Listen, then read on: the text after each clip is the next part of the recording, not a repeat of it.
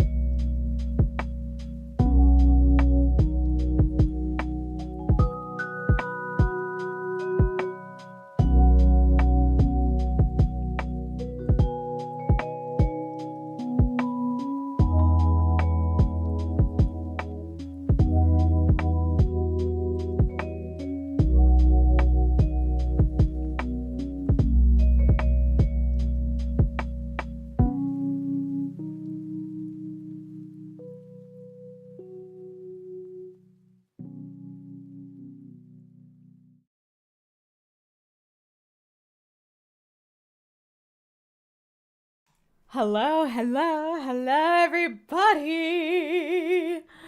Oh my god. Listen, I spun the wheel. I promise you, I spun it. Okay? I spun the wheel, and it didn't record. I have proof, okay? I have proof that. Oh, wait, I closed the proof. Shit. I closed the Google Chrome window with the wheel, but I promise I spun it, and this is what came out. Thank you. Quinn, how are you? How is everybody today? It's gonna be very chill. We have a little visual novel. It's gonna be nice. It's like a childhood romance, perhaps, is what I've heard. But I don't know. My best friend suggested this game. So I'm excited to see what she thinks. If she decides to pop by. I'm just chilling today. We're just chilling. Hang on. I'm adjusting the seat. I'm just chilling, relaxing. I have like my candle lit. We have a fresh bouquet. So the room smells like roses. We also have snacks. I have gotten through these. I've really like eaten a bunch of them since I opened them. And some water. I don't like doing dishes, so sometimes I'll just have like water in a solo cup, but I promise you there's no alcohol here. We are sober. Stickles are so good. They are so good. I'm gonna see if I can, because right now, there we go. Cool. Okay. Cool. I'm so excited to play this with everybody. Let me show you what we're looking at right now. I forgot this at the game capture, but you can see the display capture, so it's fine. Let me just see if I can actually make it the game capture instead. Oops. There we go. Awesome. Cool. This is our life. And apparently this guy is named Cove. This little boy over here, who grows up to be this guy over here, is named Cove. Apparently he's a sweetheart. Apparently he's one of the love interests.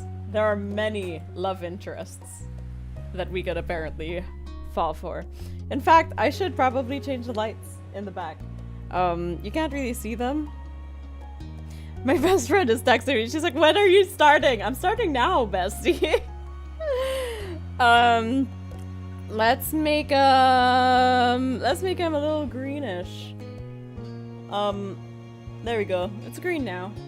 I don't know what color it is there. But yeah, this is a romantic visual novel, Quinn. So yeah. Alright. I think we should start. It'll be really chill. I'll try to read as much as I can, but we all know what it's like when I read out loud. It's just a jumble of you know. I know there's DLC to this game. I have the Step 1, Step 2, and Step 3 DLC, but whatever DLC we might need for, like, endgame stuff, I will get during our break once we choose a track. The last romantic visual novel you played was Tokimeki. Ah! Fun! I actually haven't heard of it, but, like, yeah. This should be interesting. Let's see what happens. Okay. Oh, right. I have to press a new file. This is a new game. Hi, Capricorny sun! Okay. Welcome to our life, beginnings and always. Okay. There are various ways you can customize and interact with the game. This tutorial is an overview of how certain features work. Cove lands on tops always. I'll check it out, definitely. If you could put it into, like, the Discord, just so I remember. That would be really helpful, Quinn. You can read the full tutorial from the main menu to learn about everything in detail. I mean, it's a visual novel game. How complicated is it gonna get? Start off, the game is divided into 4 time periods called steps. Step 1, childhood. Step 2, adolescence. Step 3, young adulthood. And step 4, adulthood. Okay. To start off, the game is oh wait, I've already read that. Cool. Our life is further divided into sets of vignettes that take place during specific periods of time. These are called moments. Moments can be played in any order or skipped entirely. You move on to the next step whenever you want by selecting that summer is ending. Oh. Steps 1 to 3 include 5 moments each, and even more can be unlocked by purchasing DLCs. I have the DLCs. Not all of them, but some of them. Step 4 is an epilogue and doesn't include moments. Okay. A lot happens over the years that go by, especially in regard to the character you play as. You determine nearly everything about the main character: name, appearance, personality, pronouns, interests, skills, their relationship with major characters, and so on. You can decide to change the details as time goes on, with a few exceptions. Your last name, skin tone, and eye color can't be altered once set. That makes sense. Hi, Phoebe! Ah! Yay, 2 months! Thank you so much for the resub. But yeah, thank you. Hang on, I can't actually see anything over here. Let me... There we go. Awesome. Cool. I spun the wheel and immediately bought the DLC. When I spin the wheel, I usually spin it at like 640. Phoebe, feel free to absolutely lurk however you want. I'm always happy to see you too. But yeah, I spin the wheel generally at like 30 minutes before stream, and then I go on Steam and buy whatever DLC I need to buy.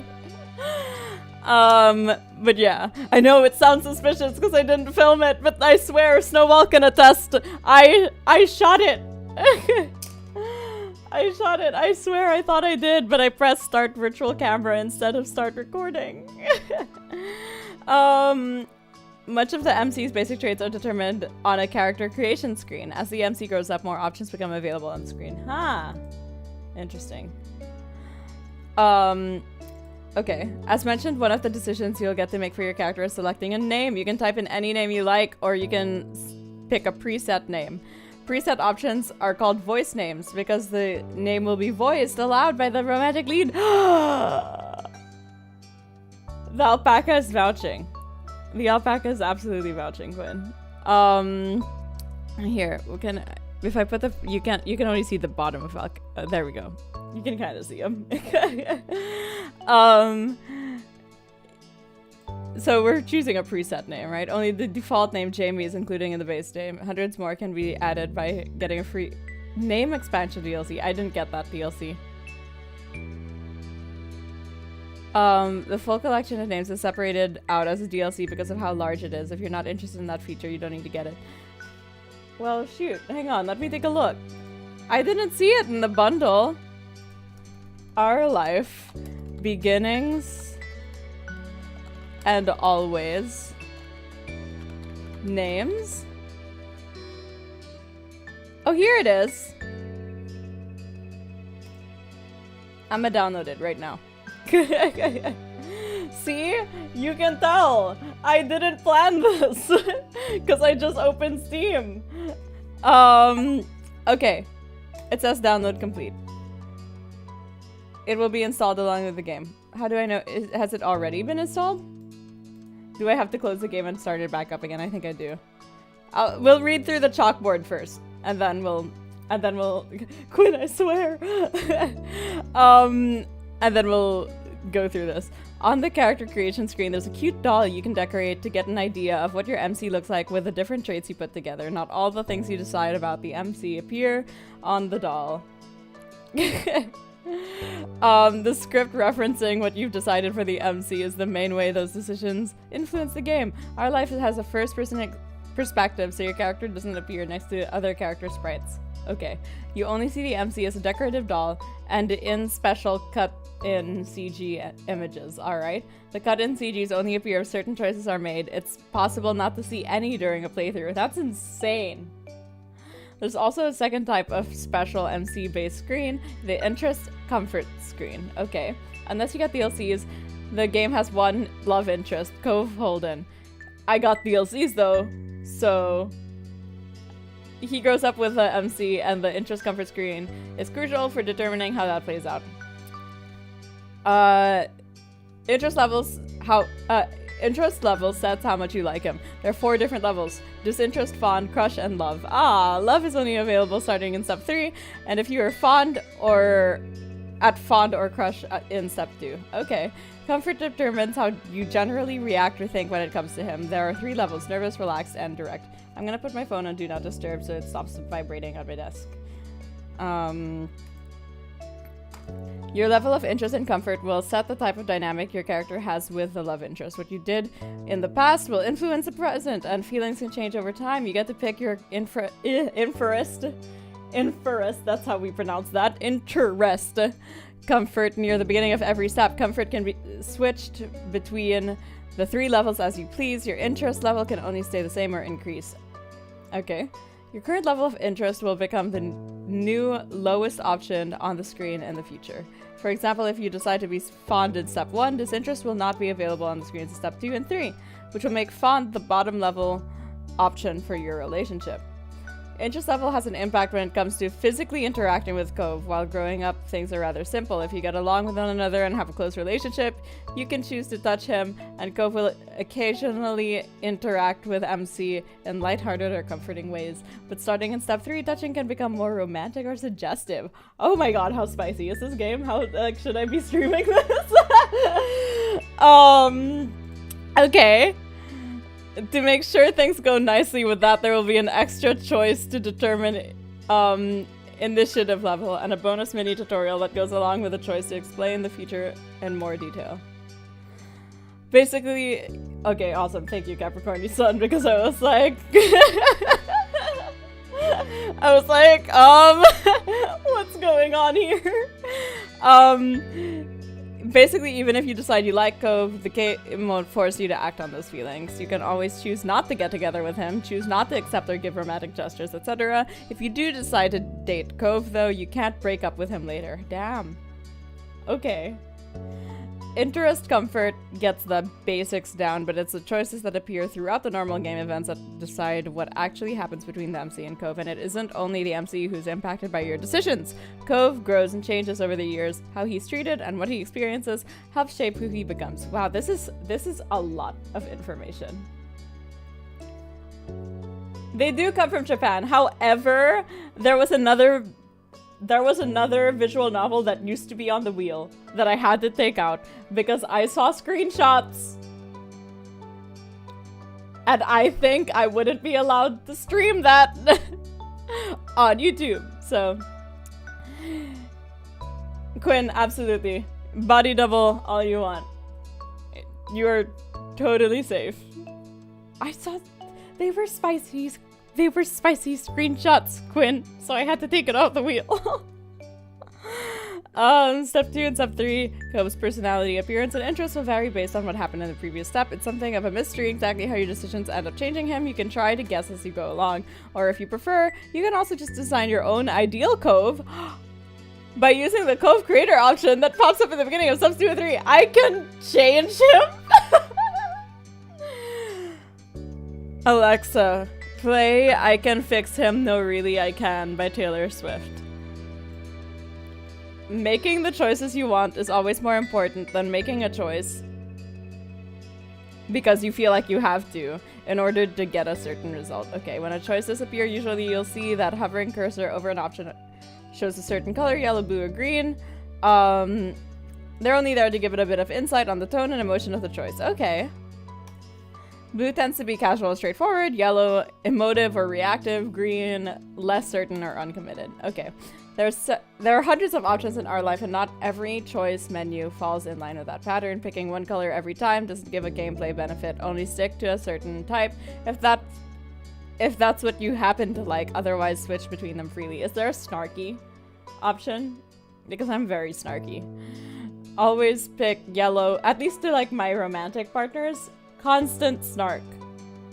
I get like I like it's not something I've ever had like an argument about, but it is something that people are like taken aback by, because when they meet me I'm generally a people pleaser, and then it turns out I'm the most sarcastic bitch in the world.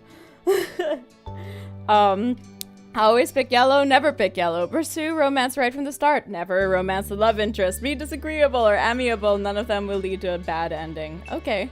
There's no bad ending. Only happy endings, but not that kind of happy ending. You're welcome to enjoy the events and shape the story without reservation, and then if you like, you can play again to try something new. There's only ever more good content to discover. We hope you have a nice time with our life. Thank you for playing.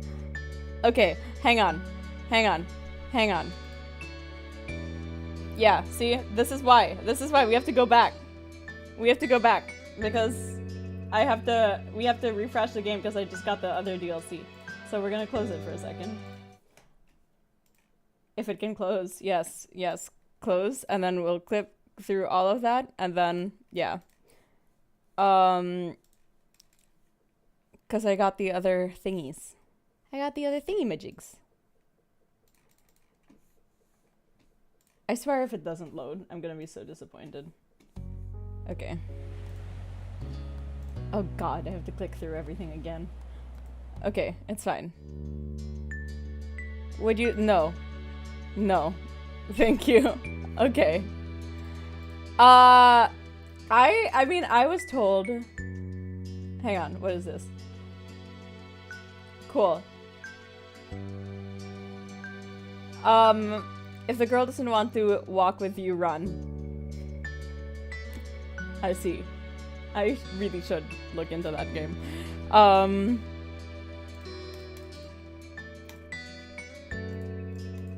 See, I'm really... Oh my god. This is a ghost. This is a vampire. Pale? You weren't kidding.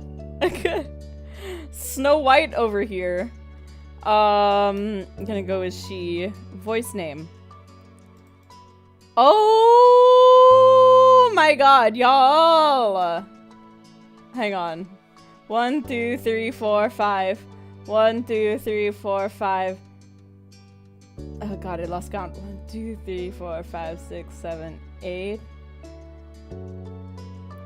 9, 10, 11, 12, 13, 14, 15.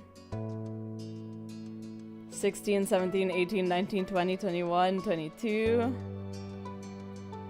23, 24, 25, 26, 27, 28, 29, 30. 31, 32, 33, 34, 35, 36, 37. 38, 39, 40, 41.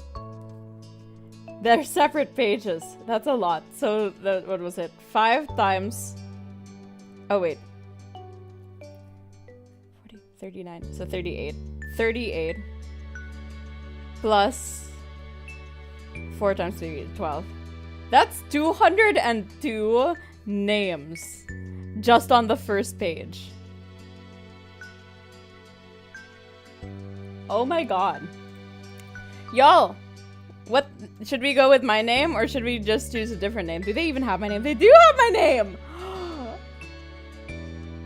I never see my name in things. Okay. Hey Quinn, they've got you too!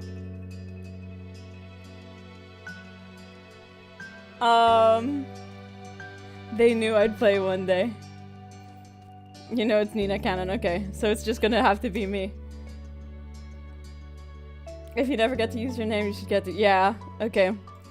I'm not putting my last name. I need an epic last name. My last name is not very epic. We need a like, you know, I have a book in front of me. Let's do name a number between 1 and 296. 1 and 296. Oh god. Okay, I see. Oh lord. Okay, I will pick. Okay. Capricorn Sun, you're the first one that showed up. Because your timestamp is 1930-33, and everyone else was 1930-34 at Phoebe, and 1930-37 for Quinn. So, Capricorn Sun, 119 you said.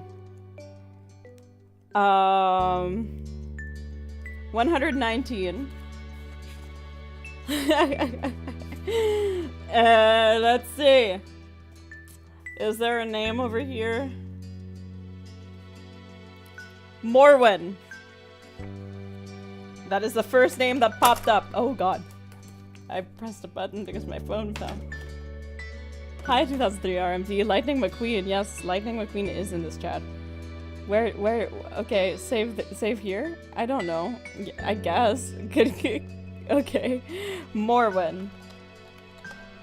Don't know who that character is. Not gonna be, like, I haven't met them yet. It's an elfin name. Oh, awesome. Okay. So, we have Morwen. I feel like I have, like, a peachy sort of skin tone, I guess. This is too sultry for me. That is too sultry. Go back to the... yeah, I think it's gonna be one of the round ones. Yeah, I'll pick that one. You can have pink eyes. I have like really dark eyes though, unless I'm looking at like a bright light, then it turns a little bit more brown.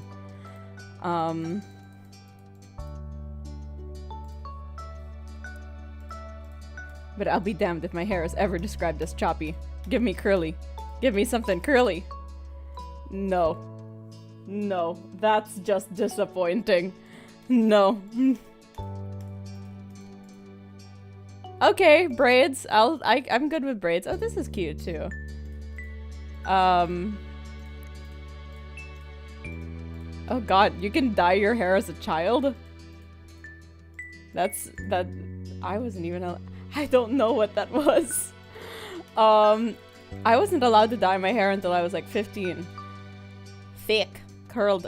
This is another curled one. Why is the forehead so big?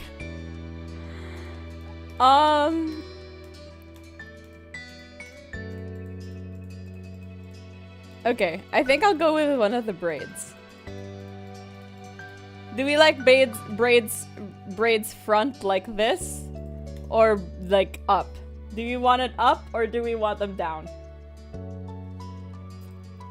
Oh, there's hair in the back.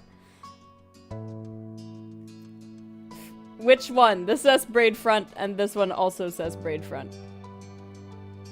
They both say braid front, guys. Is it braids front or braid front?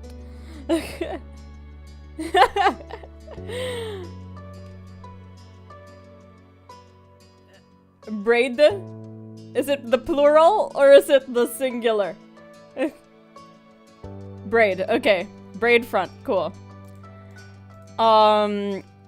Oh, the ponytails are cute. Okay.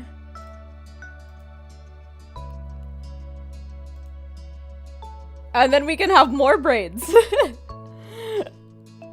Oh, I like the wavy hair. It looks voluminous. The ponytail? You like the ponytail? Yeah. I'm just shifting through all the options first. Do we have a twist? Braids on braids on braids on braids.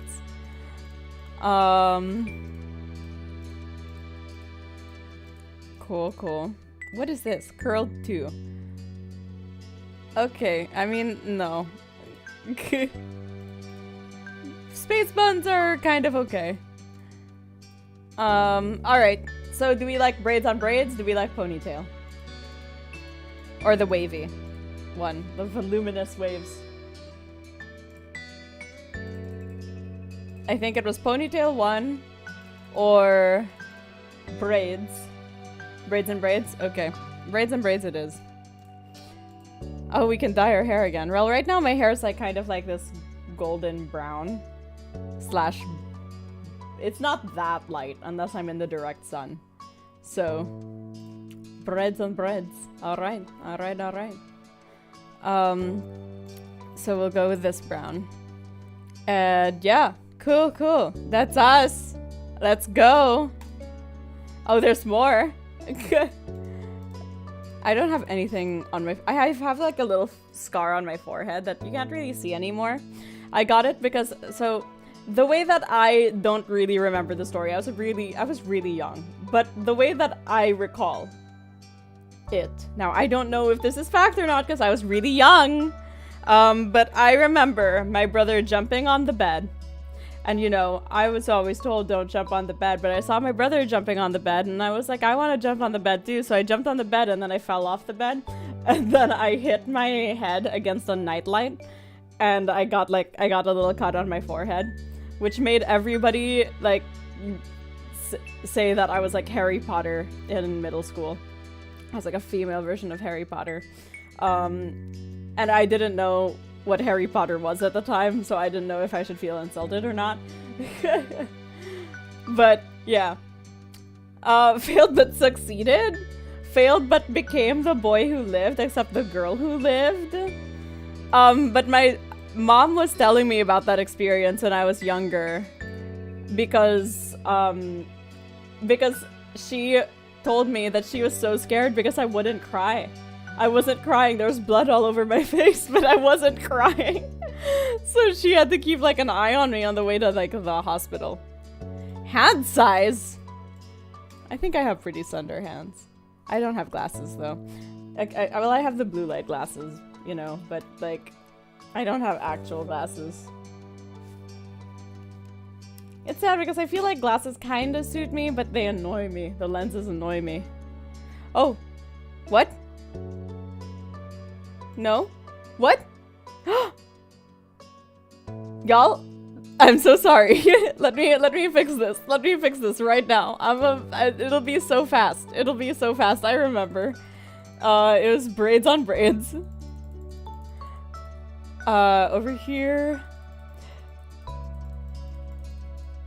Over here.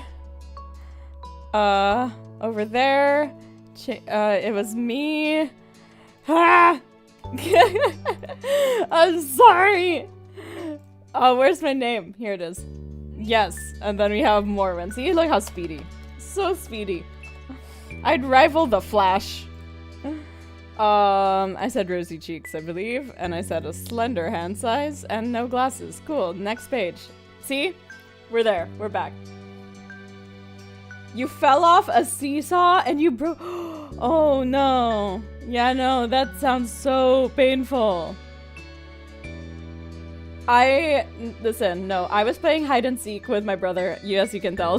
My brother and I have kind of gone through like a couple injuries and it was always me getting injured.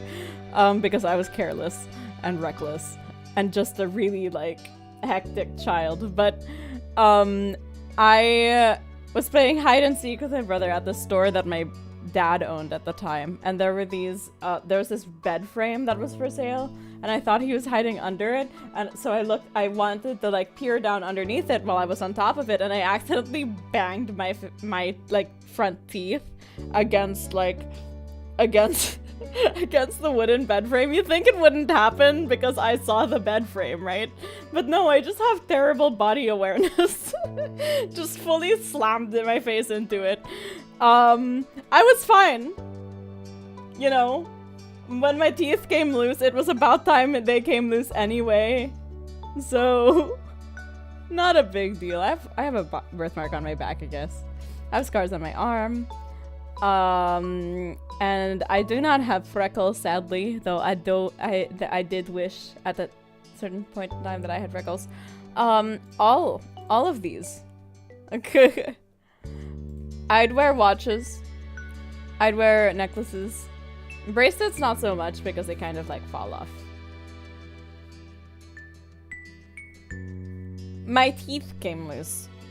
Because, well, you know, they were about, listen, it was about that age where like your teeth come loose anyway. So I don't know, you know, you don't know if it's because of the bed frame or not. What happened now? What did I do? What is going on? What? No! Yes? No? I'm pressing X! Nothing is happening! What if I press yes this time? Oh no.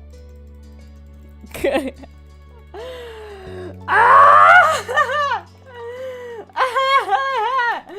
Oh my god! And it restarted me! This character creation is taking like 30 minutes because I keep pressing buttons that I don't understand. Peachy, round, 2, black, braids. Where are the braids? Give me the braids. Oh, I should have gone the other way. I should have gone the other way. Wait. I saw braids. No, I didn't. I was being hopeful. Here we go. Braids front. The fact, you know, it's like, it's one of those, Morwen died twice. It's one of those things that like, if I had a nickel every single time I restarted this, I'd have 3 nickels. Well, 2 nickels, because I restarted twice. Oh, I heard my name that time. Cool. Next.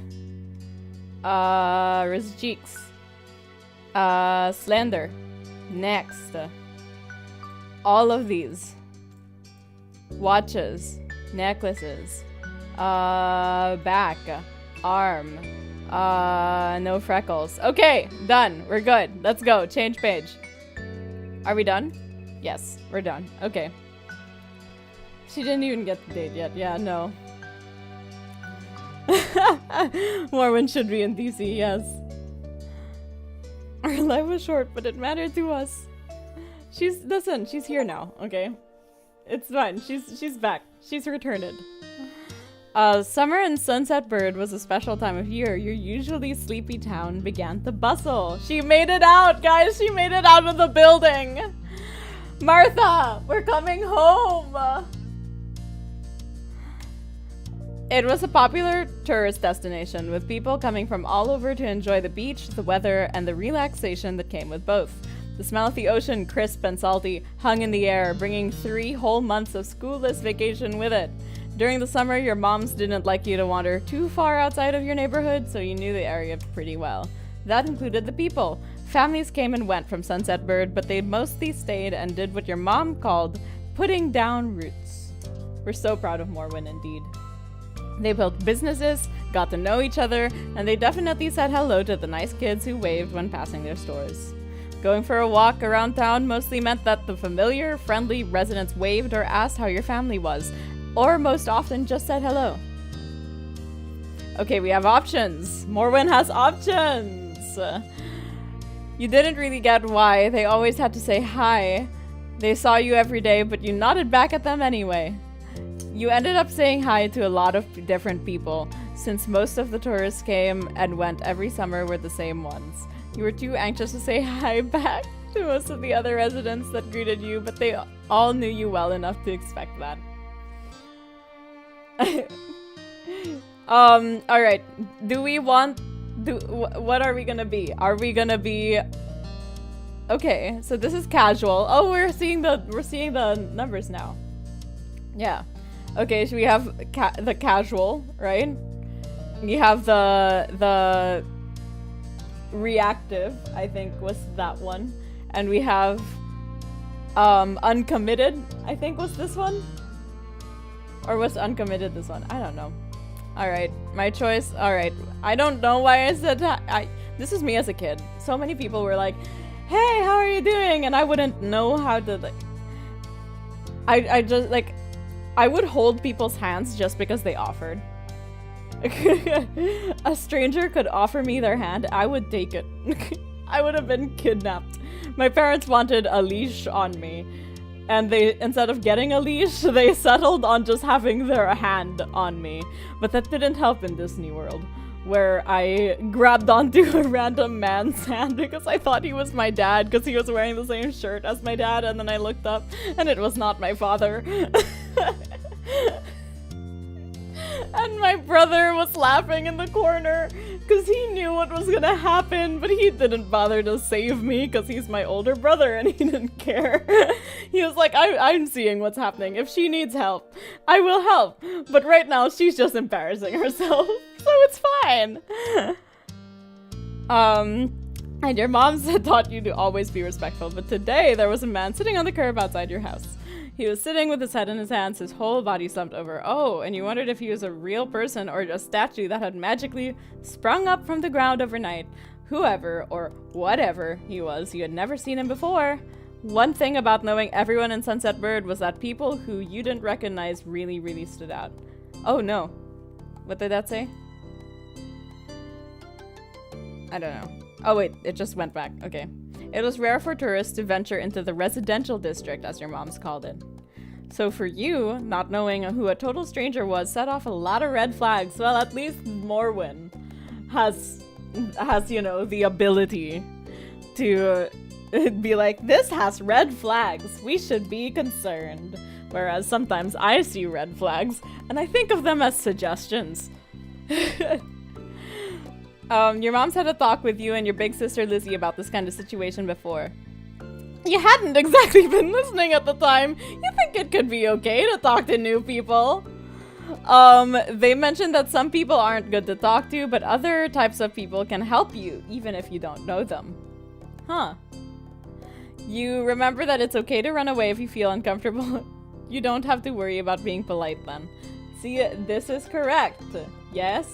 However... if we're playing this canonically to how I would have been as a child, it would be this. Or this. I'm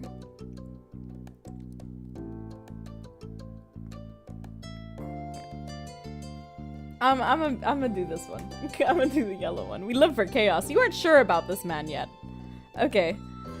Still, you felt a bit scared knowing that he was blocking the way to your front door. He's blocking the way to my front door?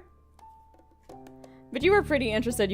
I was very curious. Whether he was nice or not, you didn't want to be bothered. I was too curious as a kid. You slowed down, your eyes remaining fixed on the man. There was a split second where your eyes met and you knew he was aware he wasn't alone on the street anymore. Hey! Oh, don't speak to me. Don't perceive me. No. Also, I just realized I'm looking the wrong direction on my little me cam. Let me just... Oops. Sorry, 1 second. Transform. Flip horizontal. There we go. You raised your eyebrows at the shout. Did he want something? Is that why he was here? Oh dear. The man stood up and started to make his way toward you. Oh dear. Still unsure, you offered the stranger a smile. Oh, I wouldn't be smiling.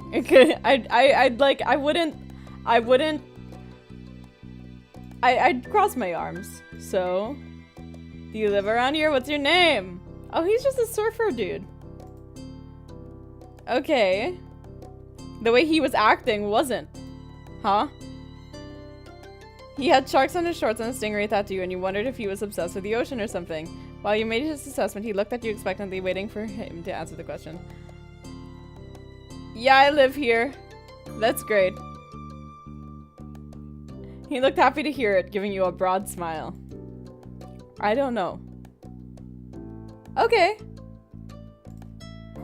You looked back at him. Well, could you do me a favor? Nothing bad. Sorry, I should have let me start over. Yes, can you start over, please?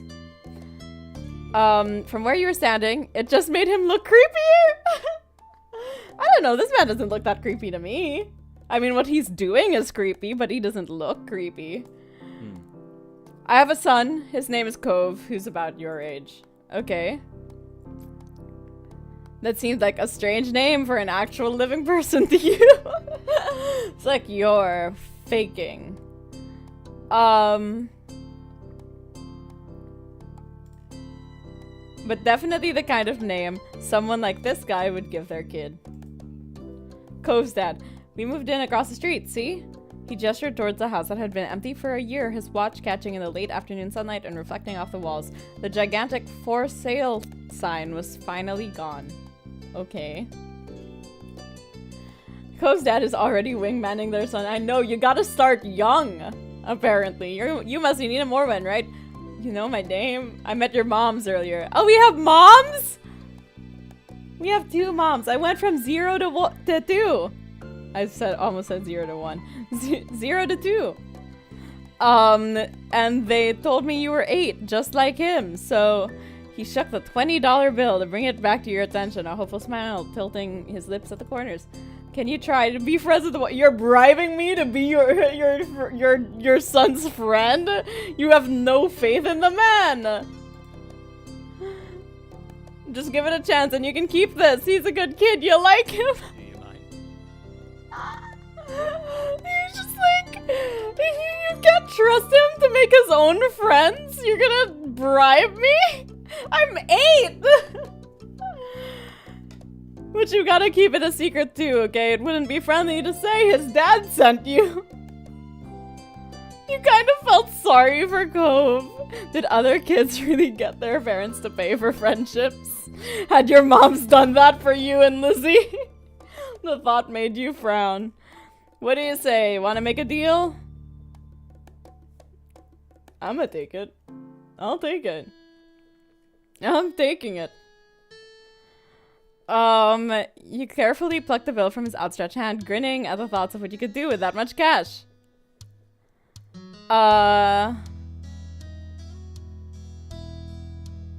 You weren't even sure yet! The sky was the limit! Awesome. Both of us, like, we're here, no moms. Finally, we've got 2. The man smiled at you, his eyes crinkling at the sides as he did. Great, that's great. I'll bring him by tomorrow. I wanted him to meet and greet with the neighbors today, but... well, I don't know where he's gotten off to. He laughed when he said that, but the way his face looked, you thought he actually wanted to cry. Are you okay? If you see him, can you tell him to come on home? He's got a pink cast and glasses. You can't miss it. Can I keep this either way? That's so silly. I'd drop it. Sure thing. This definitely wasn't the normal way kids made friends. You knew that, but you were still gonna help. The man smiled and reached out to pat you on the head, paused before doing so, then pulled his hand away instead. Your moms are already checking around for me. Such a thoughtful group you are. Now I better go look too. Can't expect everyone else to work while I keep sitting here. I thought he might come back, and that's not what's important. I have to go. Okay. Thanks again. So much. He jogged off down the street without another word. You decided to check the hills behind your house. Step 1. First sight. The chirping of crickets in the tall grass greeted you, quiet and familiar. From the top of the hill, you could see the ocean. As you walked, you listened to the crash of the waves on the shore and the seagulls squawking as they settled down for the night. I love to hear stories about the sea. I wanted to be a mermaid. I had a huge mermaid phase. Sometimes I still think about it. You know, like maybe getting like a silicone tail and being like a professional mermaid. Sometimes you could convince yourself you had seen the flash of a shiny mermaid's tail in the distance. Oh, I have a very wild imagination. I probably did. You took in a deep breath. You wanted to try to relax and couldn't. You weren't sure what, but something told you that you weren't alone, so you glanced around. There he is. There was a boy sitting at the top of one hill, almost completely hidden within the long grass and white flowers surrounding him. Did he color his hair? At 8 years old? It is a canon event, Capricorn Sun. It is. He was buried in his knees, staring ahead all by himself. For whatever reason, probably just that he wasn't paying attention, he hadn't noticed you yet. You watched him a minute longer, feeling a little bit like you'd found a deer in the wild. Though deer didn't have green hair. But this new boy did. It's natural? Are you being serious with me? Like, really? You watched as it... I mean, I guess here you can have pink eyes, so what am I going on about? You watched as it fluttered softly around his face in the breeze. After a few more seconds, you took a step forward, and then another, and he glanced your way. His aquamarine eyes reflected the light of the moon. You stopped, raising a hand to acknowledge him and show you weren't scary. Hi! Should I do, like, I can't really do, like, voices, though. I can do some voices. I have, like, a little bit. With a start, he jumped to his feet, his hands balling into fists at his sides. He didn't say anything. He just stared at you in a strange way. He'd been crying. There were traces of tears on his cheeks and his knees, soaking the hem of his shorts, and his eyes were still shining with a few more. You'd obviously caught him off guard. His pink cast seemed to glow in the twilight, though when he caught you staring at it, he hid his arm behind his back. Something the man had earlier said stuck out to you. Cove? Eyes wide, he studied you. How do you know that? You touched the money in your pocket, feeling it crinkle beneath your fingertips. I'm all-knowing. That's a lie, tell the truth. Okay, your dad told me who you were. Alright, he doesn't like joking around. Oh. So, is this your hill? He gestured around with his uninjured arm to the patch of grass surrounding you, his face falling at the prospect. I can leave it if it is. No, it's okay. You can't own a hill. Why not? How could you? You just do. I had a hill back home. Well, this still isn't mine. Oh. He sat back down on the thump, resting his chin on his knees again. Curious about the strange new boy with the odd dad, you sat on the patch of grass next to him. The pure white flowers that covered this hill rocked back and forth gently as the stars twinkled above. The way they dotted the sky made them seem like flowers too. The night wind was cool as it traveled over the ocean and up the hill, chasing away the heat from the afternoon sun. Why are you here? A quiet hiccup escaped Cove as soon as you asked the question. Almost like they'd never stopped, his tears started up again with a vengeance. Oh, my parents. What? They don't want to live together with me anymore. What makes you say that? The tears fell fast and heavy over his flushed cheeks, sticking in his dark lashes. What? My mom made my dad leave and he took me with him, and now we have a house here and I want to go home. Oh, that's okay, kid. Sometimes, you know, families come in all sorts of different shapes and sizes. The outburst took you off guard. By the time he was done wailing, Cove's chest was heaving with exhaustion. He sniffled and removed his glasses, wiping at his eyes with the back of his hand before he put them back on again. I hate this place. I want my real life back. I want my mom. Oh. Just tell him to stop crying. No. I'm sorry. He slipped his hands under his glasses and pressed his fingers against his eyelids. Cove wound himself up again for another long crying fit. Oh god. You felt bad for him being forced to come here with no choice. You couldn't imagine what it would feel like to live with only one of your moms, but it must be pretty hard. But from way off in the distance you heard your parents. Cove? Kids, where'd you go? Cove looked at you, tears still clinging to his cheeks. Don't tell them we're here. I don't want to go back to that house. I want to go home.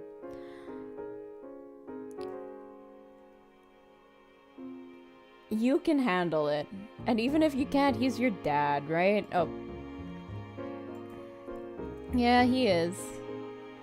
Dusting the grass off your pants, you stood up. So you didn't come here by yourself or with a stranger. He's gotta take care of you no matter what. Wow, we're like a wise child, I guess. Slowly, Cove stood up with you, still looking a little reluctant. His dad's voice rang out again. Cove, Cove, can you hear me? He looked towards the sound of his dad's voice, silent, then turned away while rubbing his not bandaged arm. I still don't want to go. Also, I can't really hear, I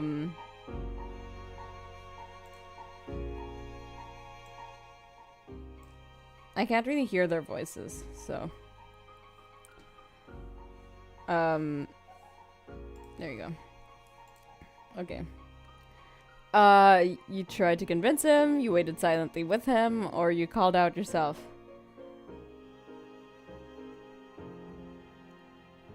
I'm gonna try to convince him. Are you sure you'd have to stay outside the whole night and sleep on wet grass? Before Cove could say anything else, you heard his dad's voice again, even closer than before. Oh. The trio of parents appeared over the curve of the hill. Instantly, all their eyes landed on you, and they rushed over. Both of your moms are at your side in a split second, their faces filled with worry.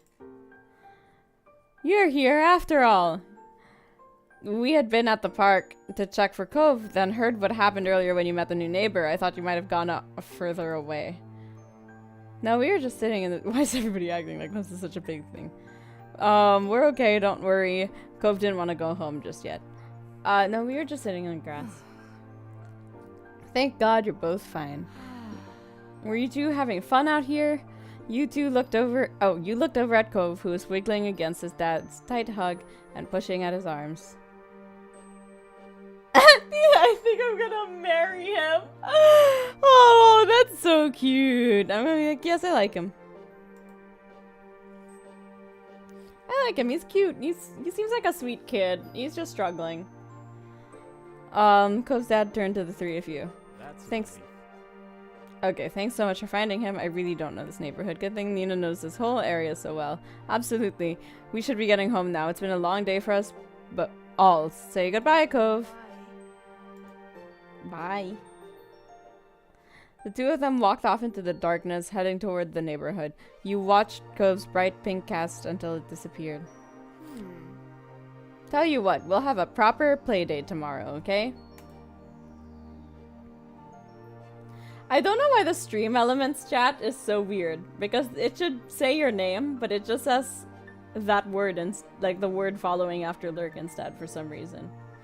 But yes, go have a nice lurk, Quinn. Your new friend's dad wanted to bring him in to see you and Lizzie. Lurk body, yes. Bots are weird. How does that sound? It sounds like words.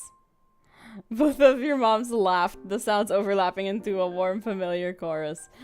Mommy put her arm around your shoulder and led you towards the path.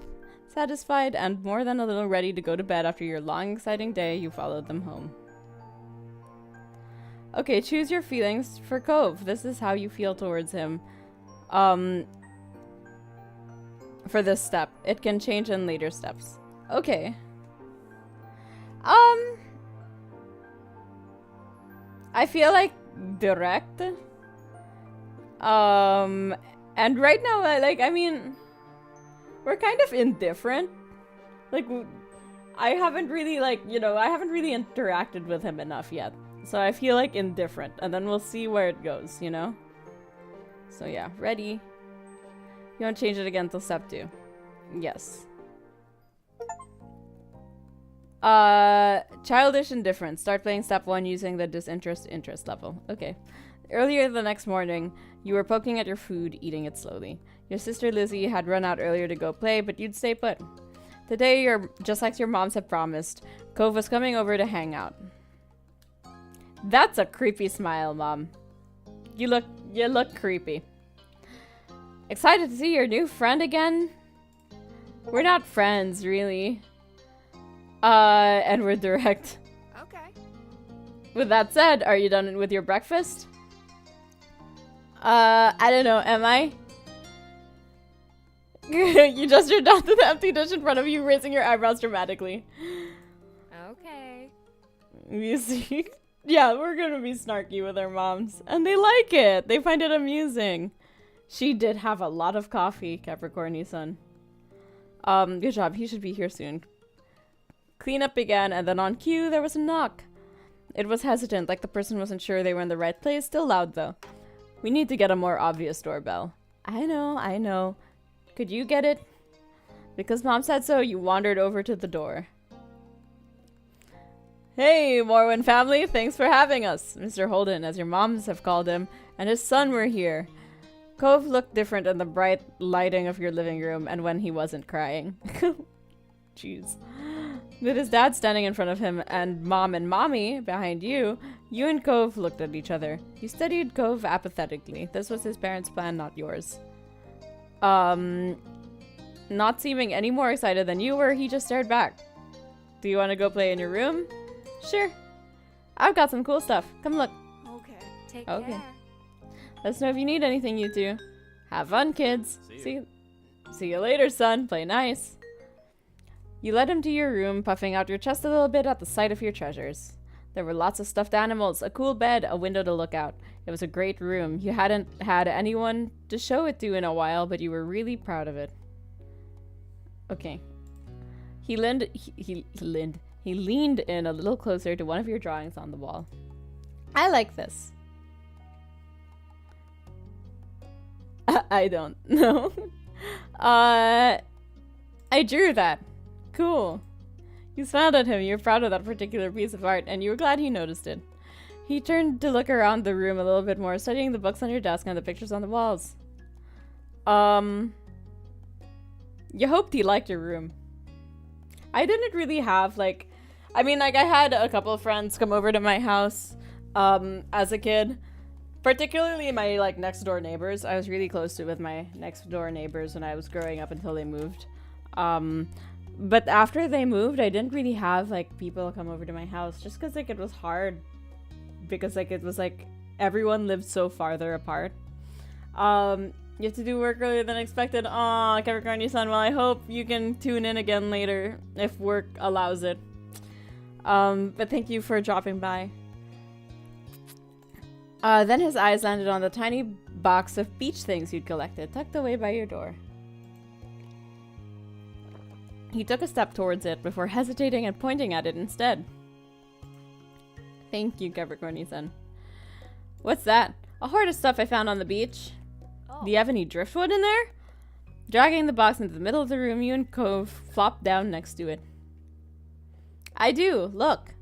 You gestured to a piece at the bottom, still covered with specks of sand. Neat. This is a good collection. You got the sense from the tone of his voice that he wasn't just saying it to be nice or to be like Shiloh. Who's Shiloh? He actually meant it. I forgot about Shiloh. Yeah, who's Shiloh? He's friends with my older sister and he's supposed to hang out here this afternoon. Do I have to see him? He looks so upset at that prospect. You don't have to do anything, but he's going to be here. Anyway, I found this gigantic shell here stuck to an even bigger rock. You pulled out a seashell after seashell, explaining where you'd gotten each one and holding up against the light. There were big ones, small ones, pink, purple, and orange. Most of them you washed off in the bathroom sink when you brought them home, cleaning off the sand. Oh, I would have... Well, would I? No, that's what I would do, like, like when I was, like, 12. I'd start learning their names. But at 8 years old, no. I had stories. The collection was so huge and varied that you had lots of funny stories to tell for all of them. Apparently fascinated either by the stories or the shells themselves, Cove listened with what looked like the full force of his attention. Like when you almost got pinched by a hermit crab while searching for shells, and after watching him scuttle back into the ocean, you found another empty shell that was almost a twin to his home. It was a new experience to be the center of such dedicated focus. Aw, even if it was only directed at the shells. Kids, come down to the living room. You could tell that the idea was making him unhappy, but Mommy wasn't giving you much of a chance to hang around. Cove hadn't been like this since meeting you. You guessed it was because he thinks you found each other by accident, not that a parent made it happen. Mr. Holden must be right that telling Cove his dad was a part of that would be a bad idea. Okay. Before you knew it, you'd both been escorted downstairs and deposited in the living room, ready for Shiloh's visit. The two of you sat side by side on the floor of your home's entryway. Why do I have to watch Shiloh come in? Is he like king? Is he a prince? Like, does he need the entrance? I brought the box of shells. I want to keep looking at them. Aw. Great. Bust it open. We can keep looking at while we wait for Shiloh. Cove reached in and pulled out a big orange shell. Oh. Like he hadn't spoken aloud yet, he turned to you and held it up, his eyes shining. I think this one is the best of them. Aw.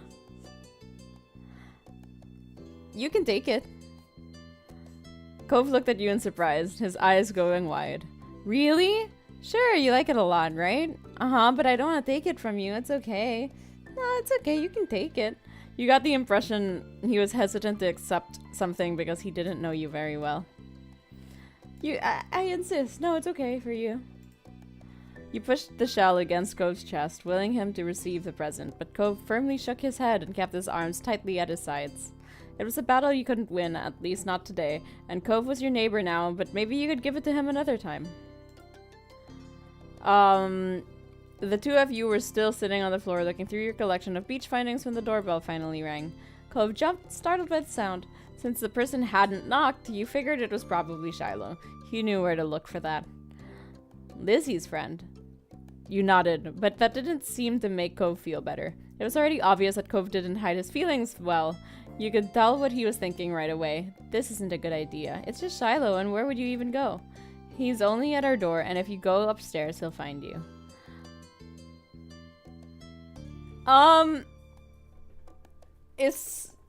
Do we need to call the police against Shiloh? What's going on? Cove glanced around the room. Oh. Okay, sorry. It turns out the wheel rewinds things. Glanced around the room, his eyes wide, and finally paused with his gaze locked onto the back of the house. I can go out the window. No. He was already walking towards it. No. Do you want to break your other arm? Even if I don't jump out of any of the windows here, and this is my house. That was hard for me to say, apparently. The distance from the first floor living room and the window wasn't far, but you could tell it made Cove nervous anyway. He touched the cast on his arm. The wind had clearly released from his sails. I don't want to break any more bones. Yeah, I don't think anyone wants to. Yeah. But I don't want to see him. I don't know him. I comfort him. I get it. This isn't the best way ever to meet Shiloh. I'm sorry. Thanks. Shiloh poked his head into the living room. It was impossible to know for sure if he'd heard what you'd been saying or not, but you guessed that he had. Hi! Hi! And hi! Cove? Cove shot you an uneasy glance. Hi. Hi. I'm Shiloh. It's nice to meet you. Yeah. You have a lot of freckles. Right, I do. What are you guys doing? We're looking at shells. Can I do it too? Cove shrugged, but then looked at your box of beach findings. What about that one? The plan for the afternoon, at least as far as you were concerned, was to sit and look at the beach things some more. You weren't really in the mood to do much of anything else. This is a scallop shell I found last week. I keep it because it looks neat. It's a pretty color, kind of like my cast. The beautiful glittering pink did look a little bit like the wrap around his arm. Pink is a nice color. Okay. Oh? Is it your favorite? Not really. What is? Maybe green or blue. It might be yellow. Oh, those are all cool. I guess. I like those colors too. Awesome. As usual, it didn't take long for Shiloh to get fidgety. Lizzie was his favorite. Without her around, Shiloh didn't seem to know what to do with himself. Do Shiloh and Lizzie get together? Because this is so cute. And Cove wasn't like your sister. He wasn't much like you either. Is Lizzie coming back? Don't know. Where'd she go? I think she's at the beach, probably. Is she playing at her park? Cove's eyes lit up at the mention of the park, and he looked towards you. There's a park? Yep, but it's old. Can you show me? I want to go. He started getting up before you had even answered, and Shiloh jumped up beside him in excitement. Really? You do too, right, Nina? The park is fun. Yeah, I mean, yeah, the park is pretty great. It's right at the beach, so there's lots of fun stuff to do and lots of sand. It has a jungle gym and a bunch of swings. That sounds like it could be cool. So, are we going to find Lizzie? I don't know. I never really wanted to see her. I just wanted to check the park out. Adrift without any direction, Shiloh finally turned to you. Okay. He perked up. Both boys wanted to go. It was only fair. After getting permission from your moms, the three of you were ready to head out. It was a short walk to the park. Lizzie had convinced your moms that it was so short, she should always be allowed to walk there by herself. When you found her, she was hanging on the jungle gym, swinging back and forth. Hey, Lizzie. Her face lit up when she saw you, her big brown eyes going wide. Hi! She dropped to the ground and landed with a soft thud in the sand. In a split second, Shiloh had abandoned you two and scrambled over to stand by her. Oh, Shiloh absolutely has a crush on Lizzie. Absolutely has a crush. Which is fine. It's cute. You were used to being left out when it was just the three of you, but now Cove is here. You weren't sure if this was an improvement. Who's that? It's Cove. He's new. Hi, Cove. Welcome to my park. Nobody ever comes to play here, so this is where we get together. She gestured wildly with her arms, as if to present the idea to the newcomer. Without interrupting Lizzie's speech, Cove whispered in your ear, quiet enough so that the others wouldn't overhear. I thought kids couldn't own places like parks. Or hills. You smartass! You couldn't help but laugh a tiny bit. While Lizzie continued talking, you took the chance to kick off your shoes and wriggle your toes through the warm sand. Nice, huh? And in this neighborhood, I'm the one who comes up with the ideas. You are? Yeah, I am. Who else do you think handles the job? Lizzie's the oldest. By a lot. My mom said you're Nina's age. Yeah. Thought so. I'm still the only one in this group with double digits. Oh, that used to be such an important thing. I remember when my brother turned 10 and it was such a big deal. That it was like, yeah, you're a decade old. A whole decade. Wow. And I was, I think, 8? No, 7, because it was his birthday, and his birthday comes before mine. So, yeah. Thought so. I'm the only one in this group with double digits. What about the other kids? Other kids? There aren't any. We're the only other kids here, and Shiloh is just visiting from another place. Not even tourists really bring their kids here. This is the land of ancients. Be careful that the oldies don't try to steal your youth. Oh my god. For a second, it looked like he might cry again. Oh no! But something in his eyes shifted as he looked back at Izzy. What kind of old people? Like moms and dads or grandparents? Grandparents who don't have kids. They hate kids. Why? We haven't done anything. Stop saying stuff like that. You're gonna upset him. Lizzie was staring Cove down, but Cove wasn't even looking at her anymore. He didn't seem to care that she was there. He went into his own head. Shiloh was the next one to speak, completely unaware of the situation. I met Lizzie and Nina in school. You'll see tons of kids there once summer is over. I don't want to go to a new school. I don't want summer to end. Shiloh looked down at the dirt. He hadn't had much luck striking up conversations with Cove. I like summer vacation a lot too. All the building tension in the air suddenly vanished when Lizzie laughed. At Shiloh's discomfort, at how weird she thought Cove was, at something else entirely you really didn't know. But she laughed, face scrunching up. Okay. Welcome to Sunset Bird, Cove. Take a seat, put up your feet, and get used to it. Okay. Oh, it's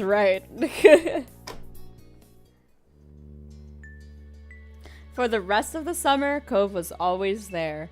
You saw him more often than Shiloh, and on some days when she was in a bad mood or busy, you saw him more than Lizzie. He became a staple of your everyday life, the way the sun and lunch and the beach were. That first summer, you hadn't really been interested in him one way or another. He was just kind of a fact of life, someone you met with because he was there. Of course, that was only the start of things.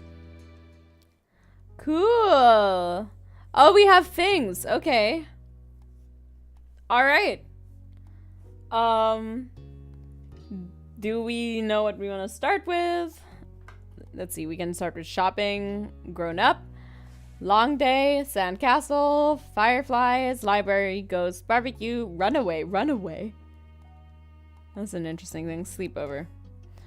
Let's start with fireflies. All right. Tonight we're gonna catch fireflies. At this blunt declaration from your sister, you looked up from a macaroni and cheese dinner. Fireflies were a familiar sight over summer, coming out on warm nights to dance through the sky. Tonight was a particularly balmy night, I guess. No, it's just tonight was particularly balmy. You knew there were bound to be a ton of them around. Yeah, you could see some of them already hanging out. Oh, wait, no. That's just dust, I think. I don't know. Oh, you are you? You looked over at your mom's. They hadn't answered for sure yet, but if that's what Lizzie said you'd do, that's probably what you'd end up doing. Lizzie was an expert at getting her way, having mastered the art of it by the time she could talk. Damn. I'm gonna have a snack. That's a good idea, Lizzie. Can we, Miss Morwen? Shiloh tapped his fork against the table excitedly, his face lighting up as he looked at Lizzie. It was unusual for Shiloh to still be here. Like always, his mom had to bring him over really early in the morning before her job started, but normally she would have picked him up by now. She called before dinner to let your moms know she'd be late. You didn't hear why, probably more work things.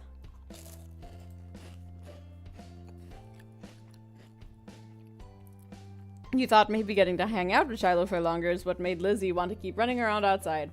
Staying at home and watching TV was never an option for her with guests over. That's why you were pretty sure she'd get your moms to agree. Wow. It's already so dark out there. Lizzie gave Mom the best puppy dog eyes she could, slowly spooning mac and cheese into her mouth while you waited there for their response. There. Let them go. Nights like this don't happen every day. Your parents exchanged a look, then Mom eventually sighed and nodded back. Yes! Fine. Just make sure you stay on the hill behind our house with all the puppies, okay? I thought it said puppies. I was so excited. Duh, Mom, that's where most of them are. The idea had only just been planted in your head, but already you could picture all the glowing lights spread out in front of you, like the fairies from bedtime stories Mommy read sometimes.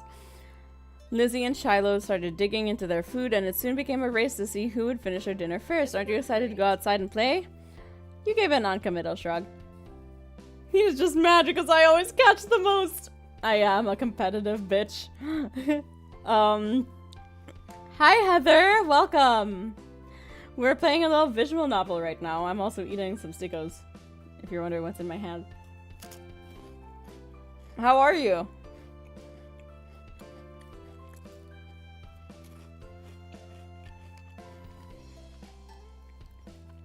Lizzie boasted proudly, her mouth full of food, and Mom gave her a stern look. I'm good. It's been a very chill day today. So I'm happy that we got to have a little chill stream while we do a little visual novel. A knock on the door interrupted before... Oh, she could no doubt scold... Oh, what? Oh, God. There we go. No doubt scold your sister. I'll get it. Your big sister jumped out of her seat and ran over to the door, pulling it open without even looking out the window to see who it was. Huh? You shifted in your seat to try and get a glimpse of the unexpected guest. Hi. Good evening, Cove. Your mommy had already walked to the door by the time you managed to see past Shiloh's flappy hat. Cove! Why is he here? Had your parents invited him over? You certainly hadn't heard anything about it. You tried to catch Cove's eye, but he was too busy staring at the ground in front of him. Oh, okay. I guess he was just more interested at that than at me. Yeah. Is he the governor? Ah. No, he is, Cove is just a little kid. He just moved in. Not moved in. He moved to the neighborhood. Gove. Yeah. No, it's Cove. As in a sea cove. Because his dad is obsessed with, like, sea and marine life and stuff, so Cove. Going back to shovel a forkful of macaroni into your mouth, you kept one ear on the conversation. Then for a few seconds, Cove said nothing. He only stood there and looked up at your mommy with a face almost like he was considering turning around and leaving. Oh. My dad told me to drop this off because I guess he borrowed it from you. Cove took a familiar screwdriver from out of his large side pocket. Eyes now dropped to the floor. We left ours back home when we moved. Okay. Great, thanks, bye. Thank you. Oh, they do, Heather? Here, why don't you come inside for a bit? Lizzie crossed her arms and lifted her chin. Cove shrugged, and Mom stood from the table too. I'll give your dad a call to let him know you got here, alright. Okay. Cove shuffled fully inside, eyes remaining on the ground. Mommy closed the door behind him. Oh, awesome! Yeah, I mean, when I grew up in the Philippines, there were quite a few diving resorts over there. My dad would go to them, and sometimes I went with him. Shiloh gave Cove a friendly smile while waving by holding up his hand and opening and closing his fingers. Like that? Is this how he waves? Okay. Are you gonna catch fireflies with us? If Cove said no, you didn't understand, though. Catching fireflies wasn't something that everyone liked to do. Okay. I want to see them. I've never caught one before. Okay. Too bad he didn't have a chance before now. The fireflies weren't out when he first moved in, and there must have not been anywhere he used to live. Okay. We can't go until after dinner.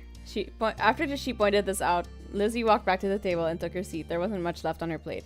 Since this was very true, you decided to finish up your own stuff as well. Cove stepped closer and eyed what was on the menu for your family's meal. Have you eaten yet? Yeah, my dad and I ate earlier. What did you have? Eggs. Okay, the clipped one-word answer seemed to discourage Shiloh from asking any more questions. I mean, same. His eyes slowly wandered back into the last scraps of food on his plate. Her phone call with Cove's dad must have ended because your mom came back into the room.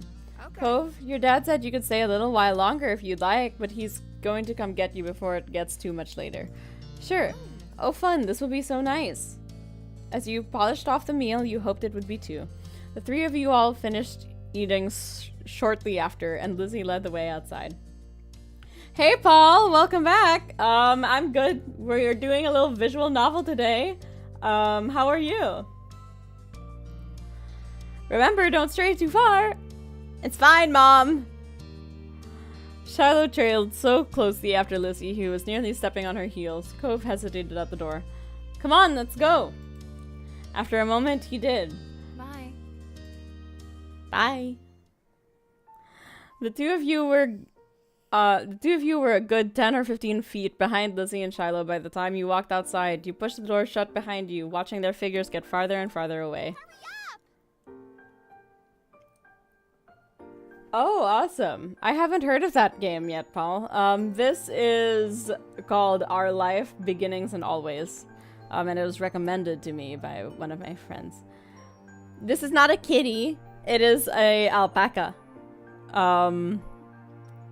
Yeah, little alpaca. I got him from an alpaca farm, last summer in Connecticut.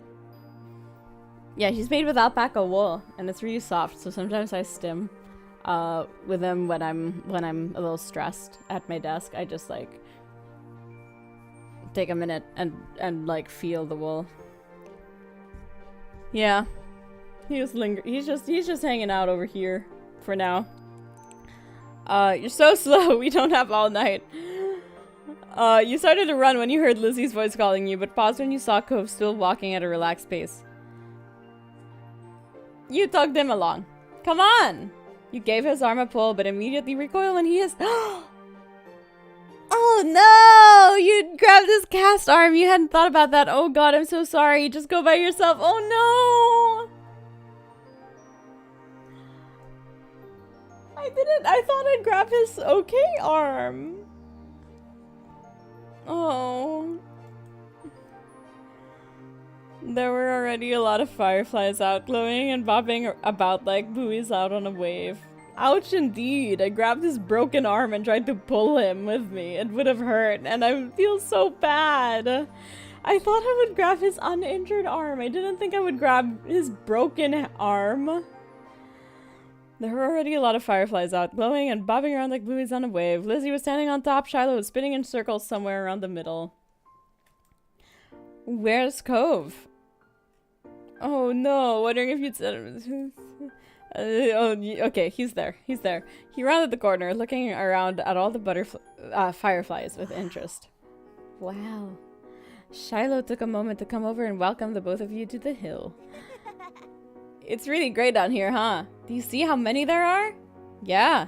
A firefly danced through the air, landing on Cove's sea-greened head.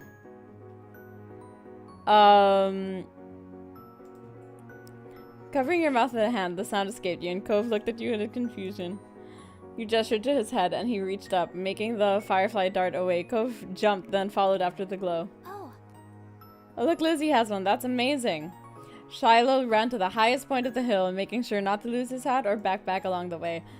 Shiloh and Lizzie are definitely gonna be like a childhood friends to lovers thing. Like kids wave, like this? I don't know what the waving was all about. Okay, cool. You hummed as the group divided and conquered, shifting your gaze to the dozens of other fireflies sailing around. The game was on. Oh, how injured am I? How injured am I at this point? As a kid, I got injured quite often. So...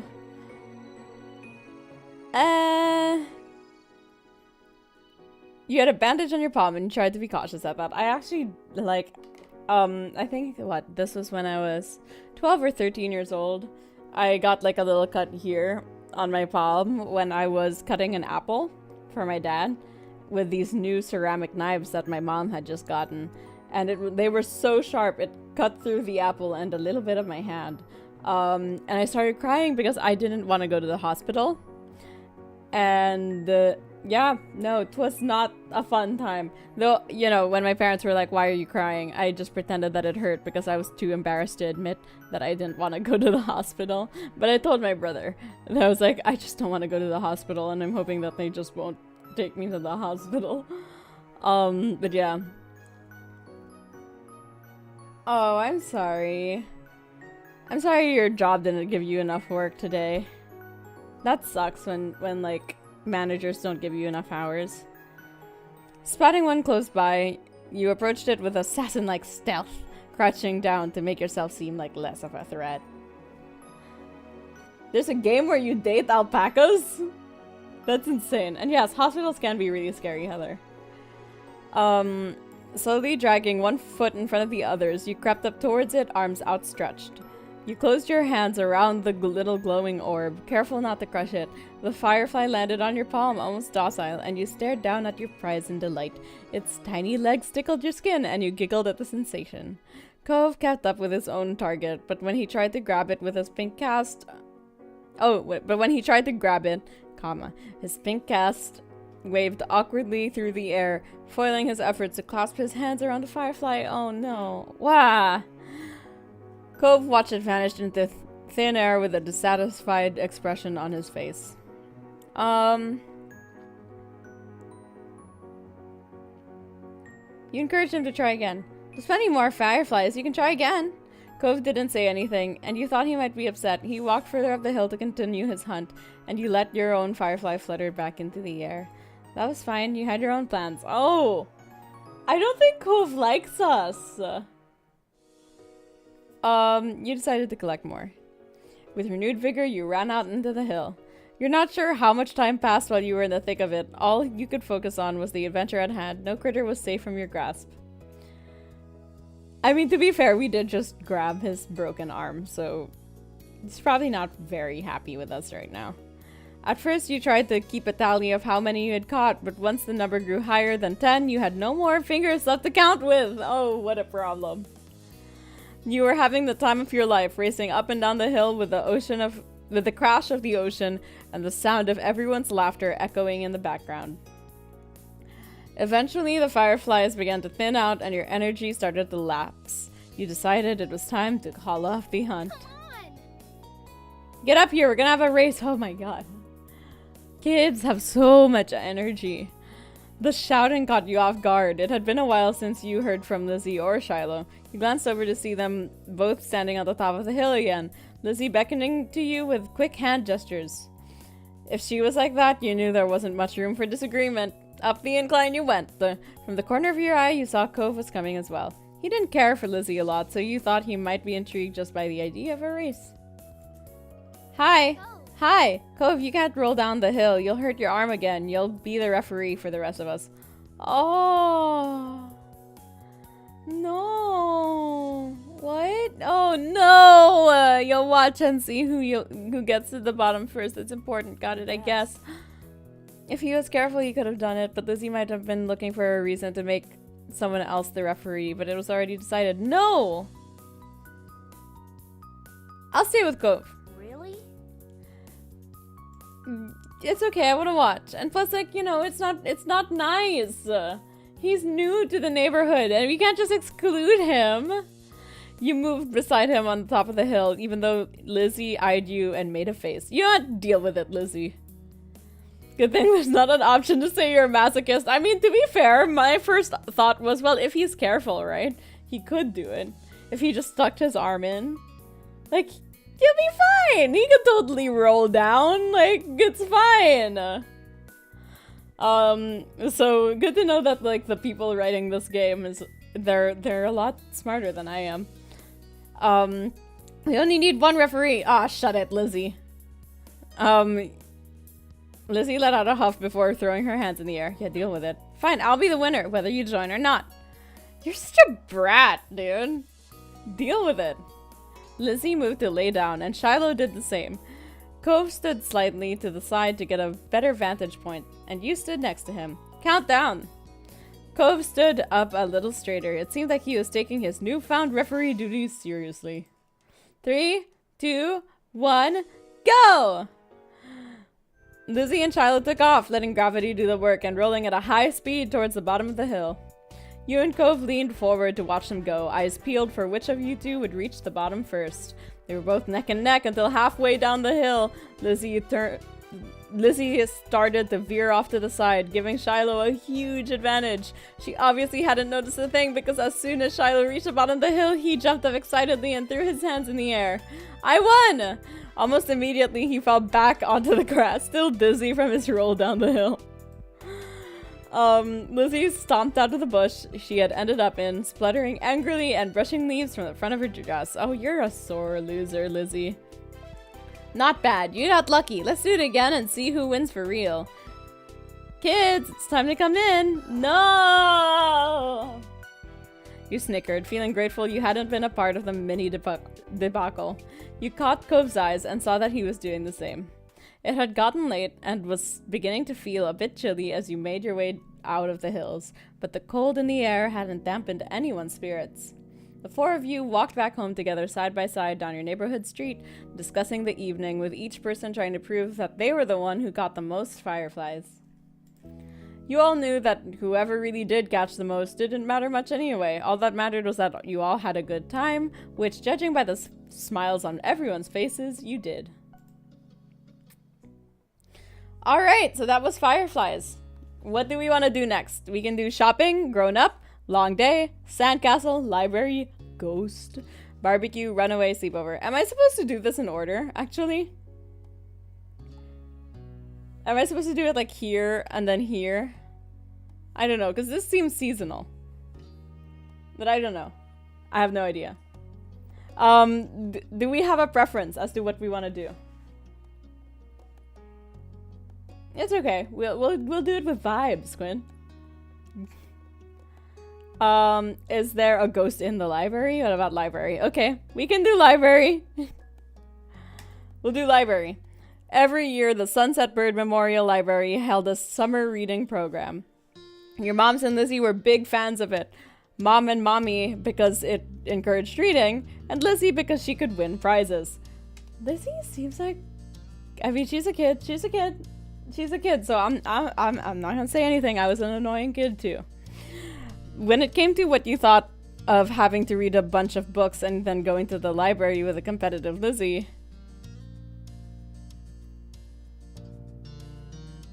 Going to the library, would love. With a competitive Lizzie,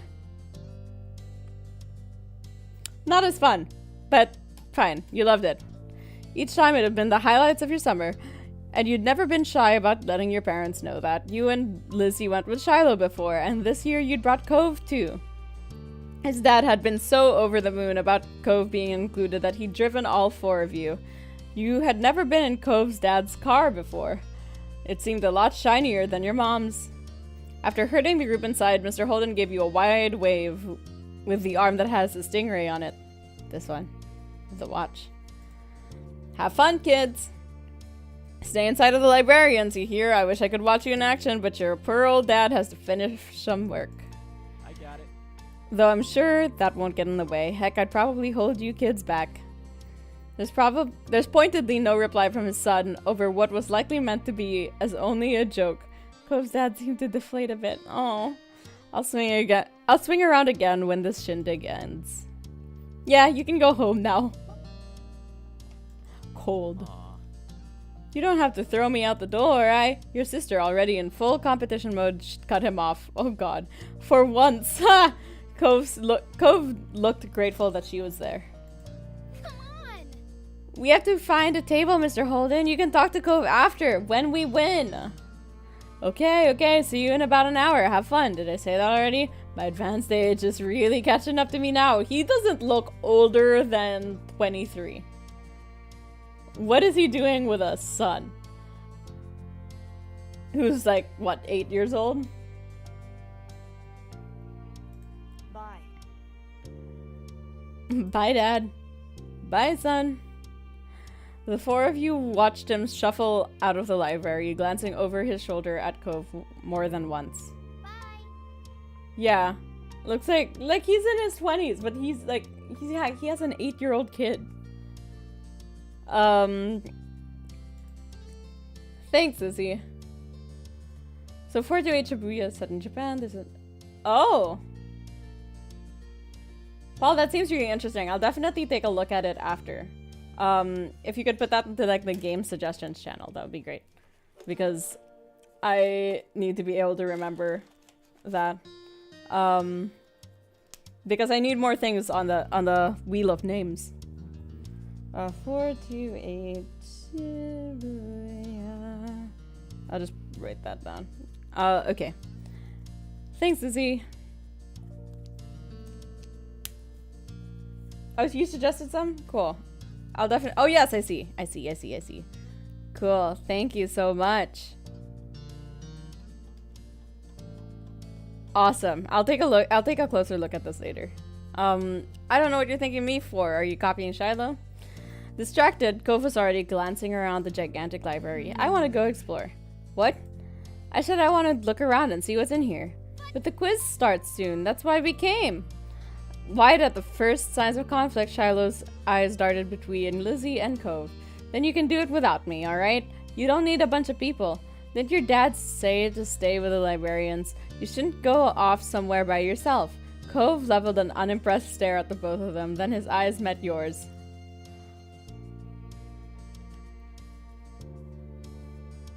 Oh dear. Okay. I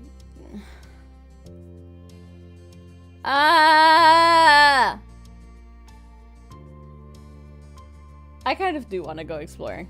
I want to go exploring. Cove looks surprised but happy at the same time. You talked about how much you enjoyed this on the ride over, so he probably hadn't been expecting you to side with him. Fine. Let's go, Shiloh. Adventure! Ah, okay. Her arms folded, your sister stormed off. Shiloh had to race to keep up with her. She cares a lot about that. Yeah, Lizzie gets really competitive. I can tell. Since you've been here a lot before, we could play hide and seek. Hide and seek, not exploring? Yep. If I'm searching for you and you're searching for me, we'll have to look at everything. You weren't entirely sure of how effective that would be, but couldn't say he was totally wrong. I'll hide first. Okay. Decision made, Cove took off towards the back of the library. You'd already agreed to play with him instead, so you covered your face and waited for 10 seconds. When you looked up again, he was nowhere to be seen. You glanced over the way he went. Cove hadn't had much time to hide, but he was already invisible. The first place you decided to check was behind the solar system model. Your library's solar system display was pretty neat. It had all of the planets from the sun on out, and it had its own little section hidden in the science books.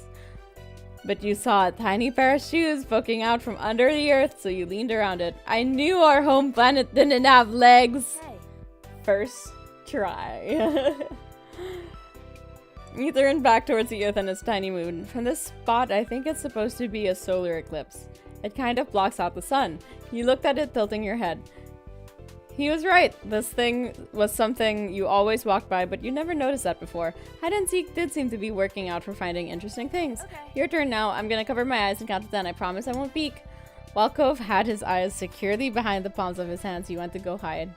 Fire awareness near the stuffed animals under a giant piece of fruit by the outlaw poster in the fantasy section. A little young for the fantasy section, I think. Near the toddler books. Under the giant piece of fruit, of course. Nobody had any idea why there was a giant peach sitting in a corner. It had something to do with a book about a kid named James, Lizzie had said once, but you'd never read it. He could have adopted the boy, that's true, Paul. No, wait. No, but so when we first met Cove, he was crying because his parents were separating. I mean, it could still be adopted. Could still be adopted. Gotta be the fruit, yeah. The huge sculpture mostly took up a lot of space, but you could wedge yourself in next to it and hide carefully. Sure enough, it took a little while for Cove to find you. Long enough that you've gotten tired of sitting hunched up. You won this round and were ready to come out. Cove smiled when you stepped out into the open. He was also glad for the resolution. Good hiding spot. I was about to start looking outside. Thanks, I'm pretty good at this. You grinned back as you brushed the debris off your clothes. Nobody had cleaned back there in a long time. It's my turn again. Start counting so I can go pick a spot. Okay. Cove darted off before you even had a chance to fully close your eyes. 1 Mississippi. When the time was up, he was long gone. Again. There were still a lot of good places to hide, so you figured he was okay. Next to the Kid Detective poster, and all the old Christmas stuff, or behind the Willy Wonka statues. I think it's either Christmas stuff or Willy Wonka statues. What do you think?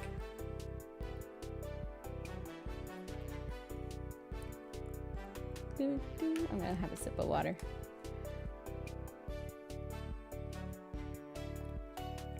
Wonka. Okay. Behind the Willy Wonka statues. He must be next to all the Willy Wonka statues, you thought. And you were right! Heather, you were right! Cove was standing there looking at them. You must have missed him in the crowd at first sight. But he wasn't really hiding at all. Oh, hey. These are creepy. I guess they are. The statues were made of brass, Lizzie had told you once. Apparently, they were all the kids that had gone to Willy Wonka's chocolate factory. Charlie Bucket, Augustus Gloop, Veruca Salt. I was gonna hide here, but they're too weird. Let's keep playing. I need to do good in at least one round. Okay. He put his hands over his eyes, but before you could run off again, a librarian approached the two of you. Ah, kids, I've been looking for you. Oh. Cove peeked between his fingers at the stranger. Us? You must be Cove. Your dad told me he was waiting by the entrance. Cove blinked, his mouth opening like he was going to say something, then glanced down at his pink cast. It was a pretty clear giveaway. Sure. Is my sister Lizzie with him? She's taller than us and has orange hair. You're Nina, right? Yes, I am. Phew, I found both of you at once. That's right, she's with him, and the little guy with freckles.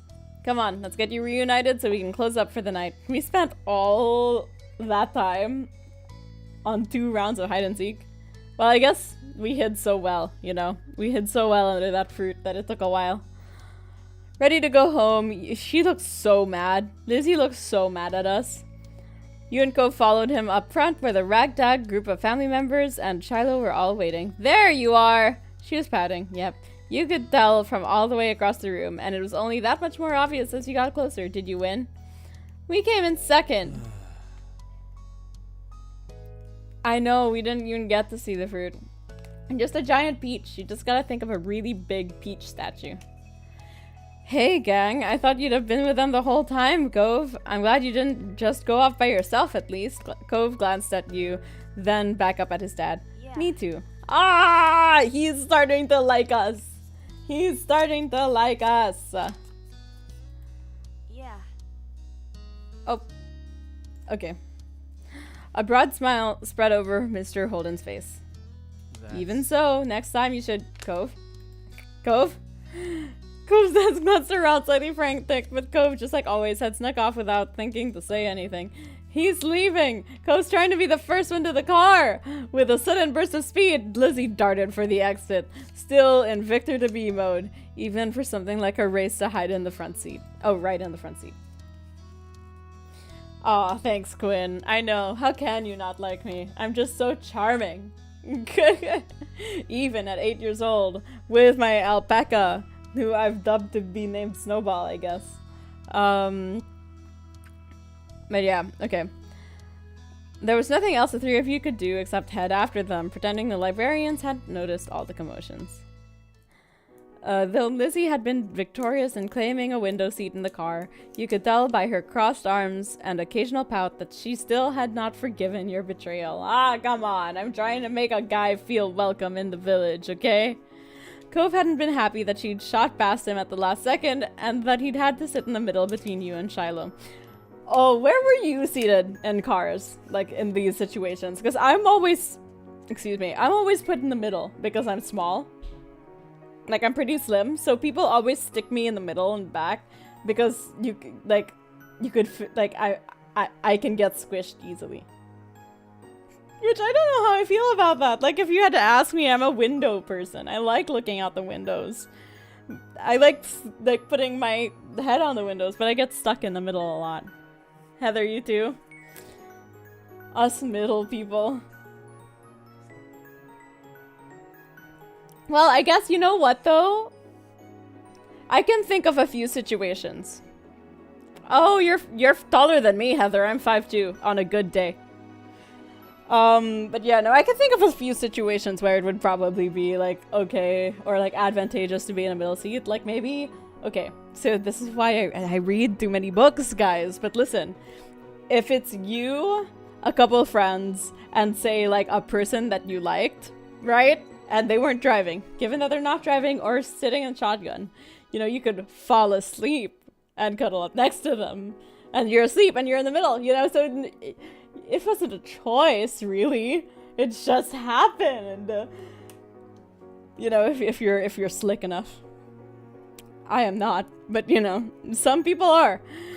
Did you say you came in second place? That's some good going. No, it's not. Lizzie! She looked another glare at you over her shoulder. Oh my god. Striving to improve is good too. Okay. That makes Nina the winner in your family! Yes, I am! Thank you, Cove! Ah, that makes me feel good. Someone's gotta be. What? Love that. I love that. You kept fighting me in our game. I lost. I could have done better if we had more time. Hide and seek with just you two? That doesn't even count as winning. Ah, shut up, Lizzie. You're just sore. You're just a sore loser. Why not? It's not special. There's no judges or prizes. It doesn't have to have a judge or a prize. I can just win. You eyed the seat that she'd fought so hard to win. That wasn't much of a prize either. Dad. Yes? You could see Cove's dad's eyes in the rearview mirror, suddenly attentive at his son's call. Oh, we need a prize! Oh, it's my... Yeah, hang on. No, Lizzie is not on the screen currently. Let me see where I can put myself though, so I don't block you guys. Da-da-da! Da-da-da-da! I will put if I put myself here, is that okay? And then I will transform and a little flip. And then I will put you guys... Oh no! Put you guys over here. Actually, I'll put you guys over here. I'll put you guys right above me. Ta-da! Cool, cool. There we go. Awesome, thanks, Quinn. Oh, as a matter of fact, Mr. Holden focused intently on the road ahead as though a suitable reward to please Cove might appear before him. Right, the big thing on this flyer for this was the chance to get a free pizza coupon, wasn't it? How about I call up a takeout place and we can have pizza at home for dinner? Lizzie huffed, pulling her arms closer to her chest. Is Mom even gonna let you take a pizza from Mr. Holden? We'll see, I'll ask her. I'll talk to all of your moms about this. You whooped? And I whooped indeed, because Lizzie... Suck it. Thank you indeed. Yeah, thanks, Dad. Oh, Cove and his dad are starting to get along!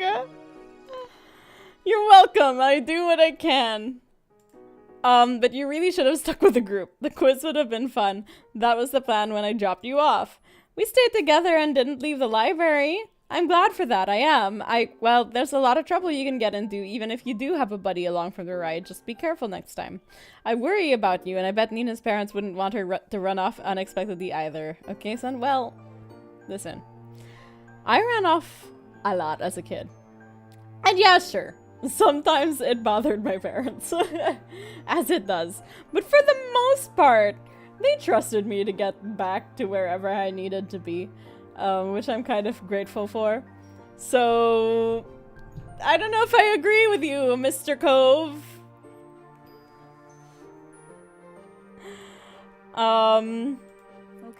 Okay. That's my boy. Now, enough gruff from your old dad. Let's decide what kind of toppings we're gonna get. Pepperoni! Sound good. Anything else? Margarita. I like margarita. So you gotta get the basil on there. Mr. Holden wanted anchovies, and the other three kids in the car had to band together to explain how gross they were. The way Cove's dad laughed up in the front seat made you wonder if he was doing it on purpose. Still, the promise of pizza was appealing, even if it did have to come with a mandatory side order of Cove. Hey, Cove is nice! It's a shame you hadn't been able to do the quiz, but skipping it for just 1 year didn't hurt. It was worth it. Yeah, we made a friend. Okay. So that was the library. We're starting to make friends. What do we want to do?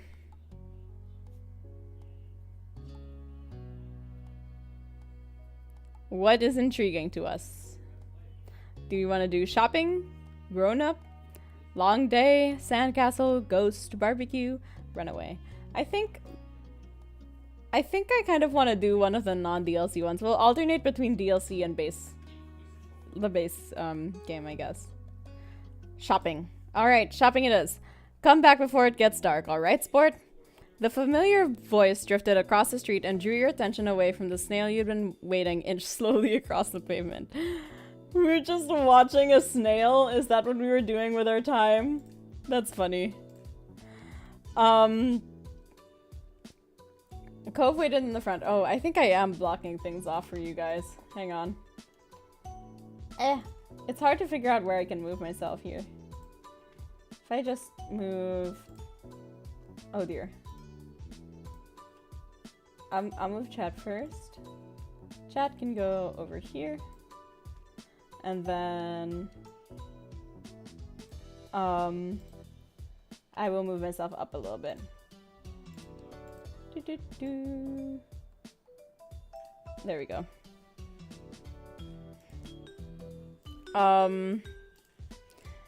He looked to be paying only a mild amount of attention as he was being handed a few slips of green paper. It reminded you when you'd first met Mr. Holden, although he's probably not paying Cove to be friends with himself. Yeah, probably not. Cove's dad seemed to feel your gaze somehow, or maybe you made a noise because a second later his eyes were on you. He waved you over with a smile. He looked happy to see you, but you still felt a little weird for getting caught. You gotta learn to be more sneaky. Ah. You brushed your hands together to free them of sand, then jogged over to join the two. How's it going? Good to see you again. What excitement are you up to today? Stuff! I found a really cool snail across the road. He was slimy with funny eyes and a nice shell. Mr. Holden grinned at your enthusiasm. After you finished answering the question, Mr. Holden's attention returned to Cove, who was preoccupied with folding the bills he had into a tiny rectangle. Sounds fun. You know, Cove was just about to hit the stores by the beach. Why don't you go with him? You shrugged. Cove was in the process of making a similar motion. You didn't have anything else to do, and you hadn't been to the stores in a few days. Maybe there was something new to look at. Was that Sammy the snail? Oh, I don't get that reference. I'm sorry, Heather. Maybe. Is that okay? I guess. I was going by myself, but I guess it is. You don't have to. No, now he's all indifferent again. Sure, you guys will have loads of fun. Mr. Holden reached into his pocket and pulled out a leather wallet filled with money. Maybe we do have to play them in order. You found it odd since your moms only ever seemed to have cards in theirs. Here. He leaned in to pass a crisp pen to Cove, giving him a wink and a whisper. Get something for your friend too. Sure. Good. That's my boy. Wow, really being a wingman over here. Cove's dad ruffled his son's hair as he was straightening back up. The bill in his hand still flew out towards the green-haired boy. Take care. Cove accepted the bill after a second and slipped it into his pocket. Then, with one last nod to his dad, he turned and started walking. You followed after him, intrigued at the possibilities this outing might bring. Cove strayed towards the gentle tide creeping up the sand, and you fell into a place beside him. It was a nice day. The sun was shining, and there weren't many clouds in the sky, though the wind was coming off the ocean. The wind coming off the ocean kept it from being too hot. You took in a deep breath, enjoying the scent of salt and ocean air. When you looked at Cove, he was dragging his feet through the sand a little, and you slowed down to wait for him. His eyes searched the ground intently. Are you looking for shells? Cove startled a little at the sound of your voice and mumbled a sort of. If you see any, you can let me know. You could manage that. You dropped your view to the sand, walking carefully so you didn't step on any. You were good at finding shells. You had a lot of them at home and always found new ones whenever you visited the beach. The comforting sound of the waves filled the silence with pleasant white noise. And you played a little game with yourself as you walked along, getting as close to the water as possible without getting wet. It resulted in you having to run up the sand quickly when a wave rushed in more than a few times. Although Cove threw a few glances your way, he didn't say a word. What do you usually do on the beach? Lots of things. I like bodyboarding and volleyball and surfing and everything and stuff. How specific? The idea of standing on a big board while the waves propelled you towards the shore was mystifying. I'm not allowed to surf. It looks hard. My dad wanted to teach me how to surf. I was always a little hesitant about it because... Have you met me? I can barely walk. You want me to try balancing on a board and moving water? No, that's a bad idea. Not once you get the hang of it. I could show you sometime. Okay. But I'm also not supposed to surf right now because I have this. He lifted up one arm, showing off the glaring pink cast wrapped around his wrist. It's all about balance. Yeah, I mean, I know, but like, I'm really bad at balancing. I also like collecting stuff that's on the shores. Shells, sand dollars. I found a shark tooth once. You did? Cove stretched out his forefinger and thumb. It was this long. So like this long?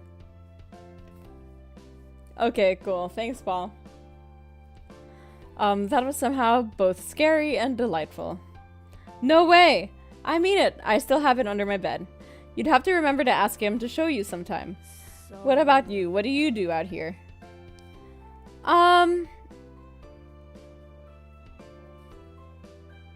I like swimming. My favorite thing to do at the beach, well, like as a kid, was when like there were strong waves, I would lie down on the shore and let the waves push me around. Me too. Square instead of rectangular. I mean, I could. I could probably also just like, let's see. Where's this? Properties? I don't know if I have square, but I have a 4x3. So give it a second. Oops. Okay. And from there, I can just pinch this in. Pinch this in. Though I can't really like see if that's like, if I'm spilling out the sides, but I think it seems fine so far. But yeah, this way I guess I take a little bit less. A little bit less space. For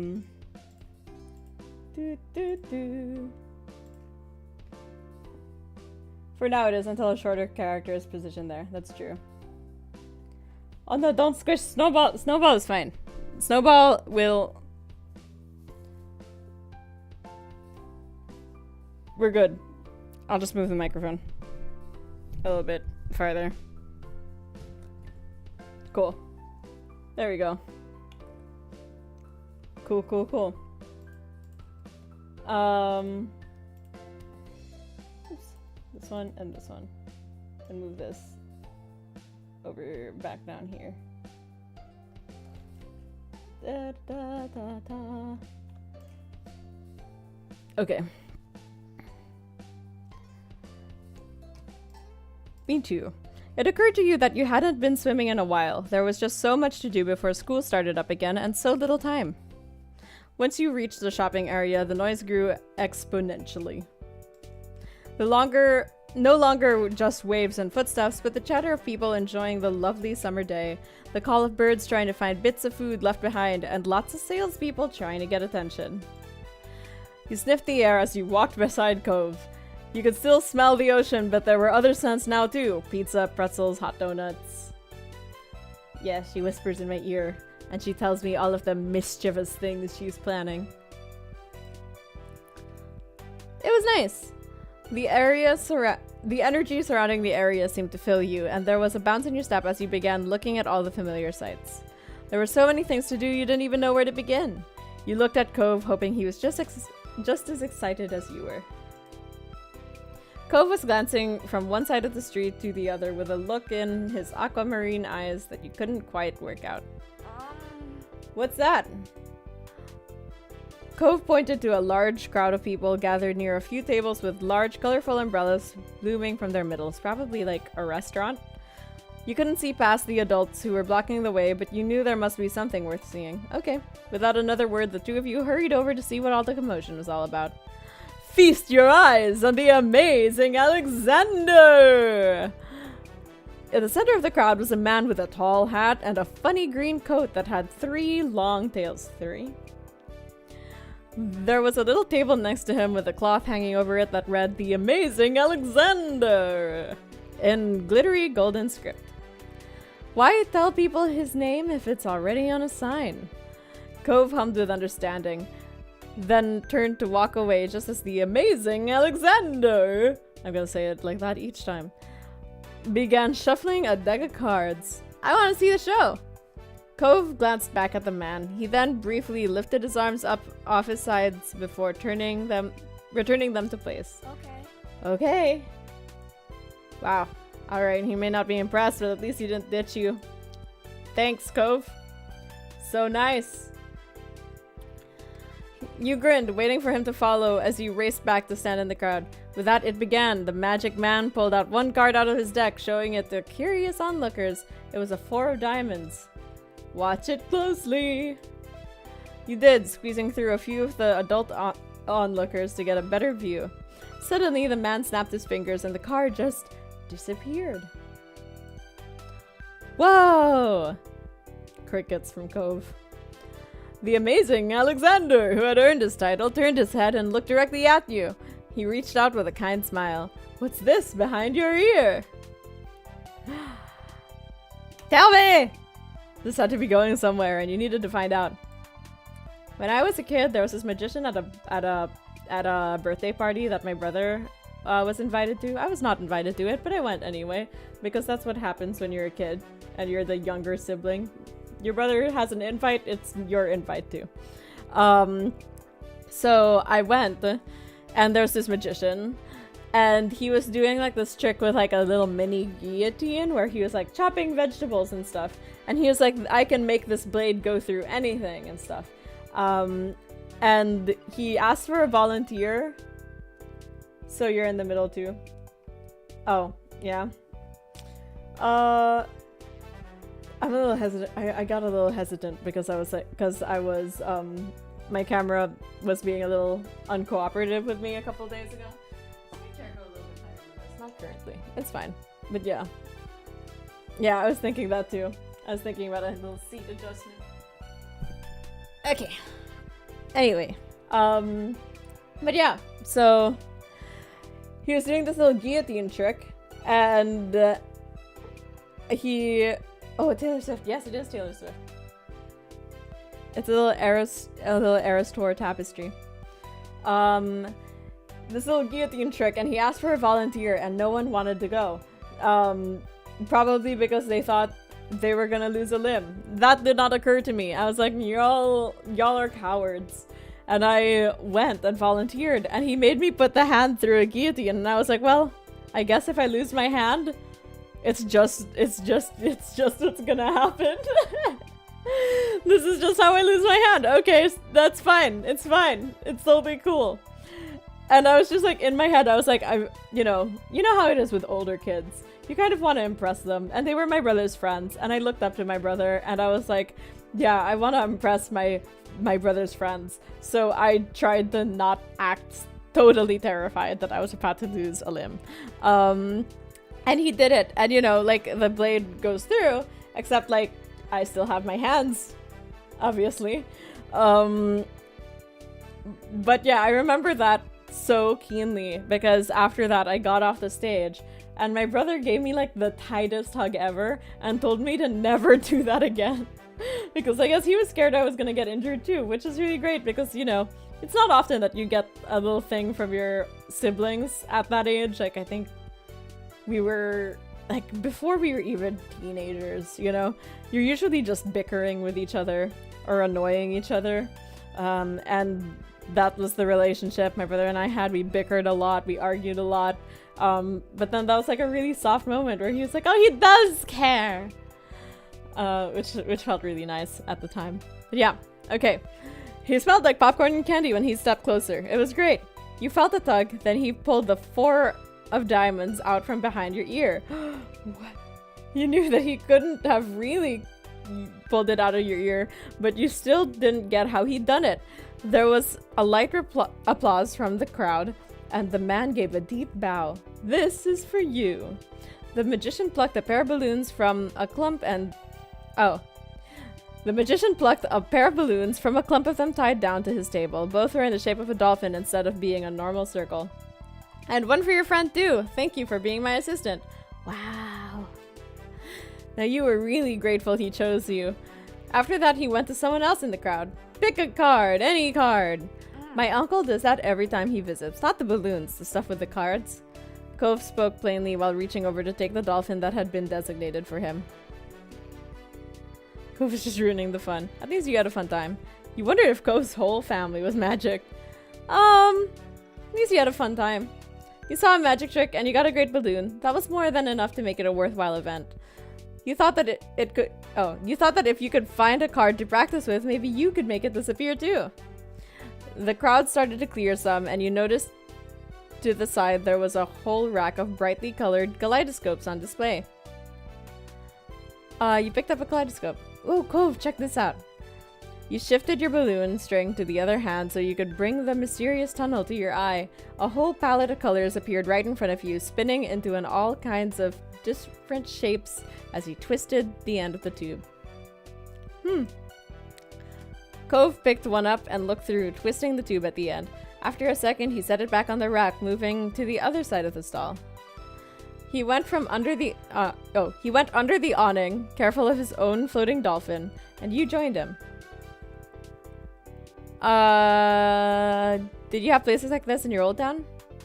Cove blinked at you for a moment and you wondered if you shouldn't have asked. Well, shit. You knew how much he missed that place. I feel like I keep doing everything wrong. Not really. You nodded in understanding, looking over at the stalls nearby. Aw. While Cove looked at sand pails, you were drawn to a table with colorful keychains laid out on it. They were sewn in the shape of sea creatures, and there was a plaque that read "Handmade" standing proudly in front. There were lots of different types. You saw a dolphin, a shark, a crab, a turtle. You picked up the dolphin, because he has a dolphin, right? So maybe he'll like the dolphin. Your hand stopped on the dolphin, so similar to your balloon animal. Oh, were they just all dolphins? It was made of a bright material that caught the sunlight when you picked it up. You remembered once seeing a pod of dolphins swimming out in the distance at the beach, jumping out of the water and splashing as they dived in again.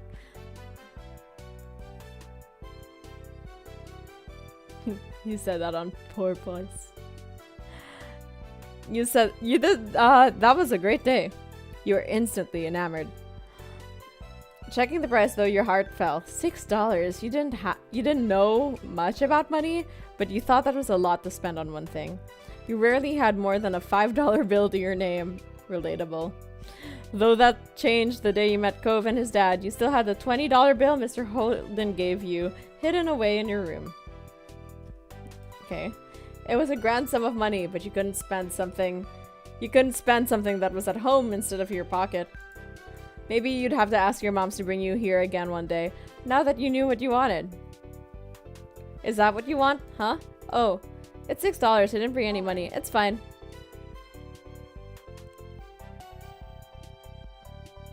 Really? Really? Cove took the keychain from your hands and that was that. He was holding a small yellow bucket for himself too. My dad told me to. Well, that's so nice of you, Cove. I'm so glad that you feel like, yeah, so obligated, I guess. You beamed, excited at the idea of displaying the keychain somewhere in your room. It was nice of Cove's dad to let Cove buy something for you too. You had to remember to thank him next time you saw him. What a fella. After Cove paid, the two of you stepped out of the store side by side, your dolphins knocking together and spiraling around in the air.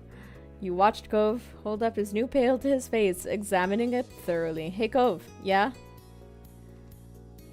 Thanks for the keychain. Thank my dad. I'm trying to be nice. Cove looked further down the street where different food carts were lined up. He rested his non-cast arm over his stomach.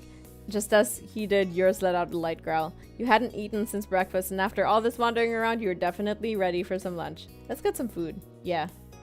You two wandered around a short while, looking at all the delicacies that were available. Everything looked delicious, and as the different smells, both sweet and salty, wafted over you, your stomach growled even louder. After passing up hot dogs, snow cones, ice cream, and pizza, you both agreed on the pretzels. Cove got something sweet and cinnamony. You... got one with cheese. You licked your lips hungrily as the vendor handed your pretzel over, ready to take one big bite. It was covered in gooey, melted cheese, just the way you liked it. It seemed odd to get a dessert pretzel before eating a normal food. You found an empty table, close enough to the beach that the grit of the sand made terrible noises when you dragged the chairs out to sit down. I don't find that sound absolutely terrible. These balloons are making it hard to eat. Tie it around your wrist. Tie the string around your wrist. You opened your mouth to agree before an idea hit you. I know. After placing your pretzel somewhere it wouldn't get sandy, you tugged the balloon dolphin out of Cove's hand and tied it in a delicate bow around his wrist. Oh. Cove bounced his arm up and down in place, testing the stability of your knot. He didn't trust me. After watching his balloon jostle around but remain attached, he smiled, satisfied. There, now do mine. He repeated the ritual. He looks so done. He's like, really? I have to do yours too? Dude, I'm doing you a favor. Can you just be nice? His fingers on one hand and a string already entangled around the other. Okay. You should ask Snowy a chance. I should. Got it. The two of you spent a moment admiring your handiwork, both hands now free to allow easy munching on your pretzels. You bit into the doughy treat, savoring the taste on your tongue with a smile as you looked out over the ocean. After a time, you finished your pretzel. You were done before Cove. It was boring not having anything to do. God, reading. You pulled on the string of your balloon to bring it down to your level.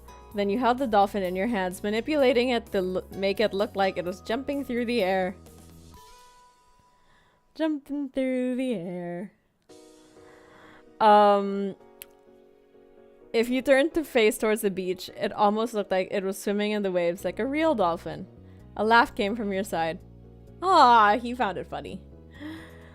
When you glanced back at Cove, he had left the remaining part of his pretzel on the wrapper and he was gripping his dolphin too.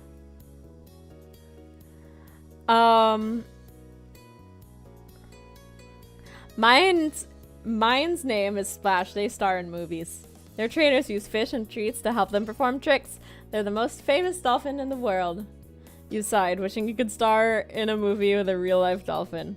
What's yours? Ah, I should have picked Alien. Yeah, that was a good one too. Cove considered this question, placing the balloon against the table and resting his free arm across it in contemplation. With a loud pop, the dolphin exploded into ribbons. Oh no! For a second, all Cove did was gape in shock like you, then his cheeks puffed up, squinting his eyes, and you saw tears start to glisten. Give the balloon. You could have my balloon instead if you want it. I don't want yours. Oh. You were secretly glad you really liked the little dolphin and you weren't too eager to give it up. Oh no.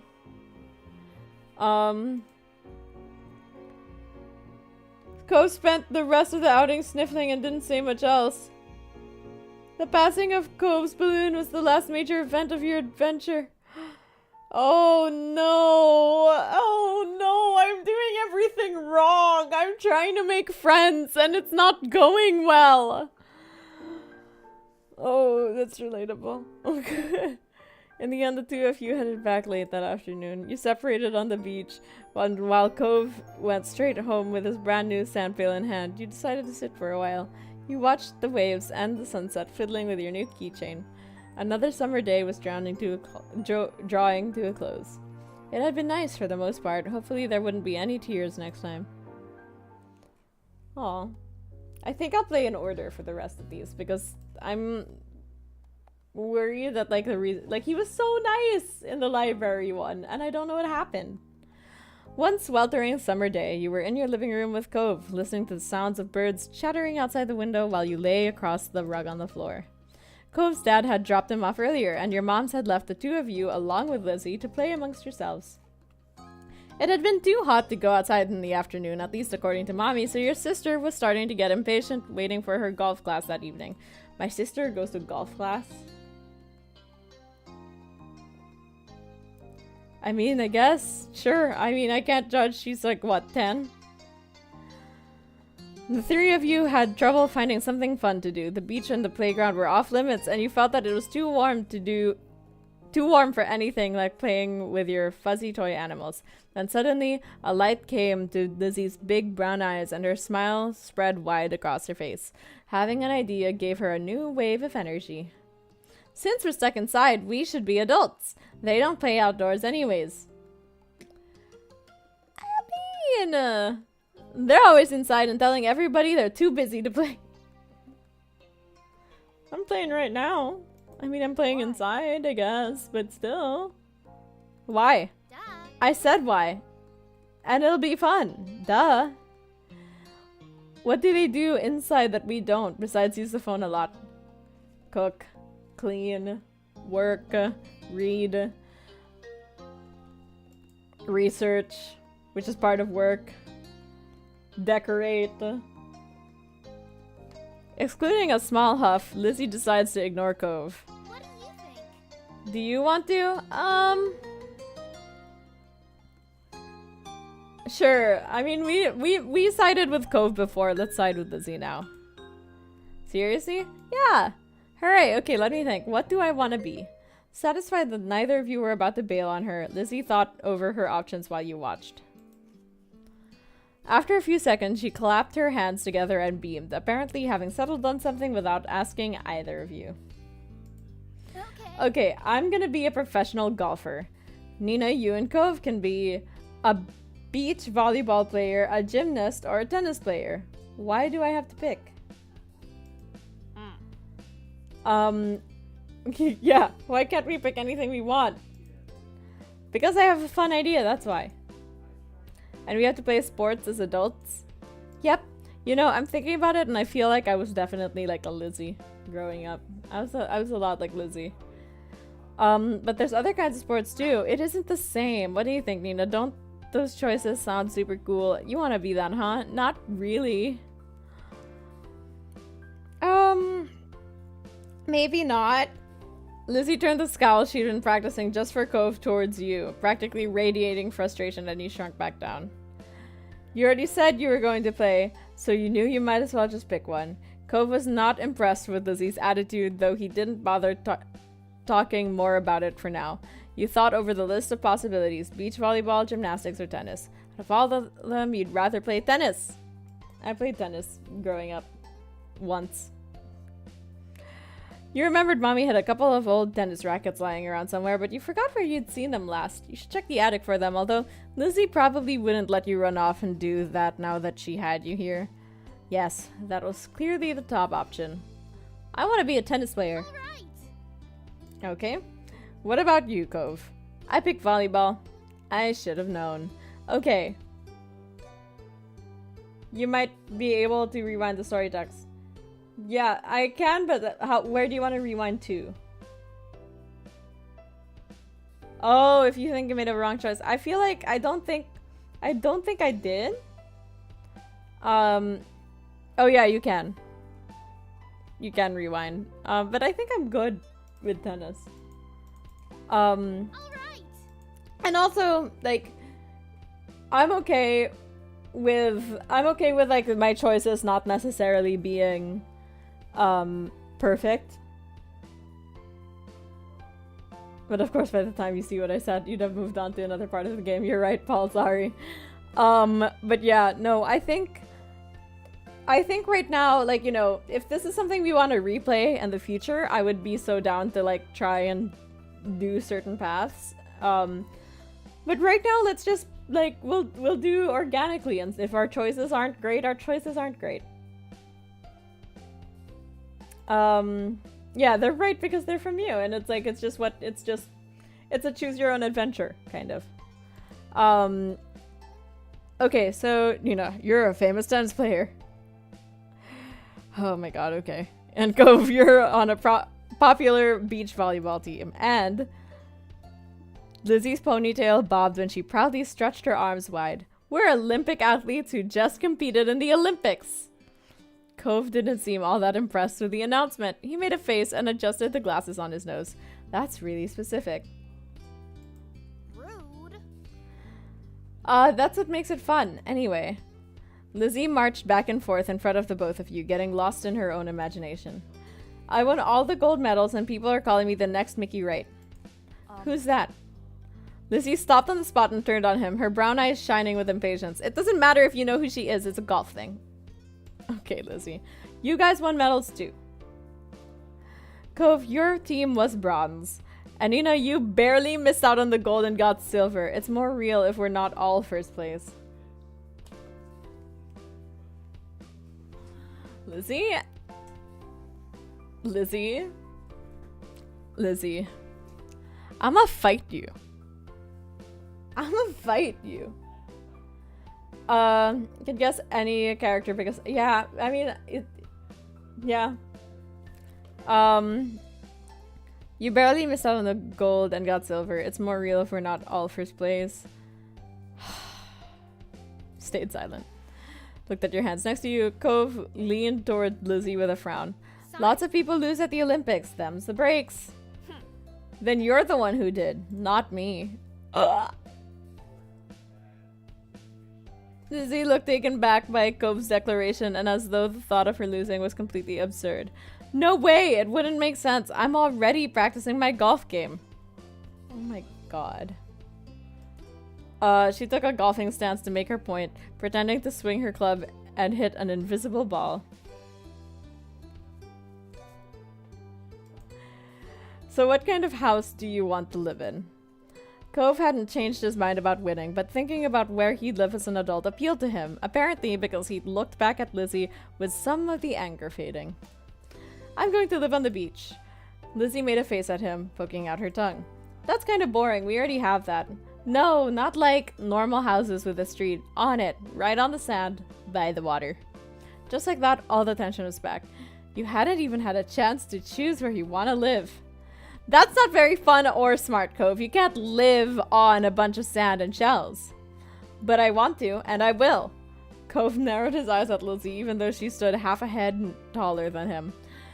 You didn't give out a list of things to pick from this time, so I'm picking that. Why are we even playing pretend if we can't imagine anything? Jeez. Well, I'm gonna live in a mansion far away from here and far away from you. One with an indoor pool and a place to practice my award-winning golfing. It's not fair. How come you were yelling about mine when your idea is even more impossible? Oh my god! Lizzie's face flushed red, her hands balling into fists at her sides. It's not impossible and it's better than yours! Disagreements always seemed to crop up when the two of them were together and you always felt like you were stuck in the middle. I feel like it right now. But when it came to the topic at hand this time, you thought... You were tired of deciding between either of them.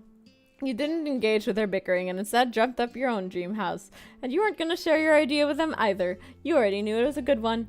You can swim wherever you want if you live on the beach. We can swim anytime we want from where we live now. Being a little closer doesn't mean anything. Says you. The two of them scowled at each other. You're being so unreasonable. I don't get what you want. This game doesn't make sense. It does. You have to be realistic. I said that, but you're not. You had no idea how to make them stop at this point. It seemed like the two of them would keep working each other up as long as they could. Nothing you'd said so far had kept them from being mad. Thankfully, like a greeting card angel, Mom walked into the room. Lizzie rushed over to her, hanging onto the hem of her skirt and poking out her tongue at Cove.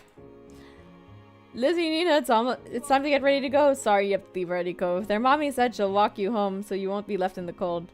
Cove was still glaring at Lizzie, his face flushed red with anger. I can go by myself, but... Without giving Mom a chance to stop him, Cove stood up and stalked out of the room, shoulders drawn tight. Okay. Mom turned to look down at you and Lizzie. You two were playing nice with our new friend, weren't you? You told her the truth. No, Lizzie and Cove kept yelling at each other and they wouldn't stop fighting about everything. At this point, I'm so done with Lizzie picking fights all of the time. I'm just like, nah. Lizzie. You gotta talk to her.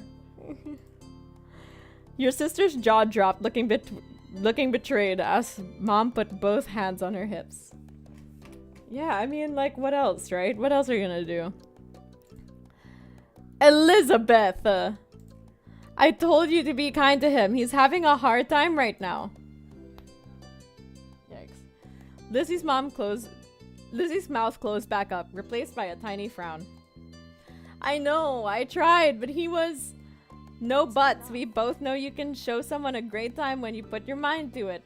We're going to apologize to Cove and his dad over the phone when he gets home from work tonight. Lizzie hung her head, dragging a foot across the ground in front of her. Hot mom on left, yes. And she seems like she didn't get enough coffee this time. Okay, Mom. Good girl. You caught pieces of Lizzie sulking to herself about how it was all his fault too, but it was over. Alright, we better get a move on. Let's go. Let's go. Where did you leave the car keys? Okay. Mom hustled you all out the door, and you noticed the car ride to golf practice that Lizzie was quieter than normal. She usually was the first one to request what music to listen to in the car, but she didn't say a thing. Your parents noticed she wasn't in the mood to be bothered. They gave her space, and Mommy just asked you what you'd like to listen to. Nah, fuck Lizzie. We're doing things for us. We weren't even able to talk about where we would live, okay? Like, we get to be a little selfish. You picked your favorite song. Eventually, Lizzie came around and started singing along with you. You both knew all the words, and even your mom sang along. When the car ride was over, you spent the twilight hour watching Lizzie hit things with other girls her age. You don't know much about golf, but you could tell that she really liked it, so you sat with your moms and tried to puzzle it out. It was nice sitting outside after being cooped up in the house all day, and you stretched out your legs to let the last few minutes of sun warm your skin. When the sun was finally out of sight, dipping behind the horizon, you all got ready to leave. Instead of going straight home, your mom took the family out to dinner. You went to a restaurant you had all been going to ever since you could remember. The whole afternoon had been a bunch of shouting you hadn't been able to stop, but you could kind of tell that this helped Lizzie be less angry. The car ride home was quiet, with only the radio providing escape from silence. Lizzie had been in better spirits now, but the closer you got to your neighborhood, the more she wiggled in her seat and frowned out the window.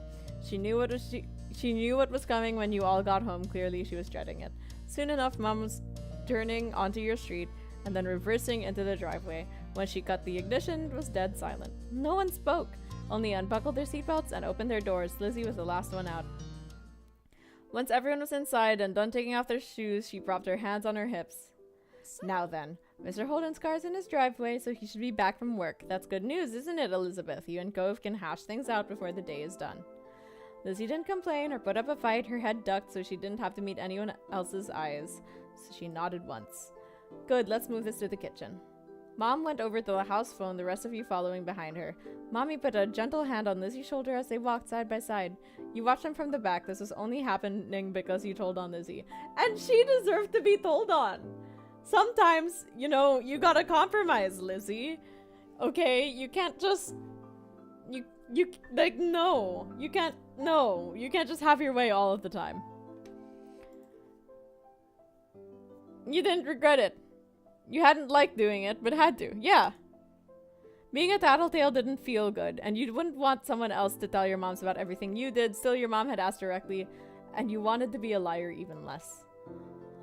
The four of you stood around the kitchen in a lopsided square. All eyes were on Lizzie, who kept her gaze on her feet. You remember the number for Cove's house, don't you, honey? Lizzie jerked her head in another nod, sullen. Without further prompting, she stepped forward as she began to dial. Mom reached over and pressed a button on the base. Suddenly, you can hear the phone ringing. She turned on the speaker. The phone rang a couple of times and stopped. Mr. Holden's warm voice came through the other end. Evening, Holden residence. Lizzie looked over at Mommy unsure. She nodded encouragingly. Mr. Holden, it's, Lizzie. Can I talk to Cove? Absolutely. Lizzie Morwen? What a surprise! But of course you can say hey to the boy. He sounded cheery as usual, though definitely meant it when he said it was a surprise. You thought hard, and you were sure that your sister had never called Cove's house before.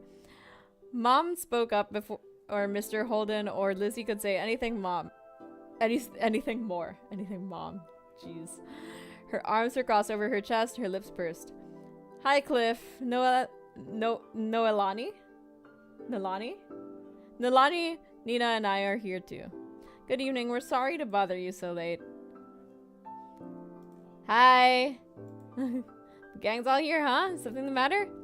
His voice grew a bit concerned. Mommy was quick to assure him. No, well, yes, but it's going to be okay. Lizzie and Cove got into a bit of a fight today. We were hoping the two of them could talk and make up. Is this a good time for you and Cove? What? A fight? Cove didn't tell me anything about that when I came home. It just explained the funk he's been in tonight. He chuckled lightly. Despite that, it didn't seem like he really thought it was funny. Anyway, it's good. You didn't catch us at a bad time. I'll go grab him for you.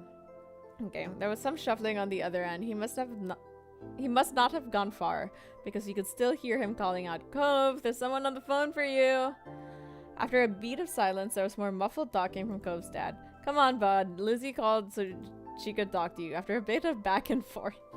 You can tell Cove is like, no, then hang up. Could you just pretend I'm not here? Like, I wanna hear from them. I don't wanna talk. Though the conversation seemed pretty one-sided since you couldn't hear Cove properly. Eventually, probably with a very long sigh, Cove took the phone from his dad. Hi. Hello? You opened your mouth, but only for Mommy to catch her eye and shake her head softly. You frowned, but you didn't say anything. Hey, it's Lizzie. Yeah, I know, Dad told me. Cove's tone was defensive. Lizzie turned to Mom, scowling. One stern look from her, though, and Lizzie turned away. Sorry. There you go. I just want to say I'm sorry for not being nice with you today. I won't do it again. Lizzie's eyes were downcast, her voice low. You could tell she felt uncomfortable apologizing to Cove in front of everyone. She was still being genuine about feeling bad. Cove must have realized that too because he sighed quietly. I want gold. I want gold. Just be like, hey, you want me to forgive you? Pay up. You couldn't understand why that mattered so much to him. Alright, you win the gold. Yeah, they were talking about the medals. Okay. Okay, I guess I'm sorry too. A sense of relief washed over everyone at his acceptance of the apology. Mom uncrossed her arms while Mommy's shoulders relaxed. Lizzie's eyebrows shot up. You wondered if she thought he'd refuse her apology. Dad, can I get off the phone now? You couldn't see him, but it was obvious that Cove felt awkward about the situation. He had come off as uncomfortable the entire time, really. Yeah. Yeah, you can go back to your room if you want. Be sure to say goodbye first, though. Bye, Lizzie. Bye! With that said, Cove must have handed the phone to his dad and left since Mr. Holden spoke up. That's All's well that ends well, as they say. Thanks for arranging this. I'm sure he appreciates it. As Mom replied, Lizzie tugged on Mommy's hand to catch her attention. Can I go now, too? Good job. Sure, sweetie. Thank you very much for apologizing to Cove. Mom flashed a brief smile at Lizzie and nodded at her agreement. Given permission to leave, Lizzie scurried off towards the stairs. She seemed to be feeling much better with the incident behind her. Mom and Mommy returned to the phone. Taking it off the speaker, they continued talking to Mr. Holden. You couldn't tell what it was about. You were glad that was the end of it all. Damn, I would have eavesdropped. I was such a snooper as a kid. Lizzie and Cove might not get along, and probably still won't, but they weren't mad at each other anymore. Mom and Mommy weren't upset either. Everything was finally back to normal. With that thought, you retreated to your own room with a spring in your step. Cool, cool, cool. 1, 2, 3, 4. And then there's 1, 2, 3, 4, 5, 6. So I think we can play one more and then we'll take a little break. It was another scorching summer day. Dear God. The kind where no sooner had you finished 1 cup of water and you were already filling it up again. Speaking of water, hydrate.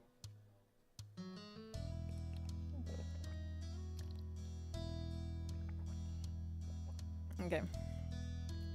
Everyone else had something going on. Ooh, what are you having for dinner, Quinn? So that afternoon it was just you and Shiloh.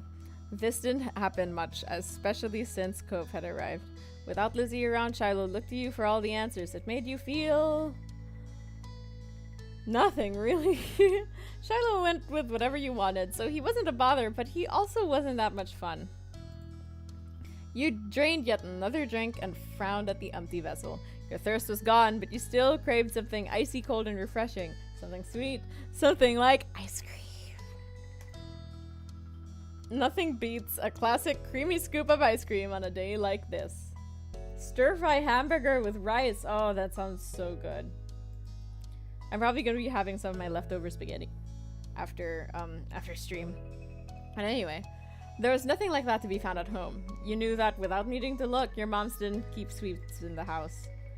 Outside, there were plenty of places where goodies could be obtained, but there were shops and demanded payment in exchange for their products. Spaghetti! You voiced your predicament out loud. I want an ice cream cone. Just, you know, be communicative. Shiloh, who had been draped over the sofa, perked up. Yeah. That sounds good. We don't have anything like that in the house, and I don't have any money. Ooh, let me check if I have any. Shiloh rummaged in his backpack and proudly produced an assortment of coins, plus 1 stray button. You set the button aside and counted the coins in neat piles. Oh, just over $1. You announced this to Shiloh. He had almost certainly come to the same conclusion, but he had been watching you expectantly. It's a start. Shiloh beamed at you. We'll need to find some more. Okay. The two of you lifted couch cushions, stuck tiny hands down deep crevices in the sofa and under furniture, and scoured the back of the drawers. We have $20 still, I think. Most of what you found was useless or gross. Bent paper clips, fluffy wisps of dust or sandy crumbs, but every so often one of you would strike silver or bronze and add it to the growing pile of coins. Your mind wandered to the $20 bill tucked away in your room. Yeah. It was enough for you and Shiloh to get whatever you wanted and more, but you didn't take it out. This was too special to hand over so freely. Okay. Besides, Shiloh would be curious about where it came from, and might even mention your wealth to Lizzie. That this exchange had been a secret. Okay. Dusty and disheveled from checking every room and squinting into every tiny nook, the two of you finished pooling your finds. Shiloh held his breath as you counted the coins once again. $2, 53 cents, 2 buttons. You didn't know when the second button had decided to join the party, but you were too pleased with your successful haul to throw it out. Is that enough? You figured he knew the answer without looking to you for confirmation, but the thrill of your success and the reward that would follow canceled out any other feelings you might have had about that. Yeah! You could now afford something at the shops, just one thing. But that was infinitely better than none. Shiloh clapped his hands. Yay! The two of you dashed outside. The promise of sugar buoyed you on to your destination where, breathless but happy, you stared at the overwhelming number of options. You knew what you wanted, but it wasn't just you who had contributed to the funds to get the treat. Yeah. I seem to notice your pause. Aren't you getting an ice cream cone? Shiloh asked as though he was entirely separate from the decision, rather than someone with a stake in the outcome. Do you mind? Shiloh cocked his head. It was your idea. You should choose. Get something we both want. It wasn't fair for you to be the only one to decide when he'd been a main factor in making this happen. Yeah, he had most of the money, I think, right? Like half of it? Some of the money had come directly from his backpack.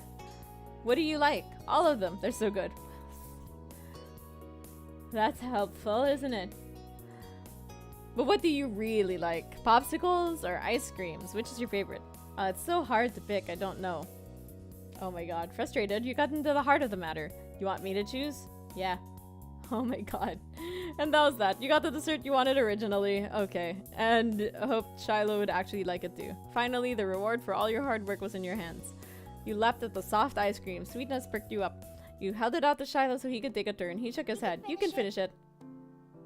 He doesn't want any? After everything he did to help get it, that was weird. You tried to include Shiloh. Even if Shiloh said it was okay, every story you'd seen on TV or read in a book said that sharing was caring. You stood your ground, even as the treat started to trickle dangerously towards your finger. It's only fair you have some, we both bought it. But you want it more than I do, and getting to play was a lot of fun already, so you can have it, and that's more fair. No, kiddo. No. You held it out to him. I want you to have some more. Oh, I want you to have some even more than I want to finish it, so eat your part. Relenting. Yes, Shiloh. Relent. She took the treat and gave it a taste. His eyes lit up. It's really good, thank you. He smiled, pleased with your good deed. You picked the best one. Did he mean that? Shiloh was always nice no matter what happened. Even if he hated it, you knew he wouldn't say so. Maybe he thought it was gross, and that's the real reason why he didn't want to take some. You had no idea. Okay. You studied him as he ate a little more. He had every appearance of enjoying himself. Still weird. The two of you began to head back home as he ate. You two walked side by side on the shore in silence, but your thoughts kept drifting to the boy beside you. Why didn't he speak up for himself? It was almost as if Shiloh didn't know how to say what he felt or was too afraid to. No. You thought that was that is sad. Are you scared of me? Shiloh opened his eyes wide, seemingly caught off guard by the blunt question. No way! Okay. But you don't tell me things, like what you want to do, or what treat we should get. That's not because I'm scared, it's because you have better ideas than I do. Unfortunately, this was yet another thing you couldn't really believe Shiloh on. You hoped it was true, and that he really did feel okay around you, though. Shiloh made you feel unsure about setting a label on the experience of spending the afternoon with just him. There had been some good times, and there had been some confusing ones. There was one— you were positive of one thing at least. The treat was delicious, and that was nice. The sun was low on the horizon as you returned to your neighborhood. There you spotted two very familiar figures up ahead, Lizzie and Cove. You opened your mouth to make your presence known to them just as you saw the tears in Cove's face. They're fighting again? You walked straight over, Shiloh at your heels. What happened? Once there, you... What happened? Without a time machine, the only way you're gonna find out was by asking the witnesses. Lizzie might have done something, but she could have been in the wrong place at the wrong time, or even come to Cove's aid. You wanted to hear the story. Yeah, Cove, what happened? I got yelled at. Oh, he took a deep, steadying breath. Some grandparents got mad at me. Oh. Yeah, I'm sorry. That sucks. You jerked her head in the direction of a nearby house. Your heart sunk. You knew exactly what had happened. Every year, the same mean old couple rented out that condo for the summer. You, Lizzie, and Shiloh knew to stay away from them, but Cove couldn't have. They're like that with everyone. Even your mom struggled to find anything nice to say about them, but the elderly pair took offense to the kids. Could we knock on their door and yell back at them? Yeah, Lizzie said. Lizzie drew herself up at that. She looked pointedly in your defense. In your direction. I was helping. Okay, I didn't say you weren't. Though I was like, are they fighting again? That's cool. Is there anything I can do? No, I'm just gonna stay away. Or you could teach them a lesson. Lizzie and I for once thinking like sisters. What? You should ding-dong ditch them. Go ring the doorbell and run. It'll be great because they're so slow they'll never catch you. That's dumb. I don't want to go near them ever again. You're just saying that because you're a cluck-cluck-cluck chicken. Chicken. Cove glared but didn't take the bait. Lizzie turned to you. I mean, I'ma do it. You're not a chicken, are you? You thought they deserved worse. He does have a lot of freckles, Paul. Shiloh has so many freckles. You scrunched up your nose in disgust as you shook your head. As pranks go, it was pretty weak. That would answer the door to find nothing there. So what? It would be sort of annoying, but they seem like the kind of people that would be irritated by just about anything.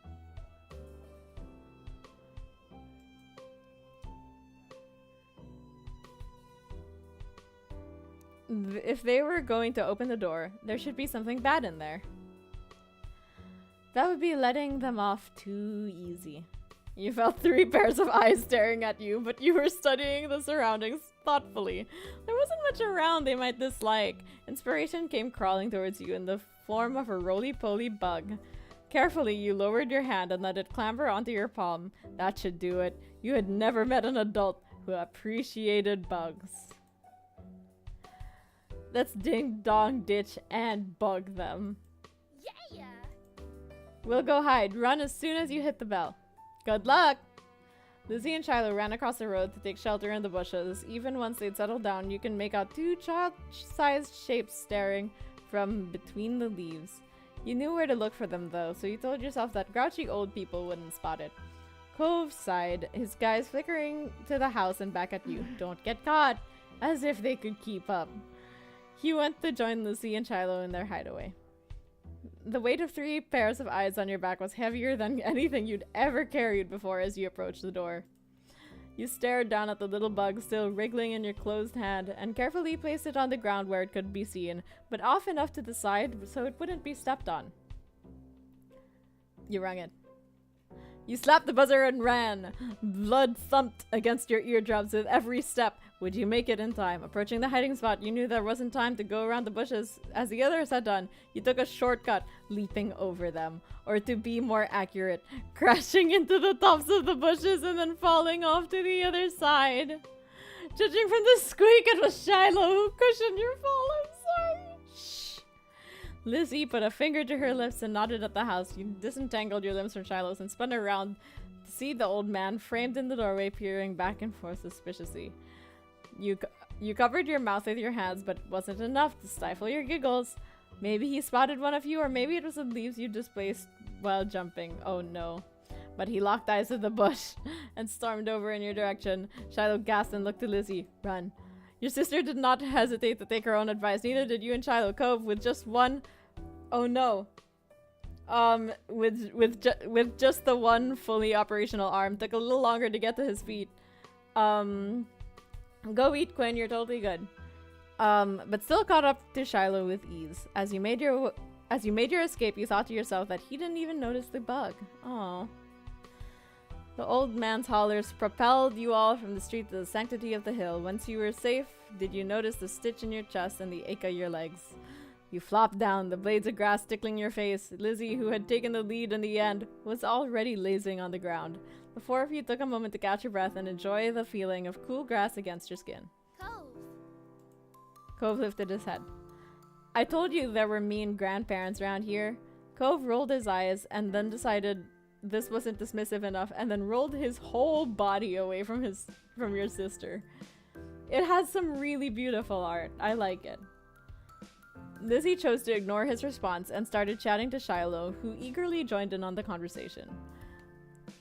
In the back of your mind, you knew you'd be the second fiddle again to Shiloh once Lizzie came around. It always went like that.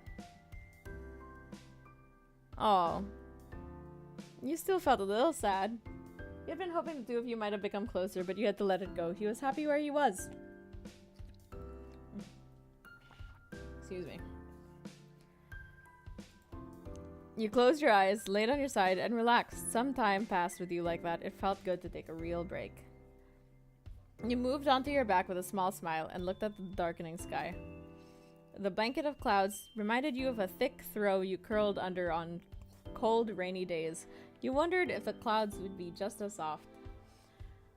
Clouds look like they'd be so soft. But then they're just wet. And it's sad. They lazily floated on by, splitting from each other, merging and morphing into new shapes. You saw an alpaca! You saw an alpaca! You saw a fluffy alpaca in the sky. You nudged Cove and pointed to it. Can you see the alpaca? Cove joined you in gazing skyward. Whoa. It's more like a llama. Hey. He chuckled at your reaction.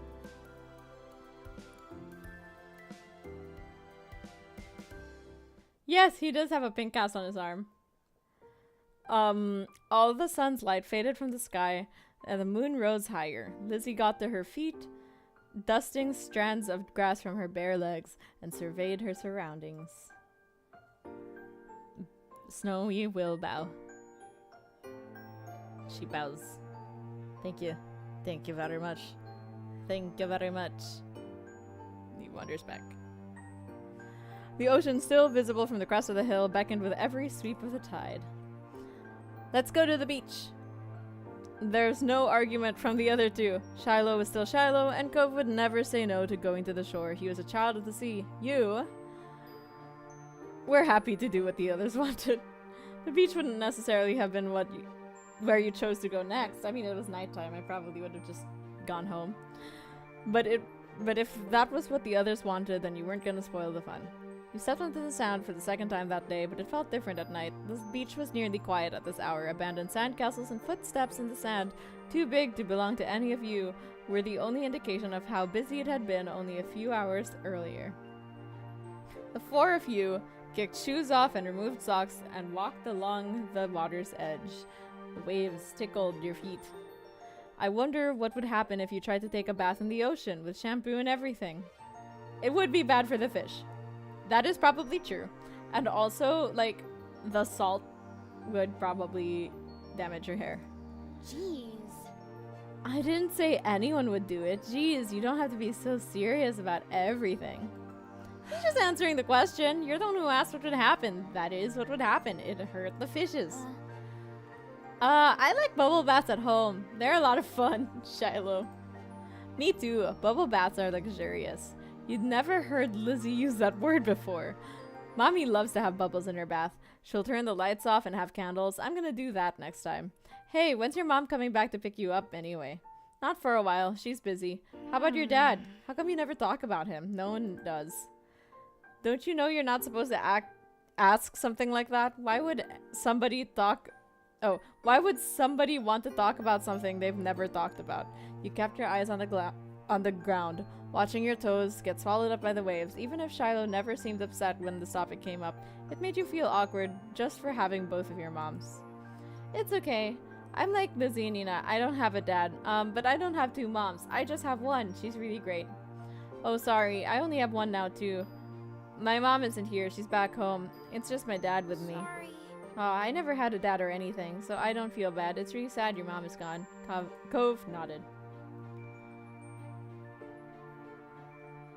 You could make a joke about Shiloh's mom coming together with Cove's dad. No, we can't do that. That's no. Even if they're all different, our parents are all good in their own ways. Yeah. Cove couldn't muster a response. You don't think he truly disagreed, though. The silence broke with a splash as Lizzie kicked in your direction. Cold water and sodden sand splattered against your legs. Lizzie giggled, foot still outstretched from the kick. Cove joined in, striking the incoming waves to make a splash of his own. Shiloh scurried out of Cove's spray zone with a grin. You retaliated. You used your foam to smack the water pooling around you, sending an arc of sea foam flying back onto your sister. You laughed as she spluttered out, some of the salty water having landed in her mouth. She spat it out. Yuck! Lizzie chased you, intent on revenge. You dashed up and down the coast, taking it in turns to be the predator and the prey, as well as joining forces to take down Shiloh or Cove. Alliances were silently forged and wordlessly broken. Everything was fair game in war.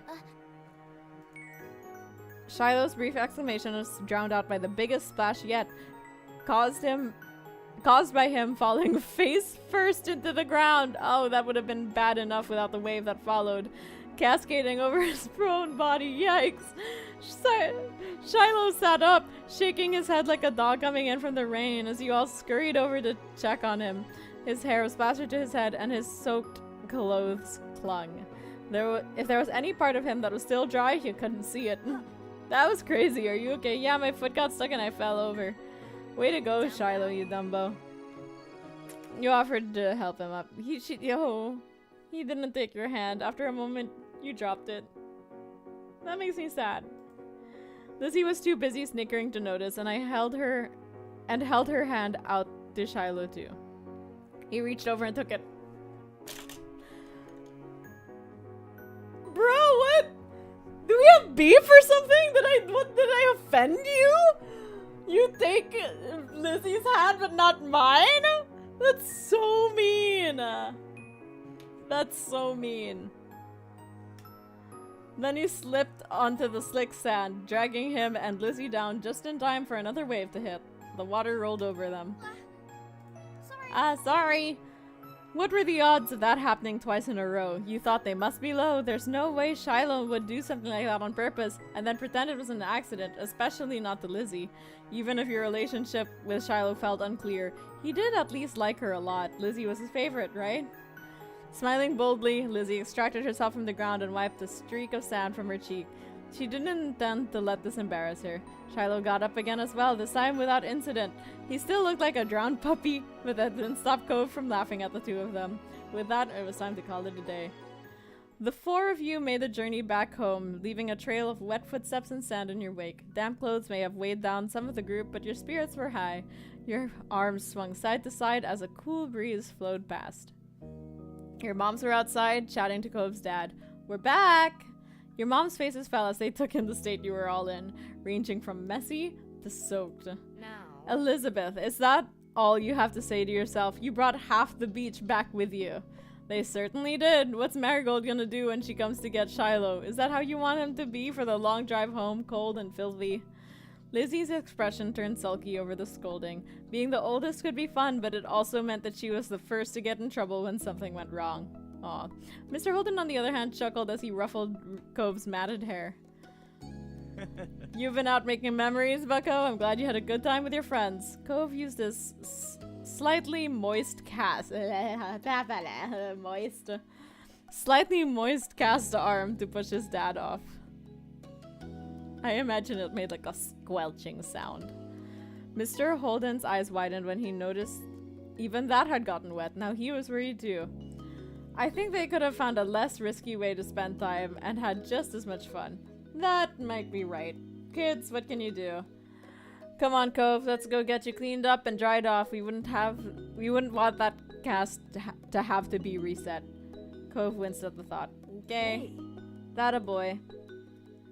Mr. Holden casually bent down and plucked Cove off the ground, ultimately holding Cove against his chest. Sand was already transferring from Cove onto him, but that didn't seem to bother Mr. Holden.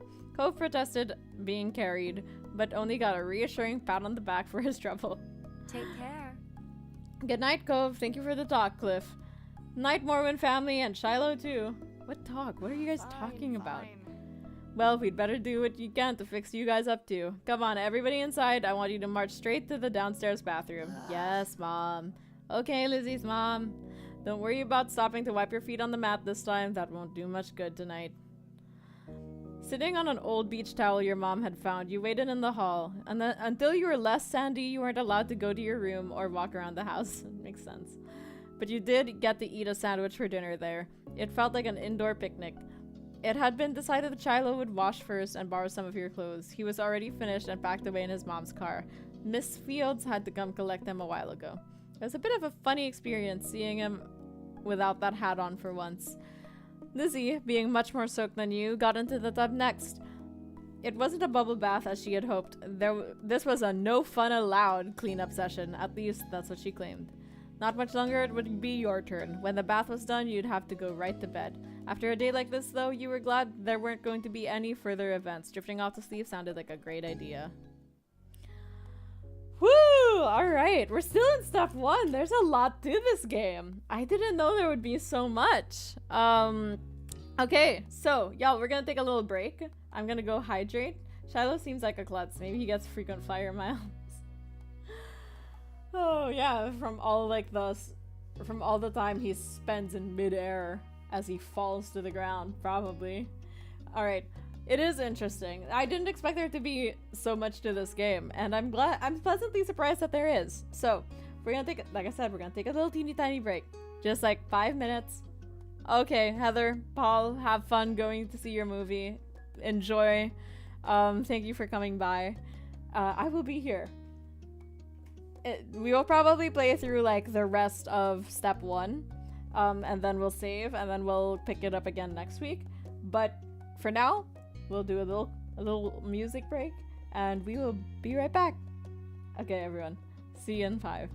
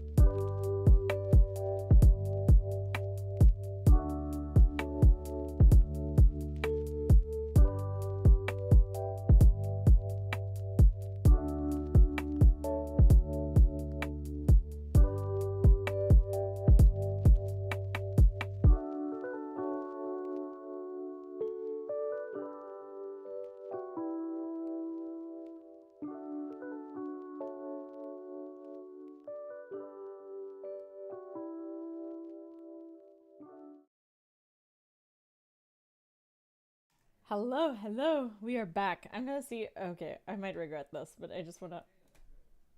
No, yep. Instant regret. Instant regret. Instant regret, because now it won't stay still. Stay still! There we go. Cool. That has been bothering me every single time I've looked at camera. And I'm like, I'm a little low in the frame, so I keep adjusting myself, trying to make myself seem taller, but then I relax, and then I'm short again, and so adjusted camera this time. Anyway, let's get back into the game. I'm having such a fun time so far, and so is Snowy. We like when Snowy has a fun time.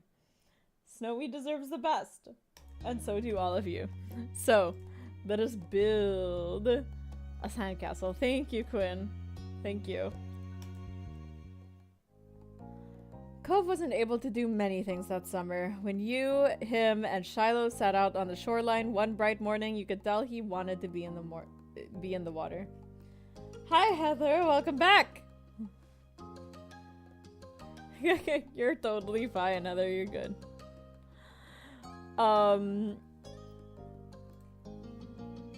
But there was no way he'd be swimming anytime soon, not with his cast. Aw. The waves washed a single shell to shore, glittering and blue. You're going to wait on the movie? Oh, okay, cool. What movie are you planning on watching tonight? Another reminder of the places he couldn't go. From what you'd heard about Cove's old life so far, in tiny pieces and fragments, you could tell that he'd do anything to be able to get the cast off. Even cut it off himself if he could. You thought about how his summer last year must have been totally different from this, with his old home and his mom and dad. But now he was here with you and Shiloh and Lizzie and everyone else, and he couldn't even go out into the sea. This town wasn't bad. It had all your favorite things in it, but sitting here on the same beach you'd grown up on, you could understand that not everybody felt the same way about Sunset Bird as you did. You watched him from the corner of your eye quietly, and he finally said aloud what you'd been pondering. I wish I could go in. The water? Yeah. Oh. Oh, I'm sorry. You're gonna be able to do it soon. Cove only sighed in response. Apparently soon wasn't soon enough. It's so pretty, the ocean. And huge. There could be anything out there, like mermaids.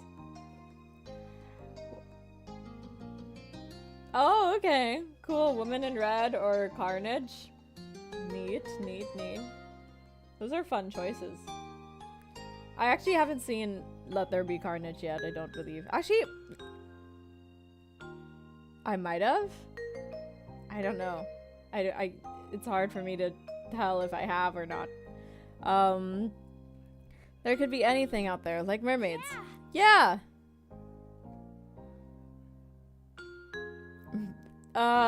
Swimming might be fun if we could, but it's not like there's anything we could do about it.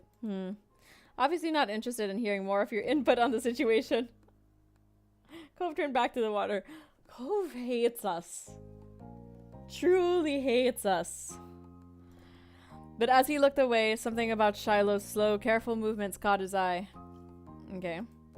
Hey, are you building a sandcastle? Sort of. I was only playing around while you were talking. I'm listening. Maybe I could too. I've only made big piles before. It's nothing special. I'm sure you'll be good at it right away. Well, how do you do it then? Shiloh's cheeks lit up. You could tell he was a little bit uncomfortable to have Cove expectant stare on him. I'll play too. I've never really made one before. Okay. He put his hands back to his seashells and sand and nodded. I don't do a lot. Here's how I like to get a house started. Shiloh, focusing more intently than you'd ever seen him, guided the two of you through his process. It didn't take long for the three of you to each have humble structures prepared. That's all, kind of. You can do anything now, like make it bigger, add some seashells, carve a pretty pattern. I bet you'll have great ideas. Okay. I'm gonna make it bigger. Mine is gonna be a real castle. Cool, this is gonna be a house. Looking at the base of your sandcastle, you decided to make a mansion. Just because we already have someone making a castle, we have someone making a house, I don't want to step on their toes, so I'll make something completely different. You decided to do what Lizzie would do and design a mansion. The better part of the next hour was spent focusing on your work. The boys were the same. Even Shiloh didn't sneak as many peeks at everyone else as he usually did. You'd finished shaping before either of them did, glancing up from what you'd built. It seems you'd gotten done so fast because they searched around for extra decorations. Shiloh had grabbed most of the really interesting stuff, and Cove had a lot of the shells, but there were still options. The first thing you reached for was a green piece of sea glass. It was the best fit for your mansion, you decided. It was see-through and sparkly, so you displayed it front and center, making it a headlining feature of your whole thing. Pleased with your result, you took a proper look around that wasn't focused on the sand itself. Both Cove and Shiloh seemed super immersed still. You knew you could probably take a sneak peek at either one's work. We checked out Cove's sandcastle. The castle Cove had built looked surprisingly tidy, especially for someone in a cast. He must have worked really hard. He wasn't even finished digging the huge gaping moat in front, but it was already enormous. You could sense from the enthusiasm he was digging with that the doctor was probably going to find a bunch of sand when he finally removed the pink plaster. Then the silence was broken. What's on top of yours, Shiloh? You peeked closer and discovered something shiny sticking out of Shiloh's sand chimney. Oh, it's just a gum wrapper. It looks like smoke. It's good. That's smart. You should be an architect. You'd be good at it, Shiloh. Shiloh smiled without a word. And that was that for the current topic. Can I see what you did? Sure. He began surveying your work. All you'd really known about mansions is that they were supposed to be big, so you'd gone really big. It was the size of a country club that Lizzie played golf at compared to Shiloh and Cove's buildings, probably even bigger. Shiloh quickly decided to jump in the new conversation. Hey, what did you do? It's a mansion. Oh, Cove scowled for a moment. Apparently the anger was still there after his argument with Lizzie more than a week ago.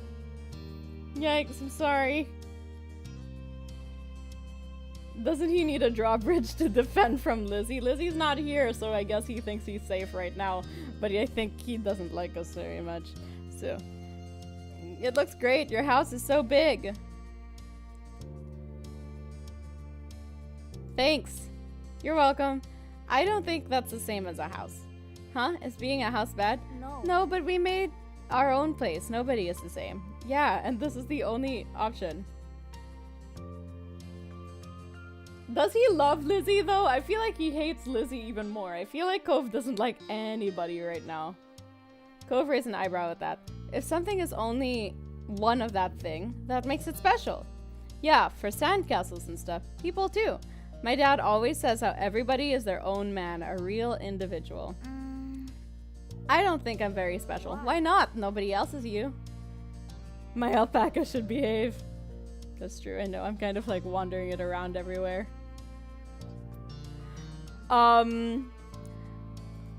Shiloh simply shook his head. I'm not different. A beat passed between the two. Cove then looked down at his own work again. Okay.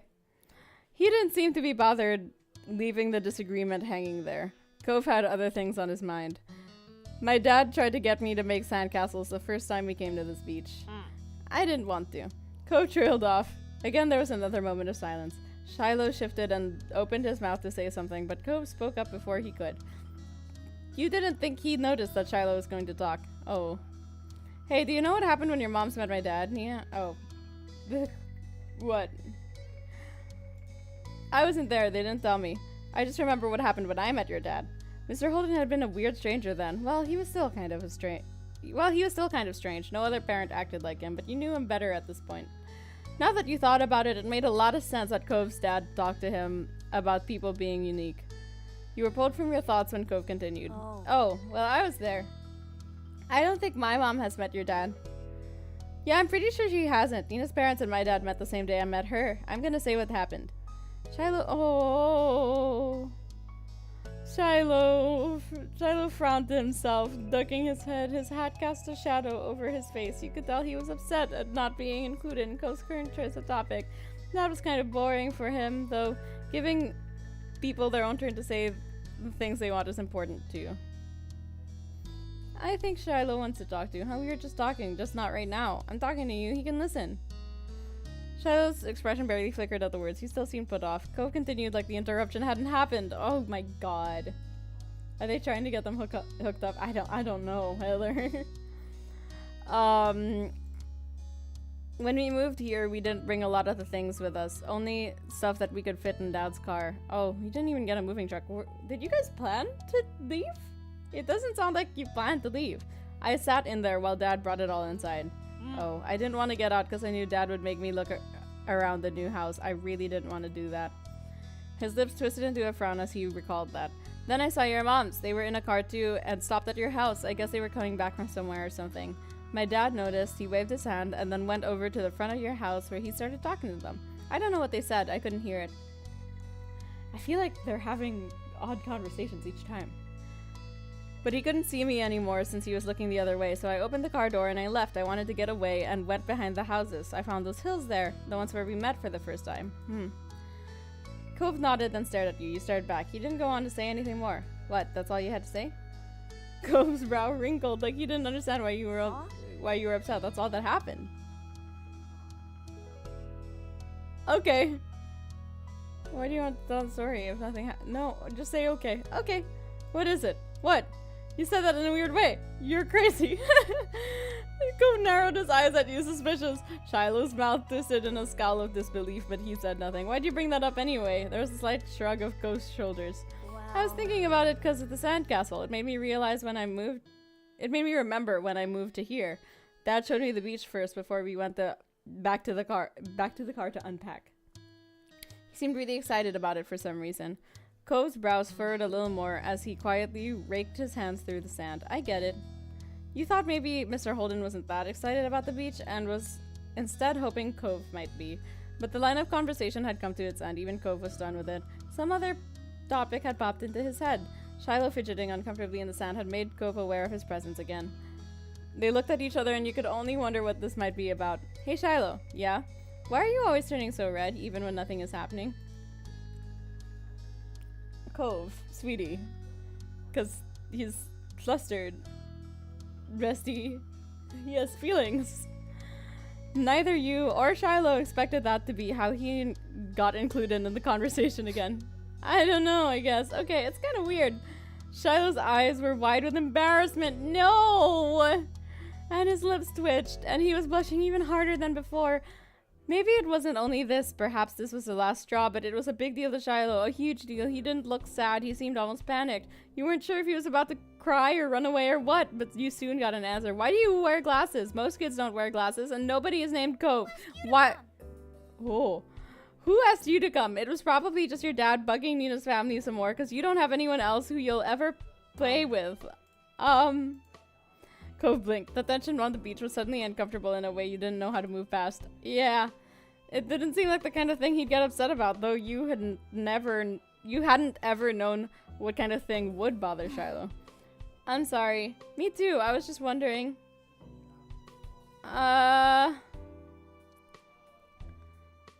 Hey, let's build another sandcastle. The day is gonna be over soon. And you're right, the sun is going down so fast. Yep, okay. Whew, you all went back to making more sand buildings, but the whole mood had changed. Shiloh's cheeriness was clearly gone, and Cove looked as confused as ever about why the boy had blown up.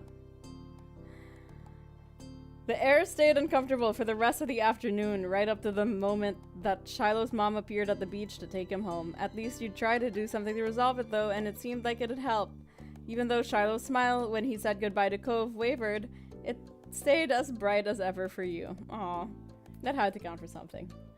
But with Shiloh gone and the sun going down, you knew it was time for you and Cove to head to your own houses, so you lead the way on the path back home. The sun? Where did I get sun in this sentence? The walk home was quiet. You passed by familiar landmarks, shoes thumping against the sidewalk in near perfect unison. Cove was clearly caught up in thinking about something. What you thinking?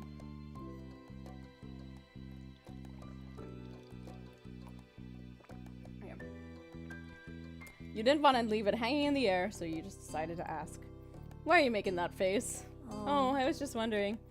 Cove fell silent again for a few more seconds and sighed. Why'd Shiloh act like that when I said he was all red a lot? He gets embarrassed. Embarrassed, but I didn't say anything that bad. It might have upset him anyway. I guess I can get it. Why he would do that, sometimes I get really mad too. Despite seemingly coming to a conclusion, Cove's mood was still sour. What Shiloh said didn't make any sense anyway.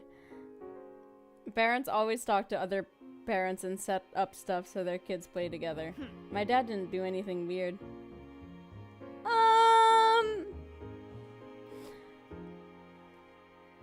Yeah, you struggle not to make a face at that. His dad definitely did something weird to try and get you to spend time with Cove, but Cove didn't know that.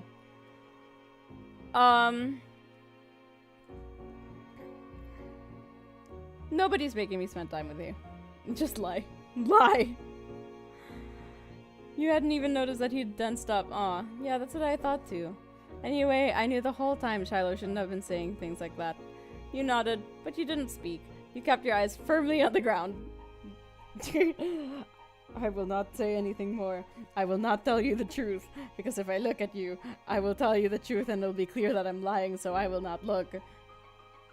Because kids are terrible liars. By now, the two of you were on the sidewalk near your houses. It was time to part ways. Bye, Cove. Your parents hadn't planned anything else for you, though, so you knew you'd see him eventually. Cove nodded, already turning away. Bye! You made your way to your house at a leisurely pace, going up the driveway to get to the front door. Before you went inside, you looked back. Cove was halfway to his house, his hands shoved into his pockets.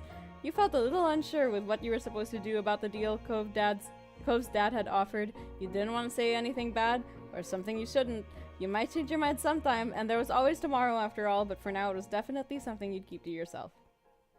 With a final look, you went inside your house. Alright. Ghosts. It's time for ghosts! Spooky! Okay. Just readjusting. You ever go to the gym? You ever go to the gym and you do a workout that was a little too hard for you and then you're extra sore? Except like, so I went to the gym on Monday and I did like some kettlebell swings and my legs are killing me. Literally, they are killing me. And that was Monday. They hurt more today than they hurt yesterday somehow. It's always like day 2 that always sucks for me more than day 1. And I don't know why that is. But anyway.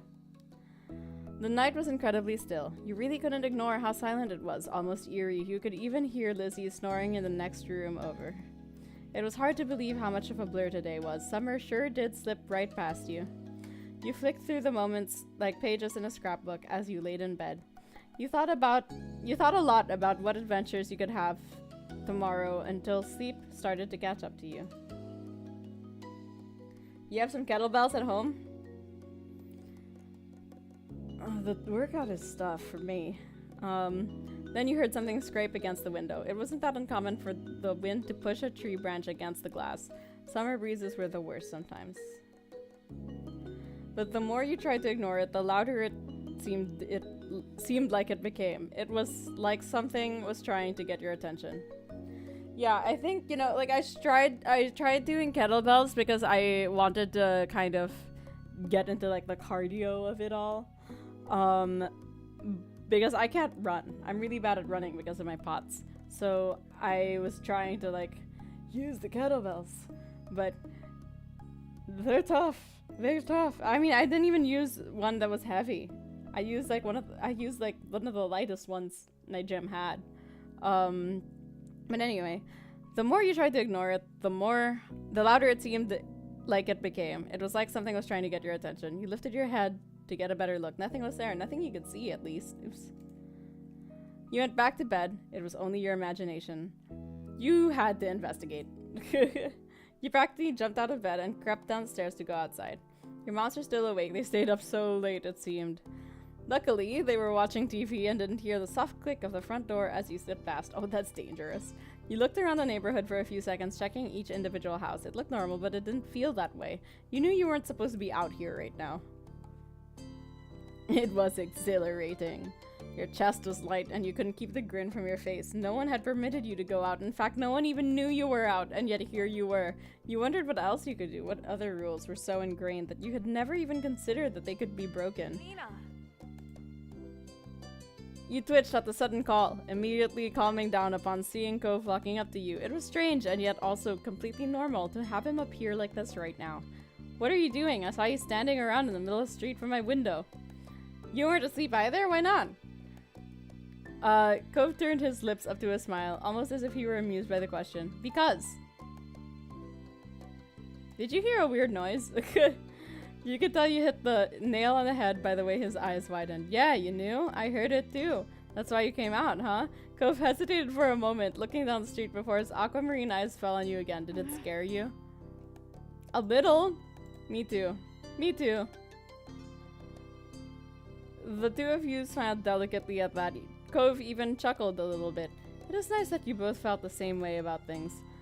I was kind of wondering if it was the wind, but what if it's not? What if it's a person? What if it's something that's not a person? Takes some getting used to, yeah, I'd imagine. The unsettling noise suddenly rushed through the air. Cove and you flinched. It sounds even worse than before. You were about to agree with him when the noise came yet again, tearing through the night. The two of you rapidly looked around, trying to find the source, but to no avail. There was no sign of an answer to this puzzle. You thought that it had to be a ghost. Let's just get straight to the point, shall we? 'Twas a ghost.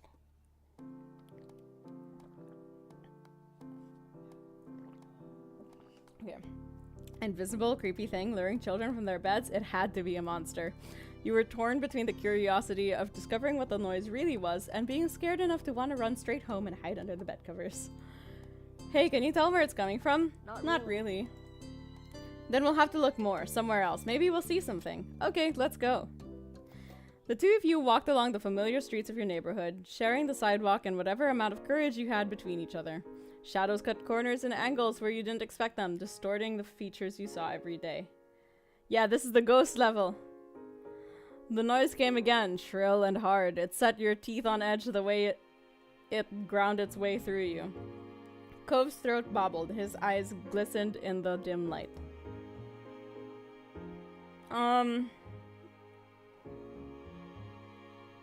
You took a deep breath to calm yourself.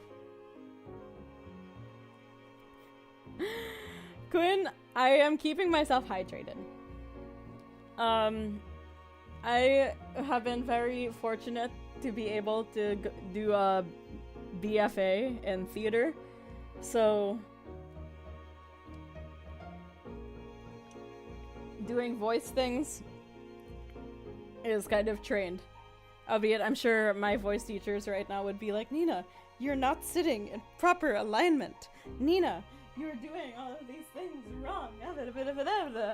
And you know, fine, but like, I'm streaming, I'm not on the stage, I'm okay. Skills, skills, skills, practice, practice, and also I'm just very talkative. You sucked in a lungful of the cool night air, letting it slowly through your mouth. Letting it out slowly through your mouth. Your parents had mentioned that it was good for relaxing nerves. There was no question that you were afraid of whatever the noise may be, but you didn't want that to stop you. Despite your fear, you had to be brave. Cove shut his eyes and pressed his lips together. So... Where did you want to check? Elocution? I don't think I've heard of elocution.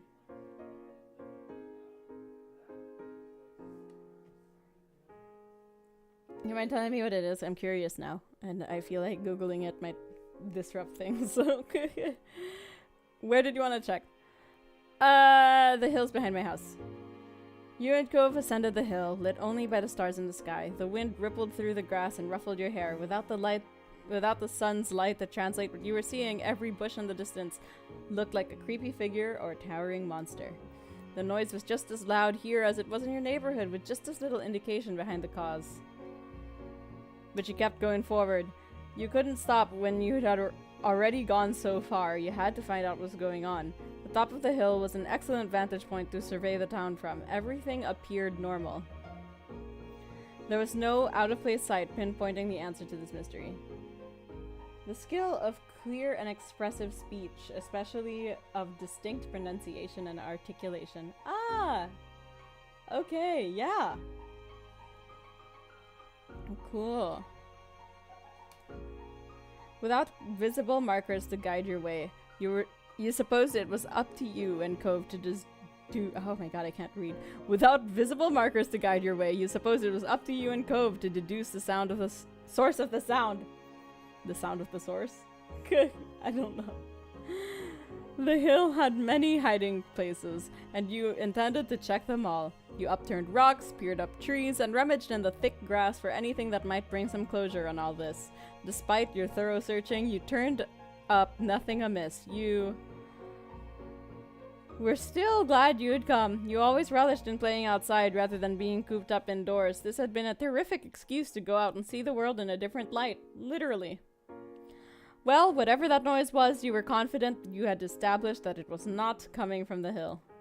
Once you were satisfied nothing out of the ordinary was to be found on the hill, you had to consider your next step. You figured you'd check the park too. The private playground was as empty as ever. Oh, you auditioned for a short film? That's fun. You could just about hear the mysterious sound as if you were quiet, but it had simmered down to a whisper. Cove was practically shaking when he had realized it had progressed far enough to reach here. He swallowed hard, but faced you with a determined face. My dad says, the good detective work starts at home. So maybe it could be good to look closely. Okay. The two of you swept through every corridor of the park. No monkey bar, swing, or tire went unchecked. The two of you conducted your separate investigations without conversation. If you had found anything that might explain the noise, you would have brought it to the other's attention. At one point, Cove seemed to take an interest in something he'd found in the sand, but he pocketed it without showing you. What? What was that? You had exhausted all possible places to search in the park. Straightening up, you mused over your next step.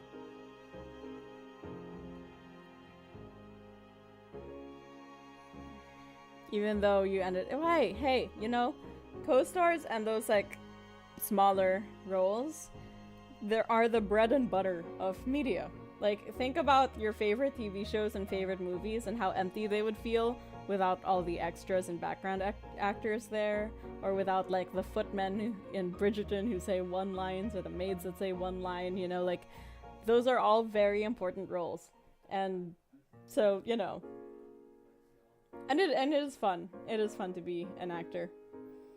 I mean, I certainly love it. So it's gone. What? Then you realized it. The noise, which had grown fainter and less frequent during your search, had died off completely. You and Cove shared puzzled looks, but neither of you had an answer for what had caused the mystery sound or made it go away. Aww. You yawned, leaning into the urge with exaggerated sleepiness, stretching out dramatically. I'm beat. Let's go back. The night was still as you walked home, with none of the usual background noises or eerie whistle from before. You could hear every step you and Cove made like a cough in the movie theater. The two of you came to a halt outside your front door. Never before had it looked so ominous. Looks like they haven't called the cops, so I'm probably alright. Do you sneak out a lot? Lots. Lying. I do it pretty much every night.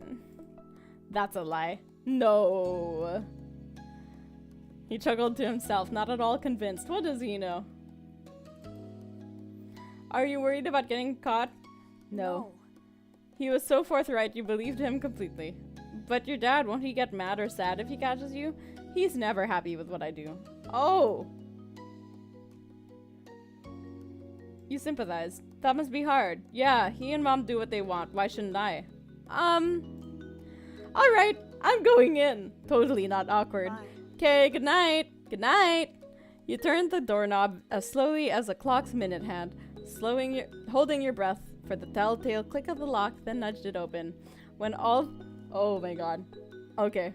When all that happened was the door opening rather than the blaring alarms that you'd feared, you'd melted with relief.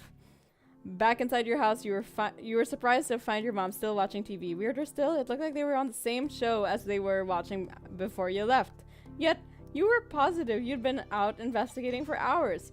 Perhaps you could use their distraction to your advantage. If you could just get up the stairs, you would be safe from suspicion, but how could you get there? You tried to sneak past. You hugged the wall as you creeped delicately around the perimeter of the room. It was a valiant effort that any spy would have been proud of right up until the moment you tripped over a power cord and nearly fell over. Yikes. Yeah, that's true. When you're nervous or scared, like, you start paying attention more to your surroundings. You might not have fallen, but your accident ruined your cover. You had been spotted. They abandoned the couch and their show to hurry over. They were still in a state of surprise. You weren't in trouble yet. Are you okay? What are you down here? What are you doing down here, sweetie? Did you have a bad dream? Lie. You couldn't bring yourself to own up what you had done. I heard scary noises, so I came down here. Their surprise gave way to concern. Sweetie. Mom took you by the hand and led you upstairs. Oof, your hand is cold. Why didn't you come over to us? I was supposed to be in bed. You won't ever be in trouble for coming to us when you're frightened. Oh, we'd rather you came to us than try to solve things all by yourself. Her phrasing made you feel bad. The nervousness ate at you as you were tucked into bed. Your moms assumed that your flushing and insistence on delving under the covers was part of your fear, and spoke to you softly until you calmed down enough to peep out from underneath your sheets. Once your moms had left, you turned over the night's adventure in your mind. It was still hard to believe that you'd really done it. It was harder still to believe that you had gotten away with it. Even now, you half expected to be caught somehow. Perhaps you'd left the door ajar, or trailed sand where they'd already swept up. You wondered how Cove's dad handled his return. Cove hadn't been at all scared about his dad's reaction. Wriggling down deeper underneath the sheets, your thoughts turned to what the noise could have been. Nothing had been solved tonight, but that wasn't so bad. There were a lot of mysteries in this world. Your thoughts morphed into dreams, carrying you to more and more outlandish visions of what lay behind the strange sounds. The next morning proceeded mostly like normal, though your mom seemed to be giving extra consideration since finding you last night. You later learned Cove didn't end up in trouble for the nightly escapade either. It was unclear whether that was because his dad chose not to punish him, or if Cove got away with it. It was amazing to you that it all worked out for you both. As for the sounds that started this all, the adults were convinced it was nothing more than wind. For your imaginative mind, that wasn't nearly enough. How could they accept something so simple so easily? Maybe it'd make more sense when you were grown up too. Okay. Barbecue! You'd been brought along to the big park today, which did an excellent job of living to its title. The park near your house, with its lonely playground equipment, wasn't even a quarter of the size of the expanse of grass and trees that lay before you now. As it was in the next town over, and too far for you to walk all by yourself, you didn't get to visit it much, and so you soaked up the environment. Another difference between this park and the one in your neighborhood was that this one had visitors other than you, Lizzie, Shiloh, and Cove. Today it was the busiest you'd ever seen it, thanks to a community get-together luring people in from all over the local area with the promise of barbecue and fireworks. So is it like Independence Day, or... Your family and Cove's were just two of many. What seemed like dozens of cars parked up already when you had arrived. Oh, now I want a barbecue. Anyway, you saw Cove hesitate as he took in the growing gaggle of strangers. By your mommy, Lizzie bounced on the walls of her feet. Walls? Walls? Did I just say walls of her feet? I'm sorry, do feet have walls now? Me? Lizzie bounced on the balls of her feet, barely containing her excitement. My tummy was already rumbling for the food to come. It was going to be so good. Mommy had told you that the people running the community event weren't charging for it, but she wanted them to get something in return, which is why you'd not been allowed to touch the beautifully iced cupcakes which she'd carried on her lap during the drive over. It was a special treat for them. Every time the car made a turn, she'd clutch to the box tight enough for her knuckles to strain, much to everyone's amusement. Mr. Holden's contribution to the party, a huge pack of juice boxes, was tucked under his arm after being retrieved from the car's trunk. Yeah, steaks. Oh my god, I want steak. I want steak. I want hot dogs. I want burgers. I want fries. I want everything. Valve got sued 656 million pounds for rigging the market and taking advantage of UK gamers. Wow, that's insane. Like how? I'm gonna have to I'm gonna have to look into that after stream because that's wild. You bet there had been no such dramatics around that cargo getting here in one piece, but the boxes did lack the beautiful shimmer of Mommy's treasured cupcakes. Okie dokie, everyone all set? Should be. Cove, did you put sunscreen on before we left? Yeah, I always do, you don't have to tell me. Mr. Holden deflated, his attempt at caring for his son rebuffed, but he triumphed with a smile. Good kid, I don't want you getting burned or dehydrated either. It'll be a busy day. Well, Don't think there's gonna be any risk of that second part. Mom nodded at the tables up ahead, laden with all kinds of food and drink. She was right, there was plenty to go around. The parents headed over. Yeah, it's probably over like $1 billion. With you, Lizzie, and Cove trailing after them. A bunch of grown-ups were clustered around here chatting, but you were more intrigued by what was going on the tables. Some of it was familiar. Chilled meat, sliced vegetables, a big bag of chips. But there was a lot that you didn't recognize. Your moms had said you weren't to touch the food until they said it was time to eat. I wanna touch the food.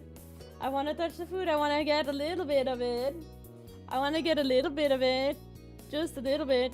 If you could nab something and pop it in your mouth without anyone noticing, no one would be upset. You chose to grab just something small. Something small. A potato chip. You put the whole thing in your mouth and chewed as surreptitiously as you could manage. Cove definitely caught on to what you were up to. Hey, okay. Oh, sorry. Don't tell them. Don't tattle, okay? You can grab something too. You saw that Mommy and Mr. Holden had deposited the food and drinks they'd brought. Mommy gave the cupcakes one final worried look before turning to you with a smile. Since that's the topic at hand, how about we freshen up with something to drink? Yeah! That'd be great! Along with the ones out, there was a giant ice cooler on the ground stuffed full of cans. I don't know why I don't like that sentence. Stuffed full of cans of soda. Stuffed with cans of soda, boxes of juice and link. I'm gonna drink some water. Listen, maybe the heat is getting to me. It's getting to my brain. Okay.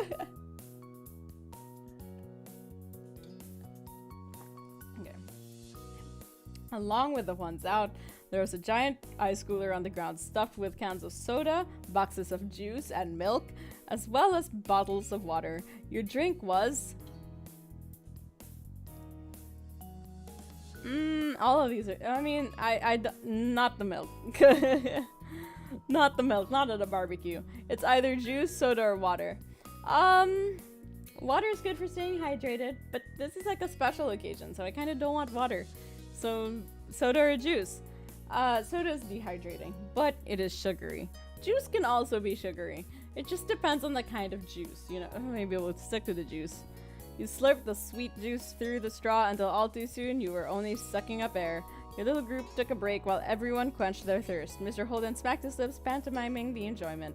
That hit the spot. But you kids should go have fun. You can take your stuff with you and join the other kids playing games. Just don't go too far from the tables. We'll be keeping an eye out, so don't even think about sneaking off. We're not going to the other parts of the park today. Lizzie huffed at their comments. They did sound directed at her, but she scanned the surroundings. Nodding her head towards a group of kids like a general directing their battalion, she pointed the way. Okay. Come on! Yeah, just have all three. Why choose? Come on, let's go over here. Ko's mouth was downturned as he looked from the parents and the other adults to the new kids, clearly not favoring either option. But ultimately, he hunched his shoulders and tugged along after Lizzie. You went to pay what the other kids do. You followed after Lizzie and Cove, who were waiting for you on the outskirts of the group of parents. Hurry up! You picked up the pace, moving into a jog, but when Lizzie pelted away at full speed, you and Cove had no choice but to break out into a run. The other kids weren't far out in the field. Still, at your speed, it wasn't long until you'd reach them. As you approached, they turned around to greet the newcomers. Hi, I'm Lizzie. That's my little sister, Nina, and the one at the cast is Cove. Yeah, that would be really helpful. Thanks, Paul. You could just put it in the general chat. Or like, yeah. Whichever. I will take a look later. Hi! Cove simply lifted a hand in greeting. There was a chorus of hellos and names from the other kids. One of the kids looked about to be Lizzie's age or older. A couple seemed to be the same age as you and Cove, but there was one tiny thing with his arms folded over his chest. What are you up to? The first kid, with curly black hair and neon green sneakers, who'd introduced himself as Hayden, shrugged as he looked at the others. Not much. The second kid, to pipe up, Lisa, had I'm not good with names. Yeah, had half her face obscured behind the huge glasses she wore. We haven't decided yet. She glanced wistfully over her shoulder. Following her gaze, you saw the spray of water first and heard the shriek as someone got splashed in the face before you spotted the person shooting them. Some people are playing with water guns, but there aren't any left. The smallest kid, Noah, grumbled at that. You guessed that was why he was sulking. Spencer, who hadn't said much, patted his shoulder. So that's out. A new kid raced over with a glint in her eyes and her braids streaming behind her. Hey, I also have braids. I have braids and braids and braids and braids. You spotted the plastic orange pistol in her hand too late when the trigger had already been pressed. Ach! Rude! Hey! Lizzie, who'd been caught first, was fuming. Cove wiped the water from his face. You rubbed at your ear, trying to dislodge the water that had pooled there. Watch out! He has a cast! Worried, you looked over at Ghost Blaster's arm. You knew that he had to be careful with it around water. It's okay. Oh, did I embarrass him? Yeah, I don't know. Well, I think we're almost done with this one. And then we'll probably pick it up again next week. Like, not like after this scene, but I mean like we're gonna do... We'll do the one, like, stage thing.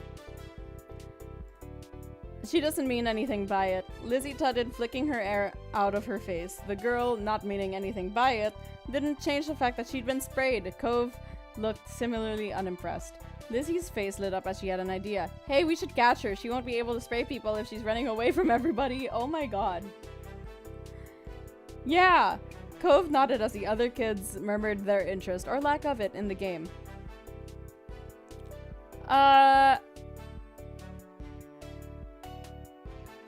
Okay, let's do it. You joined the group of kids in tearing off after the girl with the pistols. Spotting you all over her shoulder, she laughed and shot the pistol in the air. Only a couple drops squeezed out. She swerved, causing discord within your team as someone stood on your foot and you collided with Cove's shoulder. Whoops! Oh no! He frowned but didn't say anything as he kept an eye on his target. You were closing in on the girl, but you weren't alone. Lizzie's face was set with intent, and the two older kids were hot on her heels too. You outran them with effort. You pushed yourself, willing your legs to move just that bit faster. You were close, and then you tackled her to the ground. You did it. The girl who had been caught giggled as she got to her feet, brushing strands of grass from her knees. Smiling, yeah, you know what? Lizzie can get upset all she wants. Smiling, Cove came to a stop by your side. Lizzie whooped with a delight. Ah, she's happy. It is done pretty well, but yeah, you're right. It's not very advanced, but you know, this is the childhood stage. So how complicated is childhood really? You know, like these characters are 8 years old. So I think, you know, maybe it gets more complicated, more complex in like the later stages when we hit like adolescence and young adulthood and etc. Lizzie whooped with delight, clapping her hands. The boy with the bright sneakers grinned. You're it now. Catch us if you can. Yeah, I'll do it. You won't get away from me. With that, you all dispersed, squealing and laughing as you tried to evade the capture. The sour mood from earlier had evaporated entirely, replaced by a light and playful atmosphere. Several rounds later, when most of the kids had taken at least one turn as it, the scent of smoke wafted up to your nose. Caught by surprise, you looked up and found the brilliant blue of the sky had turned orange and the sun sunk down on the horizon. With all the excitement, you'd lost track of time completely. Looking over, you saw people standing over the grills and poking them to life. It was nearly time to eat. We should get over there. I'm so hungry. Our parents are at different spots. Yeah. Bye. It was cool playing. Yep. Bye. See you. You waved goodbye to the other group of kids before hurrying over to your parents with Lizzie and Cove. A tickle unfurled in your throat, growing more persistent as you came closer to the source of the smoke. As the three of you approached the tables, your parents spotted you and came to join you halfway. You tried to greet them, but another cough obstructed your words. Oof, that's quite a cough. Are you alright, sweetie? You nodded confidently. Are you sure? No one needs to go up to the girls if they don't want to. Just let me know what you need. There's no response from the two kids here. I can do it! Alright, but only if it gets too much for you. So, The main thing being served is kebabs. You can have whatever you'd like on it. There's different meats and veggies. As you approached, you found the vast array of bits and pieces ready to be skewered and served up. You chose... What are we eating? What are we eating? I am personally biased towards beef. So, I'ma say beef? It's either beef, shrimp, or pork, because I do like seafood. And chicken is just my least favorite kind of meat. I'll have it sometimes, you know, like I'm not like, you know, against chicken by any means. Just, you know, it's not my top choice. Beef, shrimp, or pork. I'm a kid. I'm not gonna eat shrimp. Beef. Oh, I can pick many options. Okay. Shrimp, pork, potatoes, onions, and that's everything. Sounds good to me.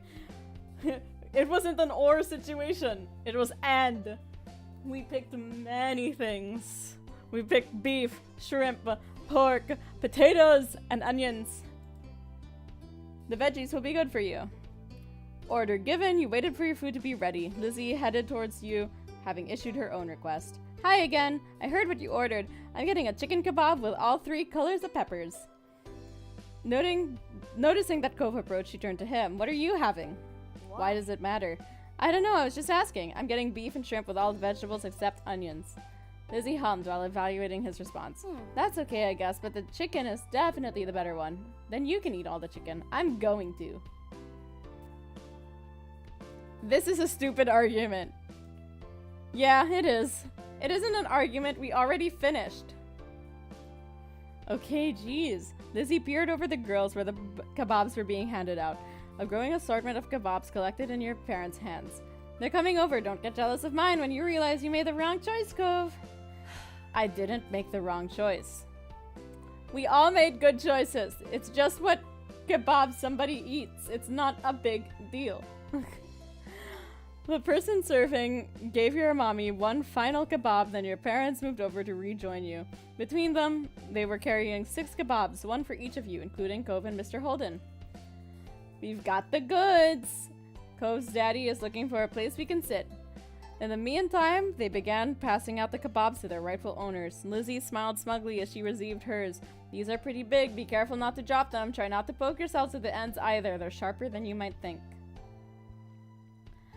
Hearing that, you tentatively pushed the tip of your skewer against your finger. It felt like the point of a newly sharpened pencil. Though it didn't hurt your hand, you didn't want it scraping the roof of your mouth or jabbing your tongue. Mommy clucked her tongue. It would be nice if the options were a little easier to manage and less messy to eat, especially for the smaller kids. Okay, calm down. There aren't even plates, so we could set the food down for a second. It's okay. That's what you get for the price of free, but we can hack it, right? And next time, bring your own paper plates. Lizzie nodded vigorously, clutching her kebab like a trophy. Your parents had led you back to the tables. It was immediately evident why Mr. Holden was sent out to scout one out. The benches had quickly filled up as people got their food. Mr. Holden was standing over a corner section near the edges of the sitting area. He beckoned your group over to join him. You clambered onto the bench, taking care not to let your kebabs slip from your fingers. Further along the table, Cove perched next to his dad, while Lizzie took the space next to you. Your mom passed the final unclaimed kebab to Mr. Holden. Thank you. This looks delicious. Thank you for getting us a space out here. Everyone tucked into their food. You gobbled it up eagerly, like ah. Anyway, that's not the sound an eagle makes. But anyway, only partially obstructed by the awkwardness of eating from a skewer. Running around with the other kids had helped you work up an appetite. Mr. Holden, what do you want to do? Well, I do a lot of things. Do you play golf? Only if you count mini golf. One look at Lizzie's stricken face confirmed that she did not. She could enjoy the occasional round at the mini golf place, especially if she had an audience to impress, but your sister took her passion very seriously. Even then, it's been years since I gave it a shot. Cove groaned at the feeble pun. Your mom chuckled. You weren't sure if she was responding to the joke, Cove's annoyance, or Lizzie's offense. Don't worry about it. Just as well, she'll be dragging you to the green every week. That's because I've got dedication. You need a good drive or two to get far. Okay. Mr. Holden nodded, clicking his tongue in appreciation. Cove looked from his father to your sister, lost in conversation. He did. Outclassed in golf and wit. I don't get it. I wouldn't get it either if I didn't live with her. I have to hear all this stuff all the time. You should give real golf a try. Maybe I'll even teach you some tricks. Don't try to change my dad to be more like you. Lizzie gave Cove a dirty look at the accusation. Mommy felt the need to move the topic ahead before it got heated. Oh, nice. That's really sweet of you, but I'm sure Mr. Holden is busy. He might not have time for another hobby. Yeah, I don't think I'm made for that. Still, the offer is appreciated. Why? Then tell me something you really do already. You just go away every day. I like scuba diving. Ah, scuba diving. Fun.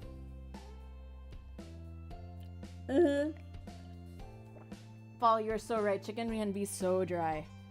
Seafood is great. Love seafood. Though with the business, that's more work than play these days. Surfing and reading, snorkeling.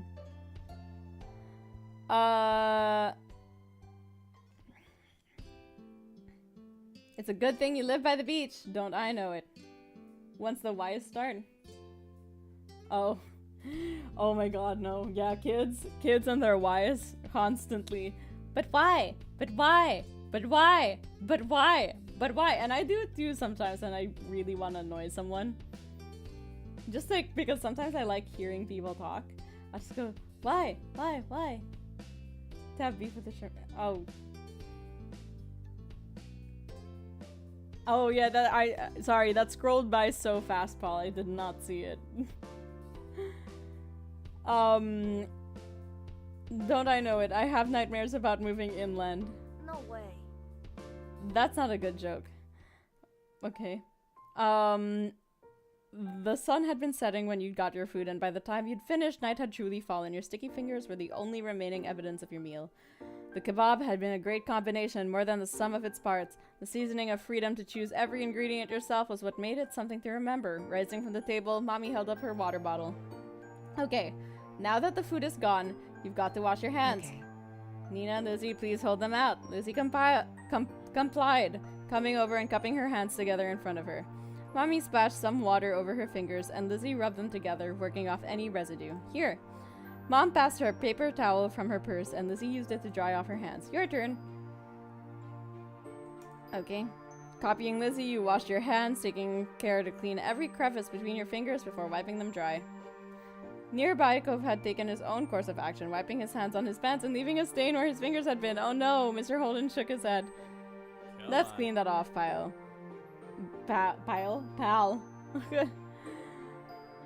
He scrubbed at the fabric with a scrunched up napkin. Dad, it's not that bad. When everyone was cleaned up, or as clean as they could be with the limited facilities, Mom spoke up.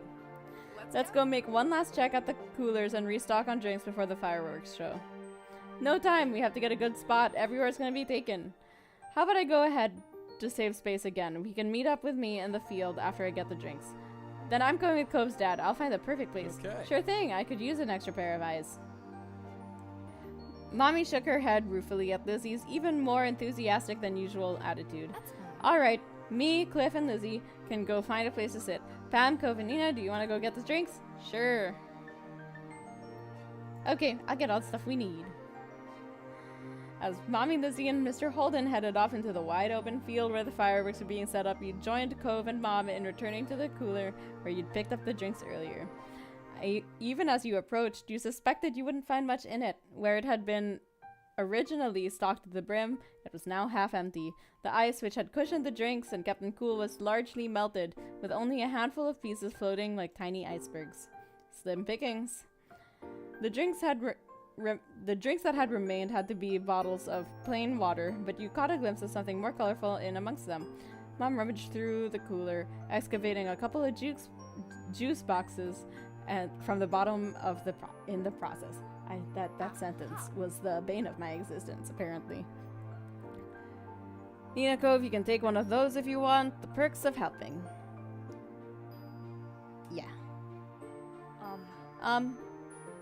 Cove hesitated but decided to take a juice box for himself.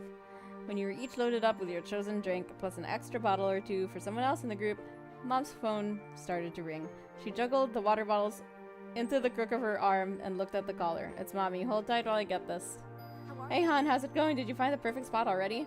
She nodded along to the call, punctuated by ahas as Mommy gave her directions. Catching your eyes, she gestured towards the grassy area. We've got a place. Come on, we better hurry before the show starts.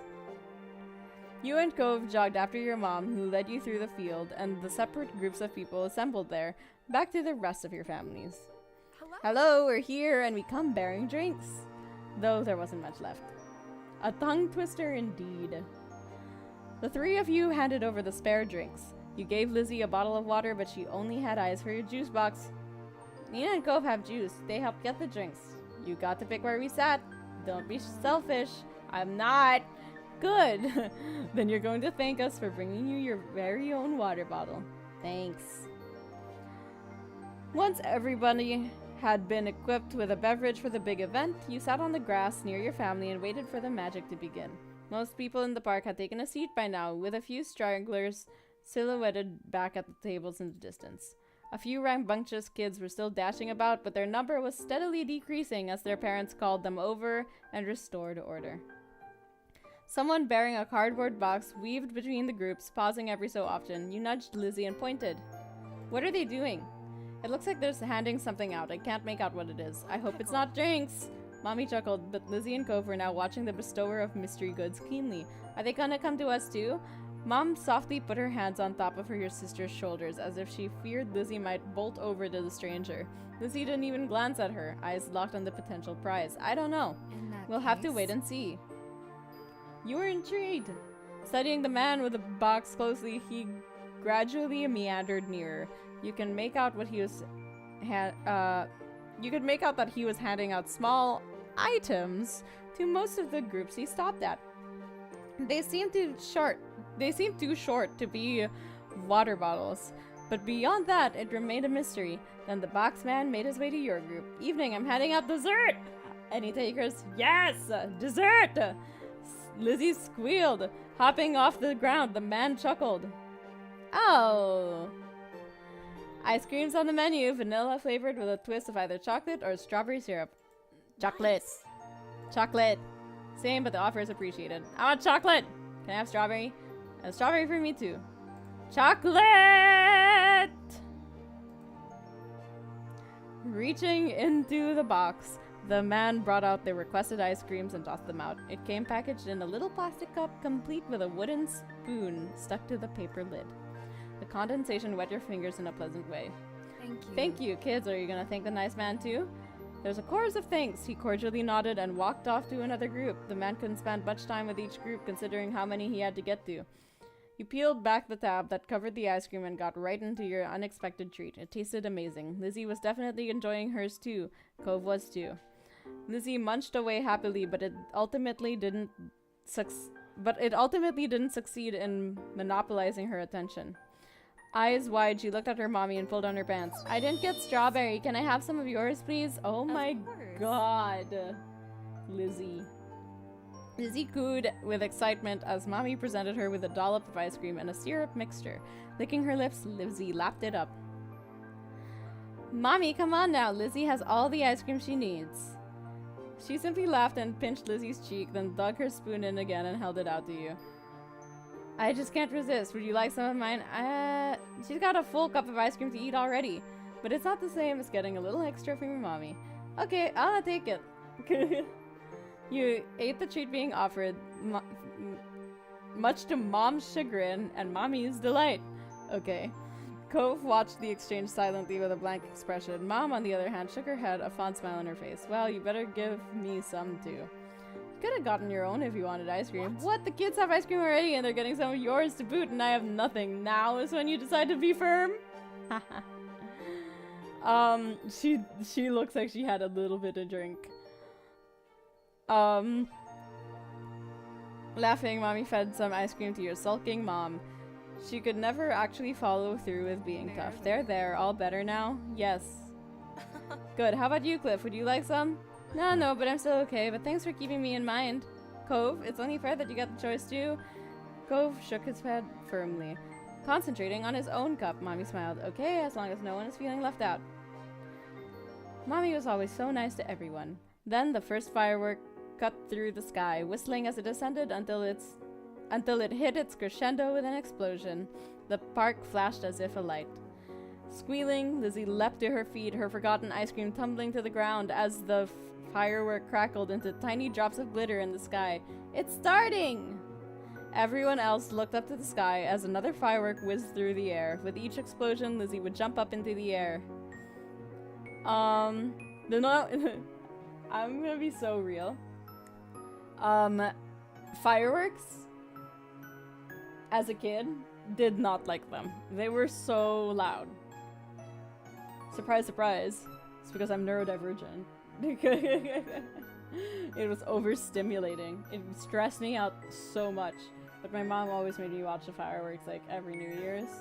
Like she'd pull me and my brother out of our rooms to kind of just watch, and it's like loud and painful and bright and everything. Okay. Cover them with your hands. Spotting your discomfort, Mommy came to sit beside you. She placed her own hands over your ears, further muffling the cacophony from above. Aw, that's nice. Soothed, you quietly watched. Having Mom with you made you feel better. It didn't seem bad to take in the fireworks while she was around. Cove stayed by his dad, captivated by the sky, sparkles, and flashes overhead. Mommy's gaze was on you, and then your parents made eye contact. Mom gestured with her hand to silently say if things were fine there. Mommy smiled, then hopped to her feet and joined Lizzie in jumping up in tandem with every crack of a firework. They had a little party together. Aw. Mr. Holden watched the fireworks scene impassively. He did smile at you, even gave a thumbs up when he noticed you looking over. The fireworks continued, some twisting like the coil of a spring as they arched into the air, others shooting straight from the ground and shattering into a million tiny specks. Every color got its own spotlight in the show, from fiery reds to eerie greens and blues that could rival the ocean. You eventually noticed that at some point Mr. Holden had let Cove perch atop his shoulders, or more likely, Cove had to be persuaded to give it a try. Still, Cove's face was covered with a wide smile that matched his father's own. You imagined the view from all the way up there was pretty impressive. It was also nice that they were getting along for once. I still, personally, like if I'm watching fireworks in person, I still need like something over my ears. The show built up to a grand finale that boomed over the park and filled every inch of the sky, the twinkling lights representing a full spectrum of the rainbow. As the final glittering embers dissolved into the night, you released a deep breath. The after-image was still burned into your retinas, leaping up behind your eyelids with every blink. Within a minute, the image had been lost, but it was burned deeper still in your mind. You'd been so focused on the show that your foot had gone numb beneath you, and it was only when you attempted to stand that you felt the tingling sensation of blood rushing back into your toes. Cove was on the ground again, your eyes locked momentarily. Then you turned back to your family. The news that Cove and his dad would be coming with you to the once-a-year event hadn't been great. What? Why wouldn't that have been? Why was that not great? Anyway, you could admit now that it hadn't been as bad as you feared, but it would take far more than not actively ruining one event for you to consider Cove a friend. Hey, I mean, at this point we've hung out like a couple of times. Though the sun had gone down long ago, the air on your bare arms was warm. You took in your giddy family, their spirits buoyed by the fireworks display, and smiled. This had been a pretty special night. Alright, we've got 2 more scenes to go. Yes, I mean, like, I don't really watch fireworks in person anymore. Partly because I'm in New York City, and it, like, to watch them in person, you'd have to, like, really find a spot. You know, like, also, Stash tends to get... I can't speak English. Stash tends to get a little nervous around fireworks, so I tend to stay home with her. Make sure she has her meds and stuff. I mean, I'm going through it, and, like, it has way more content than I imagined it would. Because when I talked to my friend about it, you know, the friend who recommended this, it sounds like she gets through, like, a whole, like, step 1, step 2, step 3, and step 4 within, like, hours. Within, like, 4 hours. And we've been playing 4 hours and we're still in step 1. But I'm sure, like, you know, she replays things, so, you know, she doesn't necessarily have to go through all of it. She can skip dialogue that she already has seen before. She could also probably just, like, reading out loud takes more time than reading without talking. But yeah. Yeah, there are different arcs, Quinn, so we're gonna have to come back to this next week, probably. And the week after to get through just, like, one playthrough. But yeah. No, me too. Me too. I'm interested to see, like, how things play out. But anyway, after a couple hours at the playground by yourself, it had gotten firmly into the afternoon. You were on the swing set with your feet buried in the sand when you spotted Lizzie in the distance. I've been told I react in strange ways sometimes to things people say, and I mean, like, what is normal, right? Like, I say this as neurodivergent as well, but, like, everyone has kooks and quirks and little kinks, and, you know, like, it's such an odd concept that there's, like, this spectrum of normalcy, and deviating from that spectrum in, like, an unexpected way is pathologized. But yeah, no, I mean, like, definitely, like, I mean, there's also, like, scientific things of, like, neurodivergent people are wired differently, and I feel that a lot of the time, particularly when I'm talking to, like, neurotypical people. I feel as though I am wired a little, like, differently, but I mean, I don't think it's necessarily, you know, wrong, because they're, you know, like, it helps. I found that in terms of getting diagnoses and things, right, it helps to sometimes have an explanation for things, you know, to be like, okay, I'm this way because of this. It's important to be able to have that acceptance. It's not necessarily a bad thing to have a label. I think the stigma around it is more damaging. But yeah, if you guys are ever interested in learning about, like, or having more conversations like this, I highly recommend looking into different models of disability, because it kind of touches on this, in that, like, for example, with a medical model of disability, I am disabled because I have POTS and Ehlers-Danlos syndrome and ADHD and all the alphabet soup goes on, right? And that, you know, like, those things do affect me, but also those things don't necessarily inherently make me disabled, as much as, say, the fact that the world that we live in is just not built to be accommodating for people who deviate from the not heteronormative, that's not the word I was looking for, but, like, the physical normative, you know? But yeah, No, so like there's a social model of disability that does explain that, of like it being the world is not accommodating, and that is what disables me, not necessarily the diagnoses. And then there's like the cultural model of disability, which is usually less often talked about, which is a combination of the two, you know, where it's like, yes, I have these things and they affect me, and also the world is not accommodating and that also affects me. But yeah, interesting little conversation. Let's go back into the story. She was rushing over like something was on her tail chasing her. You knew she would be coming, but was she that excited to get to the park? Instead of nabbing the swing beside yours, Lizzie stopped in front of you. She bent over, balanced her hands on her knees, and panted. Oh, no. Did you hear? Hear what? Lizzie bounced back up, her eyes blown wide. You only saw her this worked up when she found the new hiding place of Mom's sugar stash. Ha. I mean, listen, like, again, like, you know, I don't think the label itself is inherently terrible. It is just a matter of how we discriminate against the label, how, you know, like, the stigma around the label that can be a little more damaging, instead of just, like, my knees would still dislocate whether or not somebody named it Ehlers-Danlos syndrome, you know?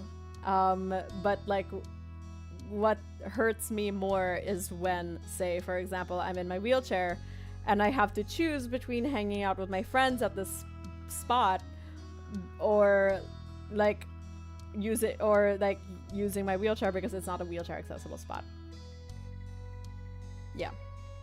Or like, you know, like there are times where I'm in my wheelchair and I get spat on the street just because I am different, and that is more damaging to me than having the name Ehlers-Danlos syndrome written in my medical chart. I feel like COVID has exacerbated something, and maybe, well, you know, like disability does not come in one specific shape, Heather. And COVID, you know, like long COVID, for example, has been linked to more like an increased prevalence of POTS. It's still disabling. If it keeps you from living your life to the way that you want to live it, it's still disabling. So, you know, like it doesn't really matter, like this, there's no idea of totally disabled, because that is always gonna be different. Oh, thank you, Heather, you're very sweet. Things happen, it's New York, what can you do, right? I mean, I took a shower after, and then I dyed my hair. So it was a fun day all around. But yeah. Anyway, it's about Cove. Lizzie rarely brought him up herself, and never with this much urgency. What was this about? You listened confused as Lizzie explained. It just came out when I saw lots of people gathered around in the middle of the street. They were talking kind of quietly, so I don't think I was supposed to hear, but that just means it was important, so I snuck up and I heard everything. Okay, she paused dramatically. Clearly she wanted you to say something. Tell me! Lizzie raised her eyebrows at your insistence, and she continued easily. Cove is missing.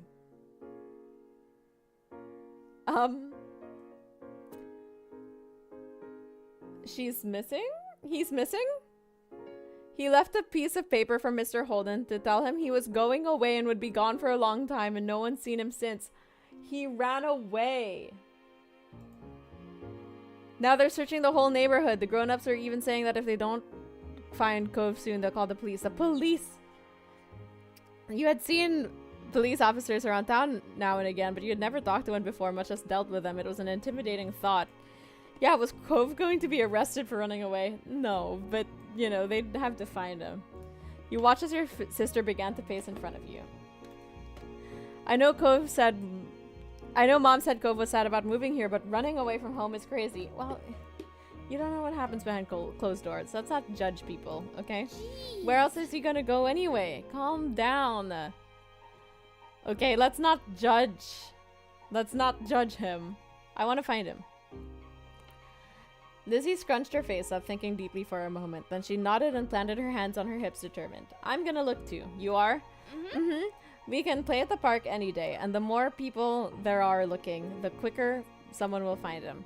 Maybe I'll be the one who does. I'm the best at hide and seek after all. Okay, Lizzie. If that's what motivates you, fine, go ahead. I'm gonna look for my friend. You worry about winning whatever the heck this game of hide and seek is. It seemed like Lizzie wanted to look not only because she was concerned about Cove, but because it was the most interesting thing to happen all week. Oh my god. Yeah, where would we have this conversation? It seems more personal to get into than public chat, really. Well, I mean, like, I am totally good having this conversation. Disability is just a part of my life, and it is, you know, I'm very vocal about it. So I don't mind having this is a totally safe space. We can talk about these things, and I don't, you know, like it's okay. It's not like disability is not a bad thing to talk about. But anyway, wish me luck. Before you could say anything, she ran off in the opposite direction from where she came. You were left in the dust in a matter of moments. That was your sister for you. But Lizzie's appearance in this crisis faded to the back of your mind just as quickly. Cove. He told his dad he was leaving to go somewhere by himself. It was surprising news at first, but that sounded like something he'd do when you'd consider it again. Unfortunately, you had no idea where he could have gone. You thought hard. There were the hills behind your house. He had gone there the first time you'd met, but someone would have checked there already. They wouldn't need the police for that. Cove must be far away.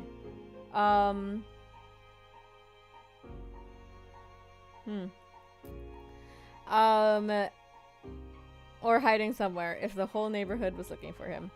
You swung back and forth, your lips pursed in contemplation. If I were Cove, where would I go? Lizzie had said Cove was crazy for running away from home, but he never considered Sunset Bird his home, did he? Oh, his real home was somewhere else. There was only one place that came to mind that might be important enough for Cove to go like this. It was a good idea, but how was he going to get there? Could he take a bus? Was he going to walk the whole way? You didn't know what direction he needed to take, but wait, there was only one he could go to. Going down the street just led to the beach, so that couldn't be right. Going to either side would mean he'd get stuck by buildings and fences and big slopes just like the one behind your house. That left going up the street. You knew that road.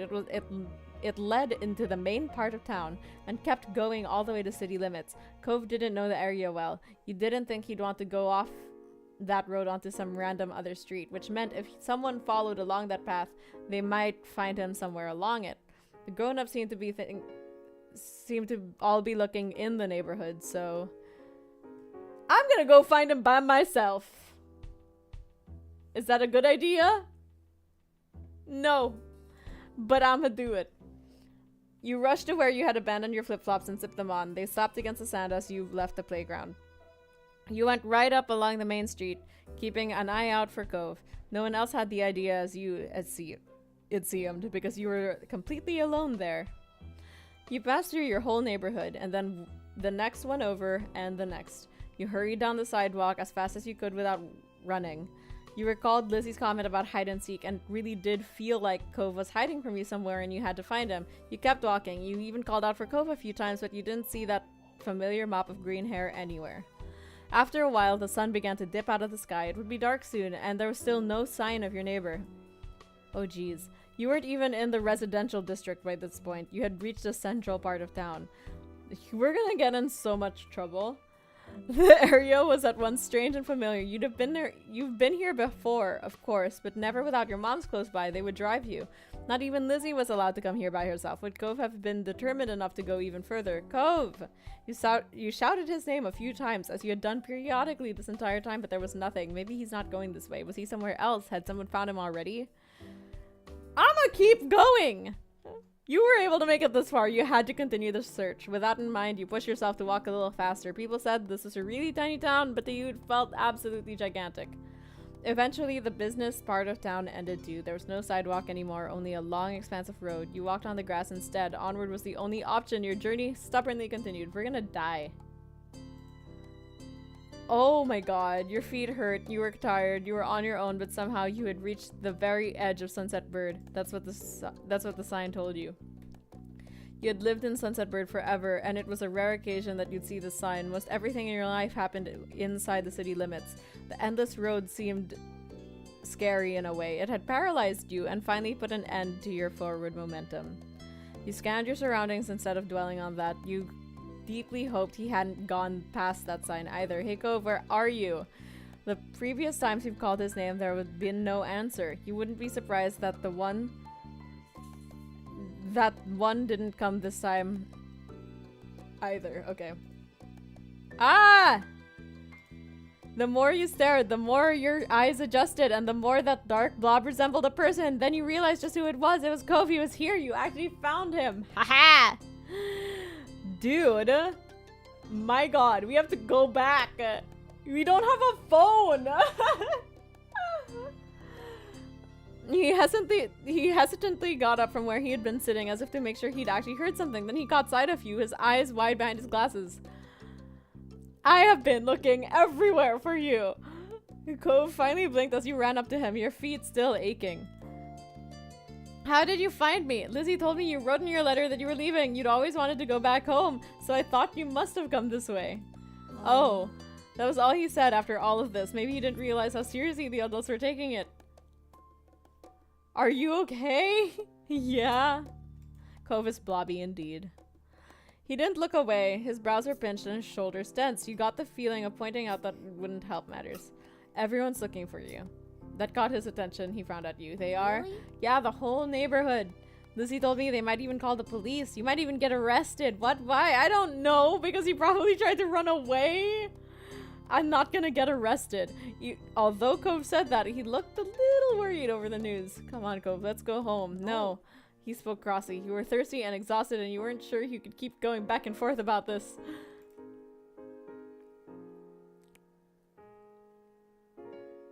Why not? Why can't we just go? At first, Cove was quiet. You started to think he wouldn't say anything. Then he spoke. Mom called today to check up on me and stuff. She asked what Sunset Bird was like and how I was doing. It was okay, but when I asked if she'll come here, she said she couldn't. I can't go back either. Not right now. She has to move forward. She has to move to somewhere else first. Oh.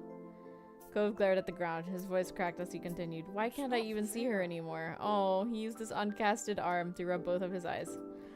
I'm gonna go myself. I don't need anyone to take me. That is such a bad idea. Can I just start crying? Do you think if I cry, he'll feel bad and he'll just be like, you know what? You're right. I was stupid. You're right. You were right. I was wrong. You're right. How are you even gonna get to your mom's place? He just wanted to see his mom. Maybe you would have liked the idea to run away too if you were Cove, but that doesn't mean it'll work. I'll walk there. I brought supplies. Isn't it really far? Cove was silent for a moment. You'd poked a hole in his perfect plan. Then he shook his head like he was trying to clear it. When he spoke some more, it was mostly to himself. If I don't see Mom, then she's... Fresh tears glistened in Cove's red-rimmed eyes. He stubbornly tried to blink them away, but they slipped down his cheeks. Yeah? Mom doesn't call that much, and I haven't seen her in so long. Oh. Cove hiccuped, wiping his face with the back of his arm. His glasses got shoved up awkwardly as a result. If I don't go, she'll be gone. She'll forget about you. No, she won't forget about you, buddy. How do you know? She's your mom. Your mom's always said that, so it must be true for Cove's mom, too. Yeah, well, I mean, listen, some people have really complicated childhoods. You seem conflicted. I'm not sure if that's right. You were at a standstill.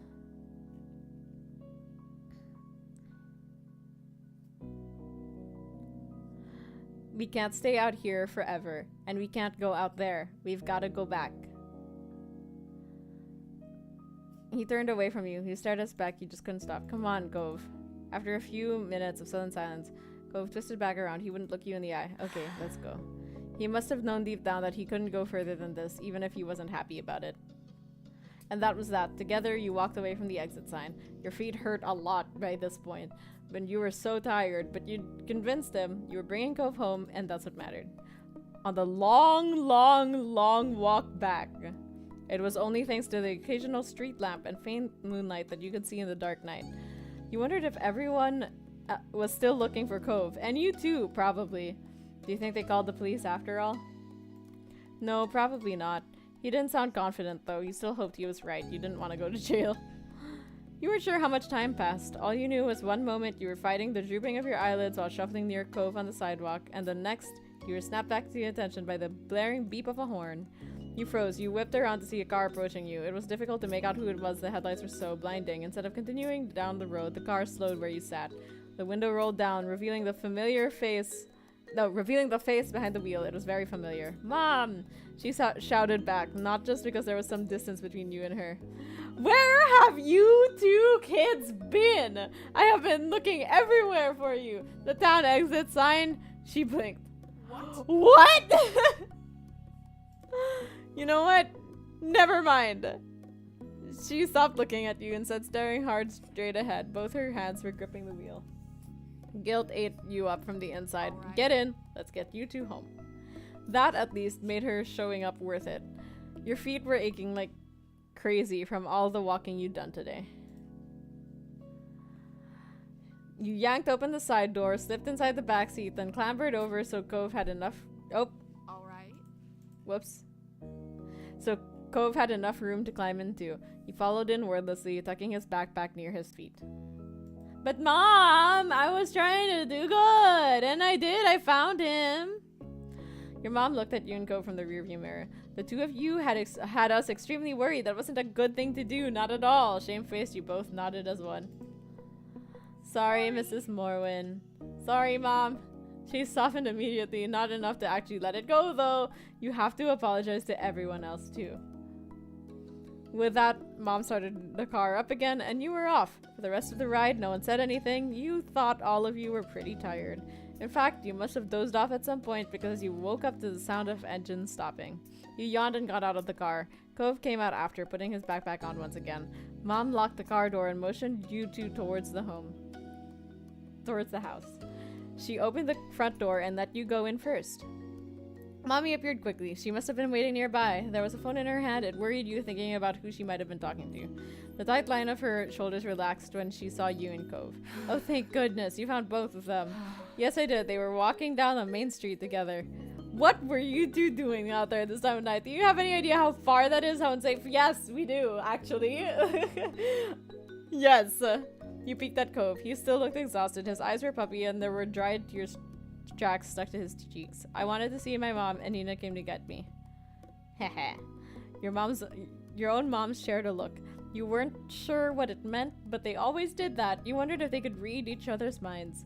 Since they were communicating telepathically, you stole a glance around the house. Lizzie wasn't anywhere in sight. Could she still be outside somewhere looking for Cove? Where's Lizzie?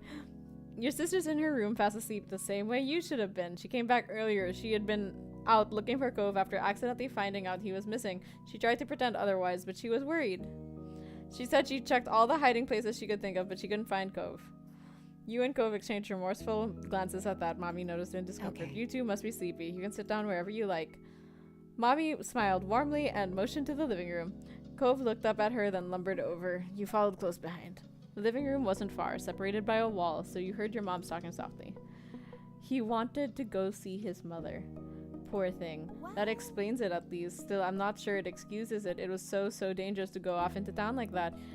He's having a hard time right now. You can't expect a child to handle it maturely. True, it can't be helped. But that's enough of that. We should tell Cliff and the others he's here before the panic gets out of hand. There could be riots. Is that all right? I'll call, then go to the front to tell everybody he's still out there. You keep an eye on the kids. Make sure they don't take any more trips today. Got it, hun. Okay.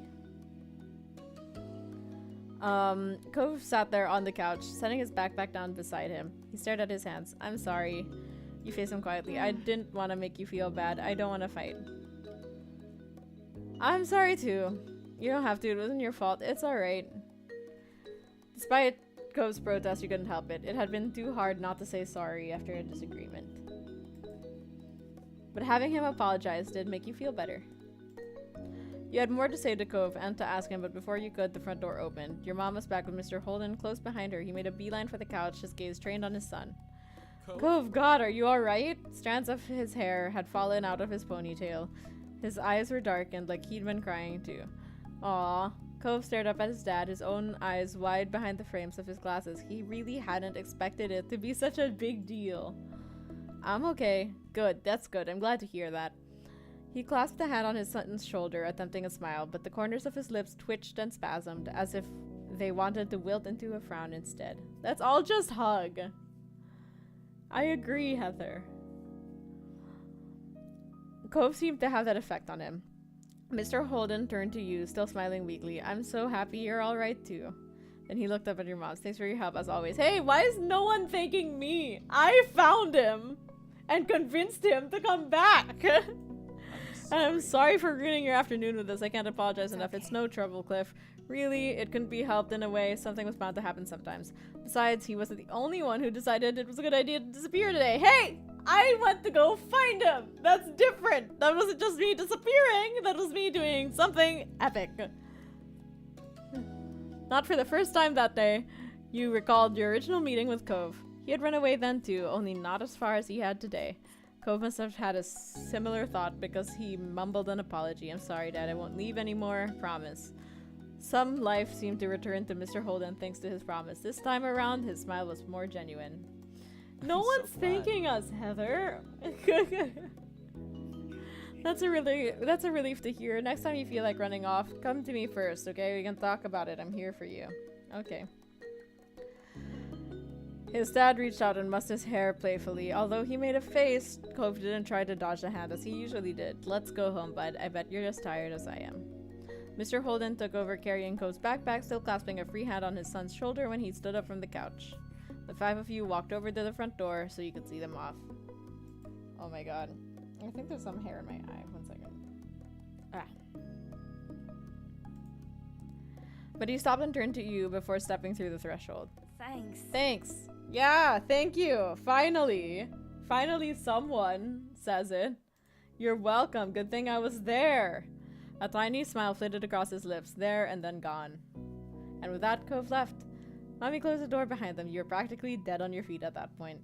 Your fatigue must have been obvious because your mom sent you right to your room with no more discussion on what happened that day. Once your head hit the pillow, your eyes slipped closed on their own. Your eyelids were so heavy, you couldn't open them again until the next morning.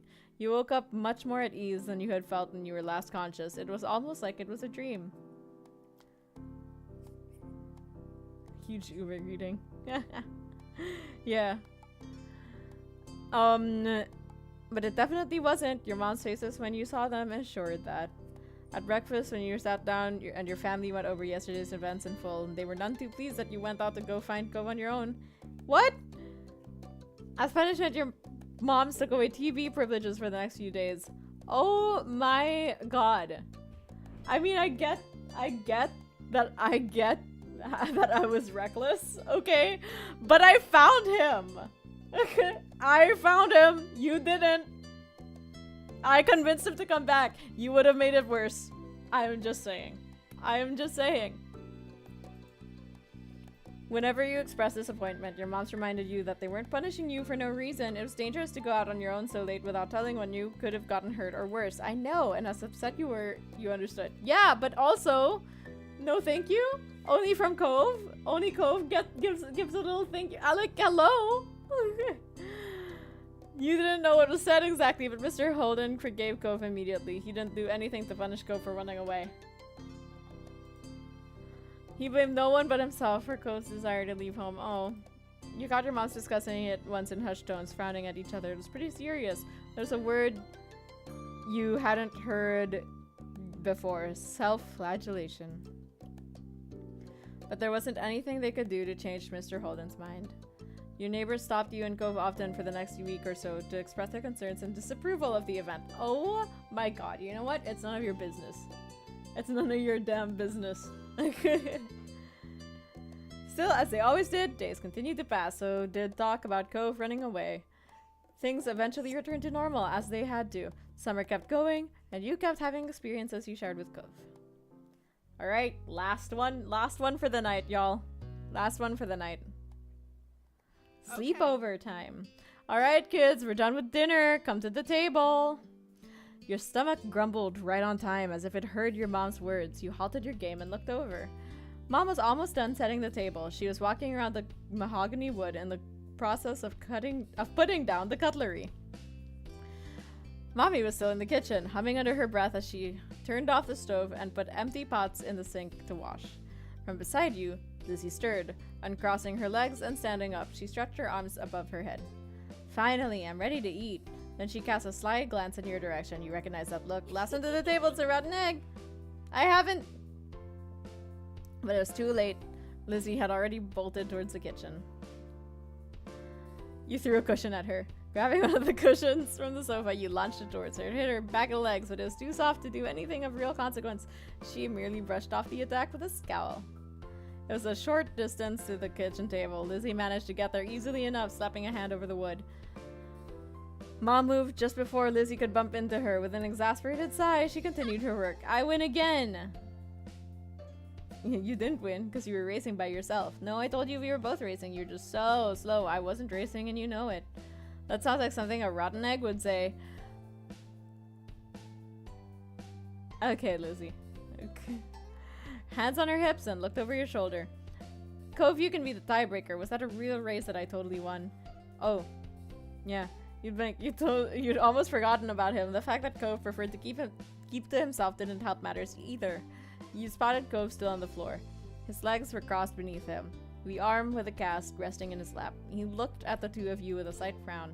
It felt sort of strange to see him be here so late. Tonight, Cove had come over to your house for a sleepover. Your mom's and his dad planned it a few days ago.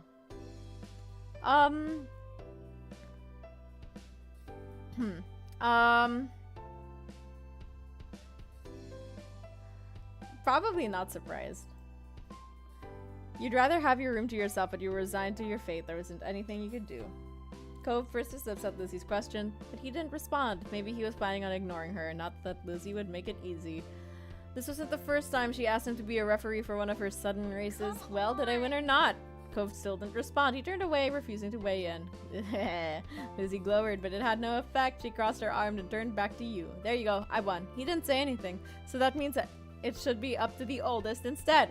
You're still the rotten egg. That's enough. Nobody here is a loser or a rotten egg. You're each farm fresh. Which is a sentence I'd never thought I'd say. All right. Now listen to Mom and come sit at the table for dinner, all three of you. You and Lizzie obeyed, sitting across from each other at the edge of the table.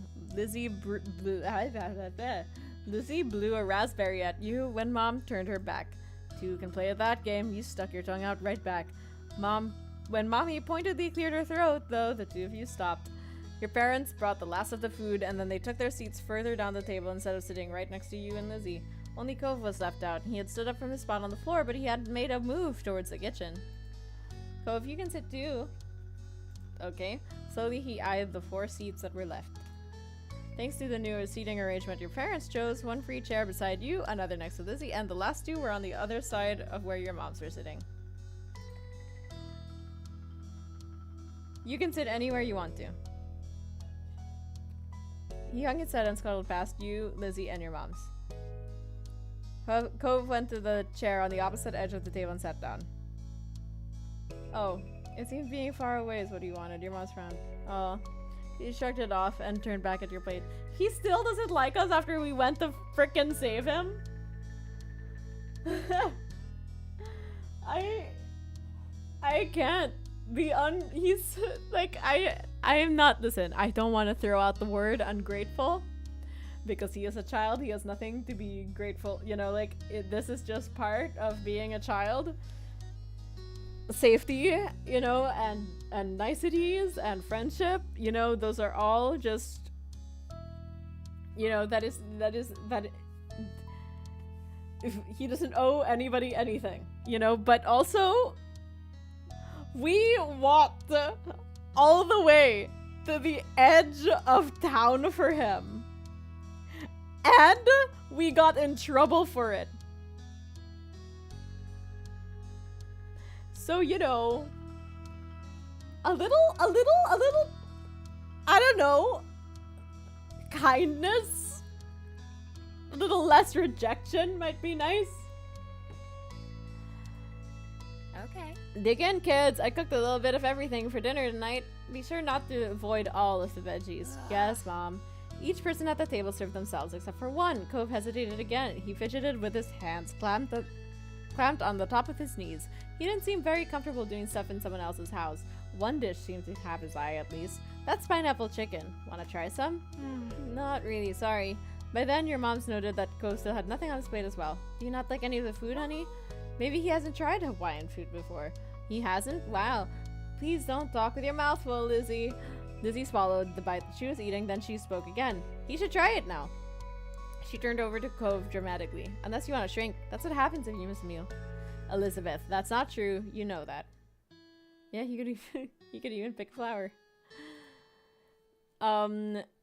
Cove squirmed under all the attention. He fidgeted with a fork between his fingers. I've had some things, just not any of this. Oh shoot, I should have asked your dad what your favorite foods were. It's alright, Lonnie. Maybe he'll find a new favorite today. You weren't so sure about that. Cove didn't look like he was going to be trying the food anytime soon. I think you would like the pineapple chicken. Eventually, Cove carefully spooned the rice and pineapple to his plate. Maybe because he didn't know what else to do at that point. He saw he avoided the veggies entirely. Your mom let him get away with not taking the vegetables. At first, Cove looked at the food. Clearly, he was apprehensive to eat something new, but he took a few exploratory bites. It's good, isn't it, huh? You don't have to keep asking. Oh my god, he's so mean. He still spared more meat with his fork and ate it, chewing thoughtfully. It's not bad. Mommy grinned at his words, satisfied even though it wasn't exactly a glowing commendation. Lizzie wasn't as mollified. You're so weird. Don't be mean to your friend. We're not friends. Oh. Mommy foundered in the face of Cove's blunt honesty. It seemed strange to your mommy was taken back by the news. When had they ever gotten along? You didn't consider yourself to be friends with him either. Hey, what do you mean I don't consider myself to be friends with him either? Maybe at the beginning, but now? Like, we played hide and seek at the library, you know? Talked about kebabs. I don't know. And again, I can't help but mention, I don't know, rescued him from running away by himself and, I don't know, walking all the way across the country? I'd say, you know, you're friends at that point. You'd gotten used to seeing him around a lot over the summer, but the two of you hadn't struck anything that could count as friendship. Oh my god. Your mommy looked at Mom and only got a shrug. No. Elizabeth, don't call someone weird. There's no such thing as weird person and a non-weird person. They're just different perspectives. It's not a nice thing to say to someone, anyone, but Pam. Mommy tried to whisper exclusively to Mom. Her attempt to make it audible over the sounds of clanking silverware meant you caught the quiet words anyway. They're not friends, he said so. As parents, we can only try, and sometimes we fail. Not all kids will be thick as thieves. Now less talking and more eating, kids. You need to clean up and start winding down for bed soon. But Mom! No buts. We talked about this. Your bedtime will be moved back in a few years, but for now, you don't get to stay up late. Lizzie sulked, muttering under her breath about how it wasn't right. You couldn't constrain your sorts. Something the matter? Mom said no buts. Lizzie scoffed and rolled her eyes, unimpressed by such crude words. Mommy snickered along with you, however. You're right, no buts allowed in here. You'll have to get rid of yours. No, I need it. Well, I mean, he's always sad because, you know, of his mom. But anyway, the two of you continued to chuckle at Cove even cracked a smile. Haha, I'm surrounded by children. The rest of dinner passed by uneventfully. Cove was silent for most of it, even when your moms attempted to include him in the conversation. Well, he smiled now. And he smiled during the pizza thing, I think. Like, in the library. All too soon, the table was cleared, the games in the living room were put away, and you were all steered to your bedrooms. Mom finished tucking you in and kissed your brow just as Mommy poked her head in the room. All ready for lights off, you two? You were lying comfortably in your bed, the blanket hiked up under your armpits. You could kick it off later if it got too hot. Mom had set up the sleeping bag on the floor just for Cove beside your bed. He had already wiggled inside. We are. Good night. Perfect. I'll go say goodnight to Lizzie then. Mom tweaked your nose, chuckled when you squawked in annoyance, and left. Mommy took her place sitting on the edge of your bed. Sweet dreams, sweetie. She pressed a soft kiss on your forehead. You giggled as strands of her hair fell forward and tickled you. Mommy smiled down affectionately at you, then moved her attention to Cove, who watched him from his spot on the floor. Do you need anything before falling asleep, honey? What does your dad do? Sometimes he picks me up and lifts me up really high, and then he shakes his hands like he's gonna let go, but then he catches me again. He keeps doing that until sometimes he does drop me on my bed, or other times he lowers me down, and we pretend like I'm crashing. Aww. Oh, yeah, that's like a real smile. That's a real smile right there. Then anyway. He seemed to realize how animated he was and bashfully quieted. But I don't want to do that here. Ah, fun. But I think you're right. That might not be a good idea to do that tonight. The sleeping bag might not be a soft enough landing. If there's anything else, you can always ask me or Nina's other mom. But I'm the nicer one. Just don't tell her that. She laughed good-naturedly and stood up. Sleep well, Cove. Night. Leaning against the door jamb, she rested a hand on the light switch and looked at you. Good night, sleep tight. Don't let the bed bugs bite. With one last smile, Mommy turned off the lights and stepped out, closing the bedroom door behind her. You listened to her footsteps fade as she walked down the hallway. You closed your eyes and snuggled in, prepared to drift off. You started when Cove sighed deeply. You turned your head to look in his direction. In the dark, you can only see the faint outline of a lump under the covers. Cove?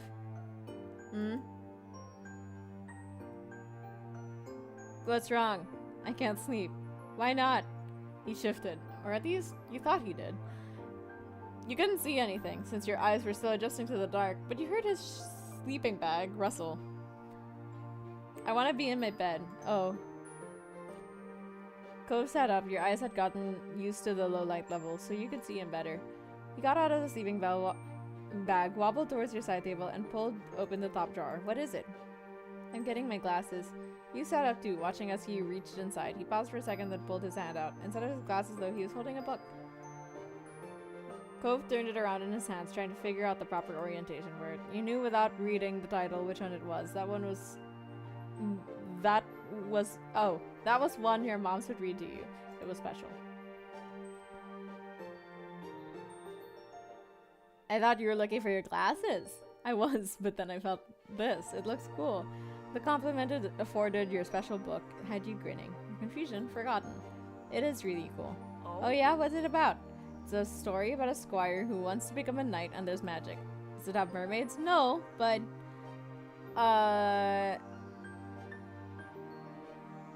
there's a dragon in it and crazy things happen. The squire tries to kill her because the king wants the dragon dead, so they have this fight. But the squire finds out that the dragon's really nice, and they decide they don't want to fight her out after all. So the two of them become friends instead. Usually, Cove sported a disinterested expression on his face, or a sad one. You could probably count the number of times you'd seen him smile on one hand. And right now, it's 3, and that's just one night.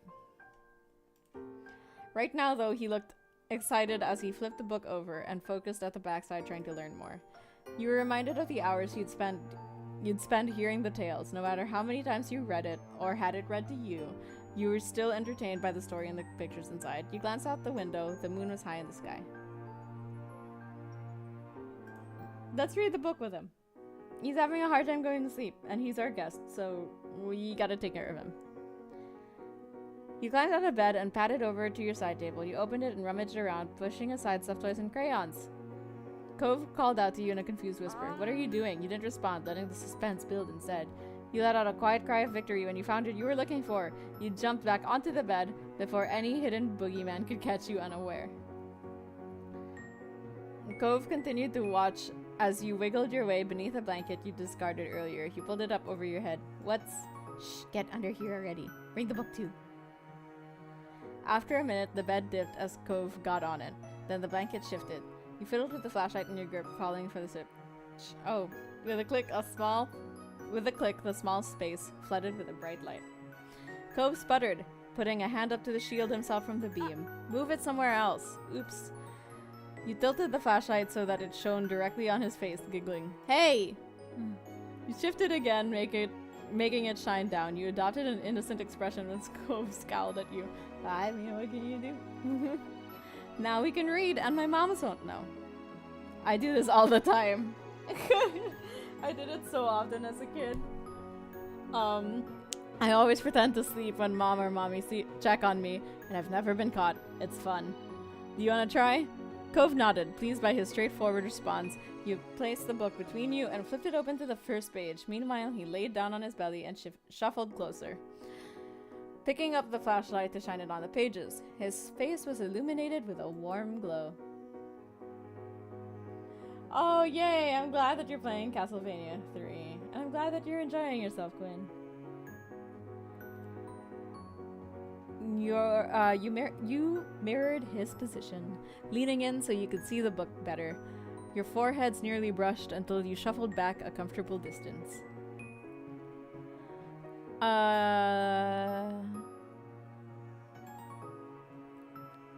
Take turns. Here.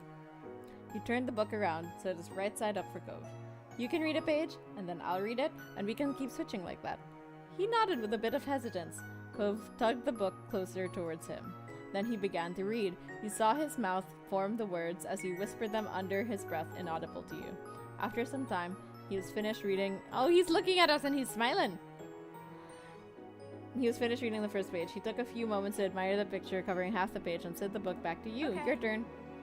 You continued this way until you were a quarter way into the tale. The next time it was Cove's turn, you yawned, resting your chin atop your crossed arms.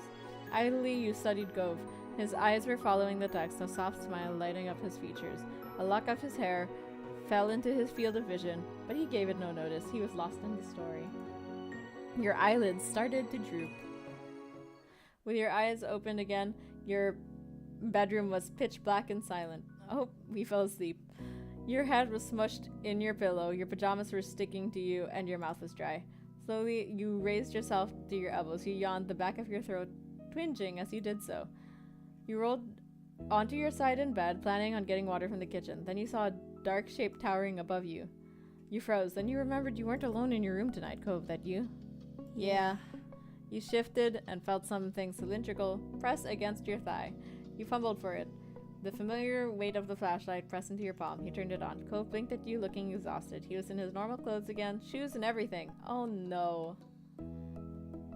His pajama pants were left on the floor, abandoned. His sleeping bag was in a similar state. What is it? I can't sleep. I keep waking up. Did you have a bad dream? He shook his head from side to side. No, just can't sleep. It's weird here. You frowned. You'd have your mom's redecorated only a few months back. I like my room. It's weird to me. I want to sleep in my bed. I'm gonna go. What? That shook off the last of your doziness. He was going to walk outside back to his own house at this time of night, all by himself. Also, doesn't, like, do you not lock your door? Would your dad not lock the door? He noted your shocked expression and looked at you with resolve. My dad will let me in. I've gone outside late before, and I have to go. You don't have to. It would be bad to go out now, and my moms really won't like it if you're not here when they get up. It's gonna be fine. Dad can call them in the morning, or you could tell them I went home before they got here. They won't know it was at night. You pursed your lips at that. You suppose you could do that. Your moms wouldn't be worried that way, and at this point you were sure you couldn't stop him, so you nodded. Okay. No! Cove was already at the door by then. He turned the knob and opened it. Good night, night. And just like that, he was gone. That is not... Okay. You were left blinking wearily at the closed door. You dropped your head to your pillow, closed your eyes, and settled in as best as you could. You were getting sleepy again. Your very last thought was that the sleepover had not been very successful. The next over, you were woken by the sound of Mom's voice and a soft shake on your shoulder. Yeah, wake up. It's time to get up and at him. The sun was peeking through your curtains, and you rubbed at your eyes as they adjusted to the new light. Cove's already out of bed. You blinked at her, a moment confused, until you caught the sleeping bag on the ground and remembered what had happened during the night. But I didn't see him out there. I wonder where he's gotten off so early. Yeah, he's just walking home at night. You hesitated, giving Mom a look with your mouth hanging half open as your mind processed what to tell her. Is everything alright? He couldn't sleep. He said my room was weird. What? Where's Cove now? Did he sleep on the couch? No. You could tell by the way your mom's forehead crinkled that she was even more concerned. When she turned to head downstairs, you pulled back the covers and jumped out of bed to follow her. Maybe he is. Maybe he is. I don't know. Cliff, how are you? Oh. Mom joined Mommy at the door while you hovered at the bottom of the stairs and peeked around the corner. You saw Cove's dad standing just outside. He was alone. You wondered if Cove had gotten home. So I'm out of the loop what happened, but Cove showed up back home in the middle of the night. Yeah. Mr. Holden was much more serious than you were used to. Maybe this was a bigger thing than you had thought it was. Your moms exchanged a matching pair of surprised looks, Mommy gasping and covering her mouth with a hand. He wouldn't tell me. I thought you might have some insight. We didn't hear a thing during the night. I noticed Cove was gone just minutes before you arrived. Is he alright? We're so sorry. Mr. Holden pulled his lips into a tight smile and held up his hands as if to say it wasn't their fault. He's fine. I just wanted to find out more before having another talk with him. I should have known he wasn't ready to spend the night at someone else's house. You felt bad for Mr. Holden. He looked so sad. They discussed the event for a bit longer, your parents promising to call him if they found out more, and when Mr. Holden finally said goodbye, you heard your mom calling your name. Immediately you panicked, wondering if you should find somewhere to hide. There was a growing sense of dread in your stomach that you were about to get in a lot of trouble. Nope. They just want to know what happened. Though you were relieved to see they didn't really look angry. They did, however, look very hungry. Hungry? Oh my god, no. Worried. Do you know where Cove had gone home, Nina? That's me projecting right there. I'm getting hungry. You looked up at them both, your mouth pulled into a hard line, and your mommy's eyes softened a little. Well, Maybe he snuck out when Nina was asleep. He got past the two of us. Is that what happened? Shaking your head, you finally confessed and told them what really happened. You didn't want Cove to get into any trouble, but you didn't want to lie to your parents either, not when they'd been so worried about him. Your parents listened to you in full before they explained how dangerous it had been for Cove to wander out at night on his own. I tried to stop him! Personally, you didn't think it was that bad since Cove only lived across the road, but you didn't tell your moms that. You were already enough trouble as it was. Why am I in trouble? Why am I getting in trouble for this? I didn't do anything! I tried to stop him! He didn't want to be stopped! Even though it was a little unfair, yeah, you accepted the punishment that you weren't allowed to have any sleepovers until you could prove to your moms that you were responsible enough. What? A little unfair? That's very unfair. You were determined to show them that you could be trusted. I can! The next you saw Cove, he was sorry you had gotten in trouble. After hearing a similar lecture, Cove got away with a warning from his dad. Mr. Holden felt the negative experience was enough already, and Cove didn't need additional punishments. At the end, the two of you and your parents were eventually able to move past the ill-fated sleepover. It had been a learning experience according to the adults. You could accept that.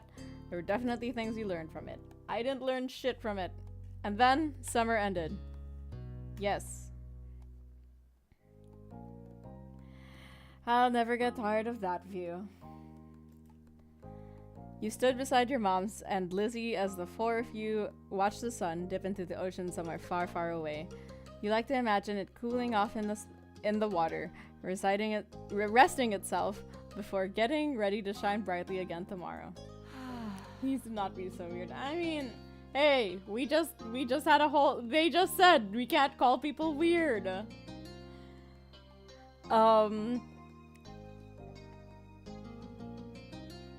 That was a fun day. I didn't know they had magicians on the shopping street now. Neither did I. Oh no, we are so dull. Let's get out more. He didn't do real magic, Mom. Okay, Lizzie. How did you figure that one out? Because I know that's not what real magic looks like. Oh, Lizzie dear, there's all kinds of magic in the world. Lizzie gave Mommy a suspicious look, but didn't dispute the claim. Well, we can't sit out here all night. Time to hurry home and get cooking. Who's helping with dinner? Lizzie immediately let out a groan. Mom, summer's almost over. The protest was obvious. You could practically see school on the horizon, and you certainly didn't want to spend your last bits of freedom cooking dinner. You could do that any other day.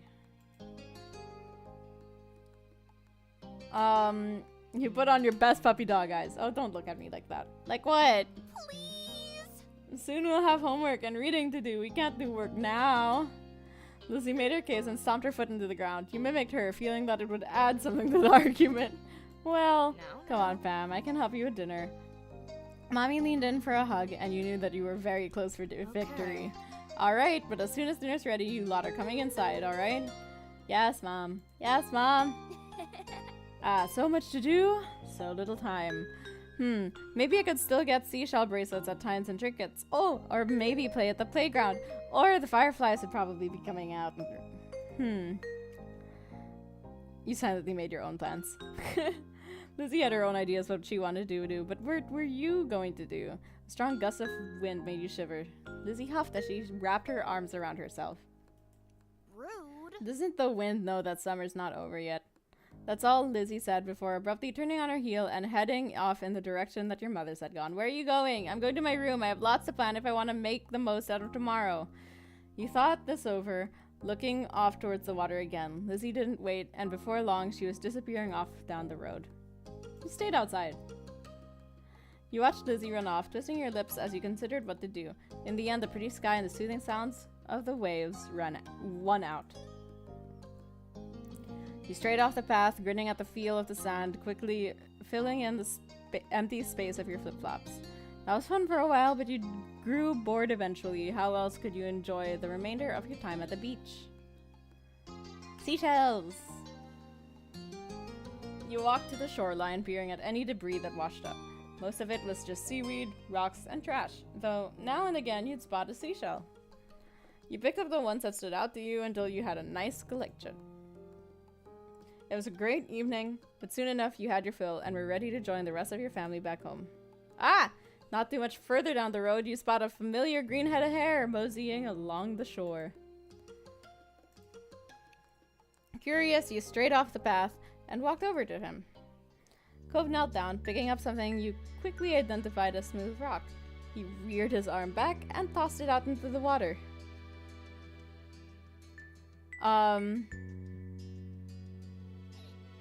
It was a good toss. That was pretty neat.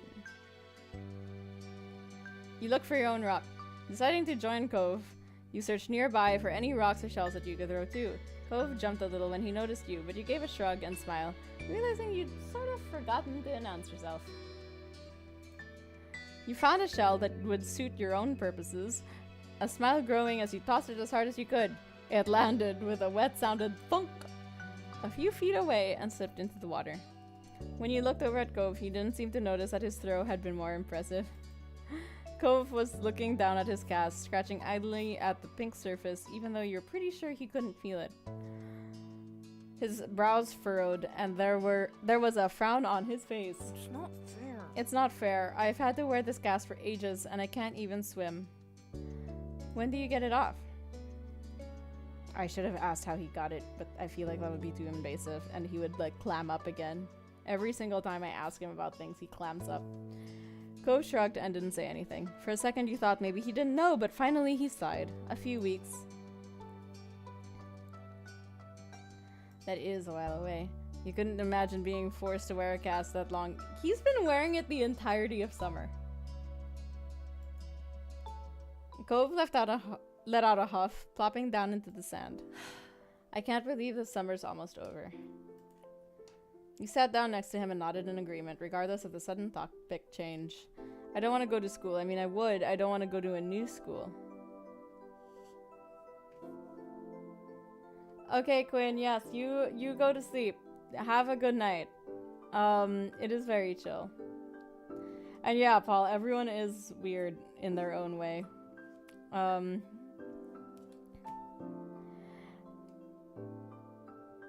I don't want to go to school. I mean, I would. I don't want to go to a new school. I think it'll be the same school as you and Lizzie's. My dad said something about that. So why don't you want to go? It's nice as far as schools go. Yeah, it is a reason to be more accepting of people. You'd only ever been to one school, but you were sure that his old school couldn't have been that much better. Then again, he did have to make new friends, meet new teachers. It could be kind of scary. Cove shook his head, then wrapped his good arm around his knees as he drew them to his chest. You heard a sniffling sound, and when you took a good look at his face, you realized his eyes were wet. I want to go home. Again. You weren't sure what to do. It felt weird to leave him here crying, but what could you say that would help? You frowned a little, starting to stand. Okay, well, bye then. I just leave? Cove gave his head a small shake. No, I want to go back home. Oh, right. Cove wanted to go back to his old home. The one that sat waiting someplace far away from here. the one he would bring up whenever he felt this sad. It had been a while since he had moved in, but he didn't seem to feel any better about being here. You'd settled back down into the sand, trying to consider what to do. This can be your home. It's a really nice home if you give it a chance. Cove didn't respond to that. He just tightened his arm around his knees, resting his chin on them. You're not going to leave, right? You'll still be around? The question was a little surprising. Of course.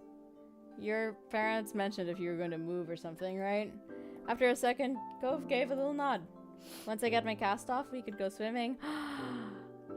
We're being friends? It'll be too cold by then. You smiled, so you know you were only kidding. Cove smiled and then looked to the waves.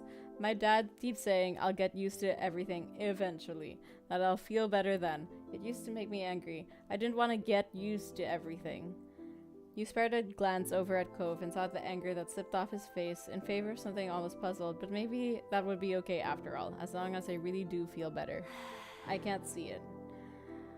The two of you sat quietly, just taking in the sounds of the waves. Lost in thought, you started a bit when you heard a faint, familiar sound. The sound of your mom shouting your name. You looked over, realizing it was probably time for dinner. Had you guys really been sitting out here that long? You stood and dusted the sand off yourself. My mom's calling. It's time for dinner. You should come. Cove looked up at you, his expression screaming reluctance that ultimately, okay. When you smiled, Cove returned with one of his own. Aww, we're being friends! Yeah, we get under his skin in a small way. Bring him out of his shell. Hey, I mean... But the two of you couldn't stay here on your own little world any longer. You were being called forward. So the both of you ran off towards your house, leaving the waves and summer behind. And that is the end of step 1, childhood. Oh. Is there more? Ah! Okay, we're aging. I think we can stay the same, right? I mean, everything... Oh god. Wait, did the hairs change?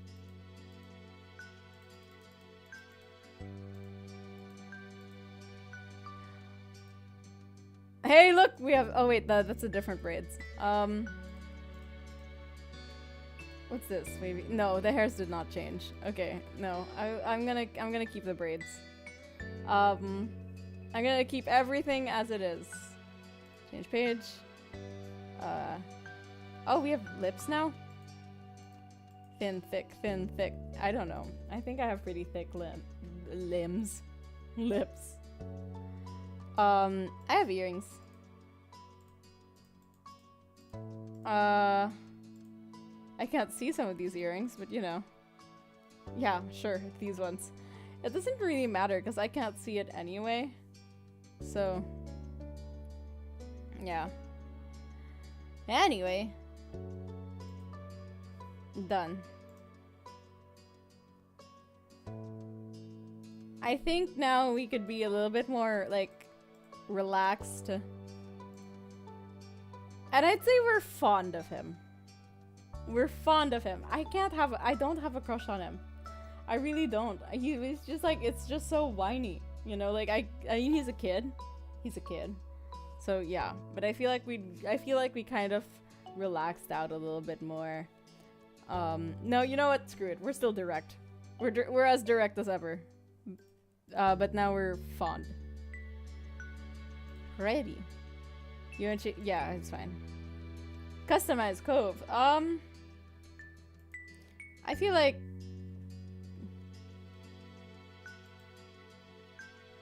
warm, affable, moderate, candid, cold, quiet. Okay. So this seems to be like this is. Well, I want to play it as it's normally, as he normally is. You know. Oh, shoot. Sorry. But anyway, I'm gonna save, and then I'm gonna quit. Yes. Yeah. Okay. Cool. I want to play it as it's normal, as it's intended first before thinking about customizing anything, you know? So yeah, now we are fond of him, which is nice. I just wish that it would have, oh my god. I just realized, sorry, I just saw the announcements on the Discord server. I don't know why it announced it 1, 2, 3, 4, 5 times. Me and this bot have beef. But anyway, I will figure that out. But yeah, I will figure all of these out. Anyway, this was fun. I just wish that like the relationships were a little bit more dynamic. I feel like you know, we started off as indifferent, which is what I chose, right? So I don't have like I don't have a gripe with the fact that we started off indifferent. But I wish that like it progressed through the memories, because it feels like we just stayed indifferent despite all of the experiences that we were going through with him, you know? Whereas like I feel like things really should have warmed up, and then by the next level I wish you didn't have to choose like how do I feel towards Cove. I wish it would kind of just be like, well, this is where you're at to begin with, but this is how your relationship has progressed since then, you know? But at the same time, like, I get that the game doesn't want to force you to play any particular track or anything, so I can't argue, you know, against it. It's just also, I mean, it's just a little micromanagey for me, you know? He kept closed off, and it feels really static. Like, it's like despite all of these huge things that we are doing to better this relationship, it doesn't change, and it kind of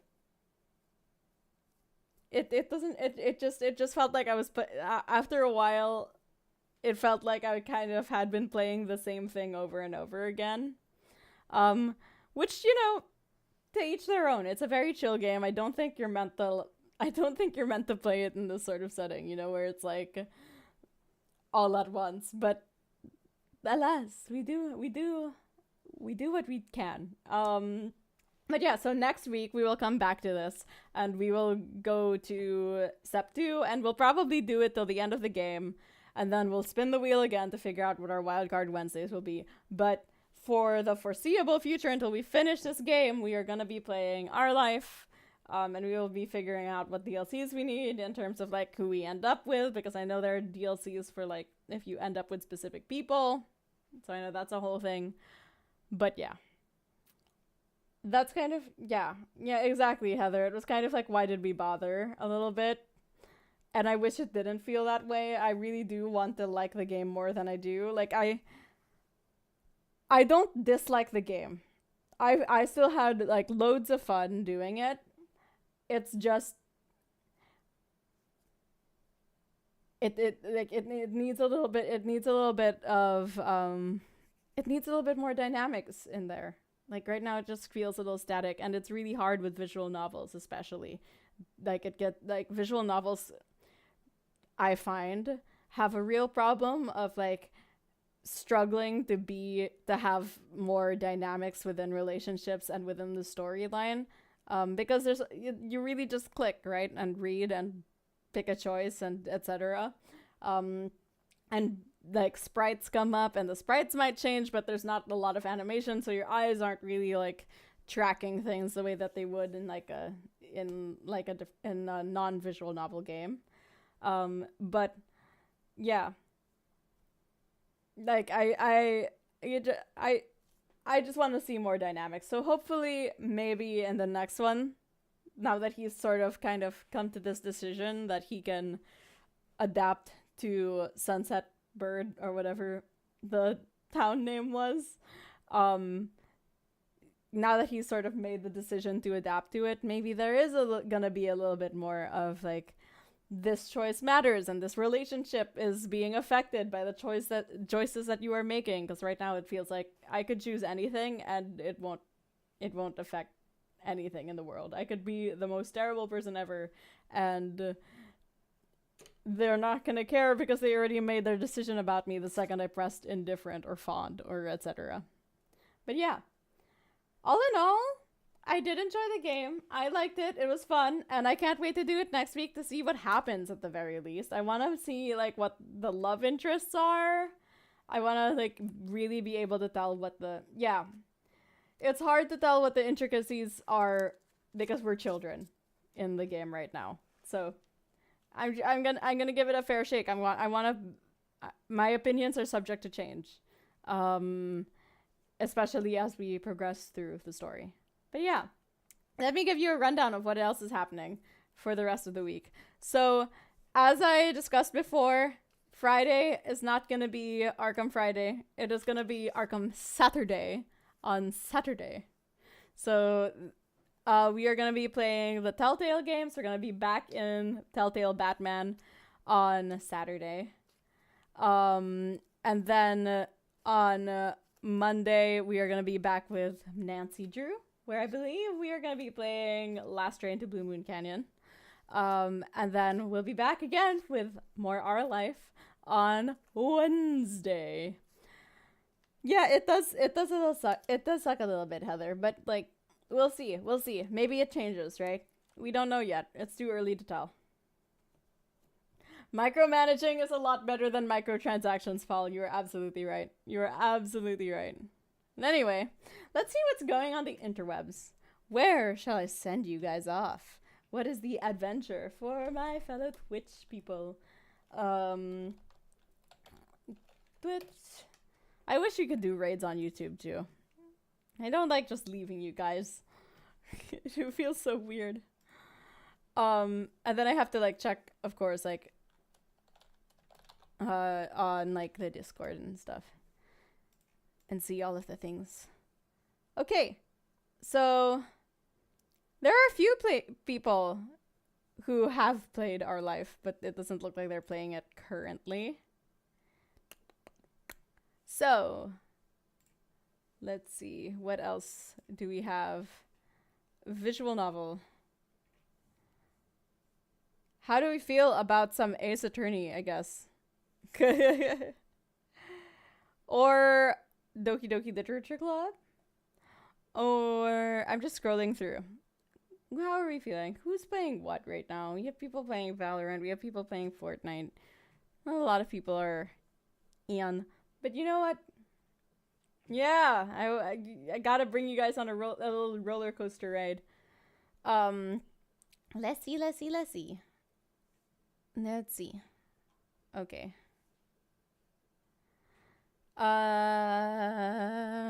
Who is doing what and where?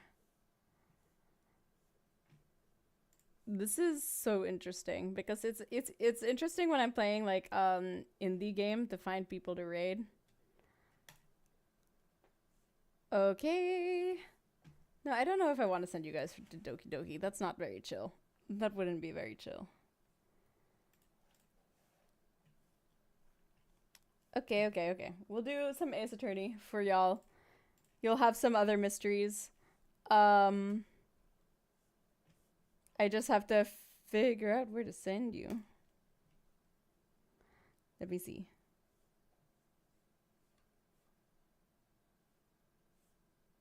I have no idea what's going on this stream. Or there's this one. Okay. I will send you guys off to Phoenix Wright, where you will see one of my favorite cases, I believe, where there's a little you'll see a parrot. I'm good without context. You'll see a parrot. A parrot is very important in this case. Their name is Polly, and they're great. But yeah, I will send you guys off. And I will see you when I see you. Now, everyone, whether you were lurking, whether you were chatting, whether you are using me as a body double. I really appreciate you being here. I have such a blast streaming with all of you and talking with all of you and hearing your opinions and everything. And I will see you guys whenever I see you, whether that is Saturday, whether that is Monday, or whether that is Wednesday. Thank you so much for joining me for this adventure, everyone. I love you all. Take care of yourself. But yeah. Okay. Ta-da-da-da! Gotta end the stream. Okay, bye!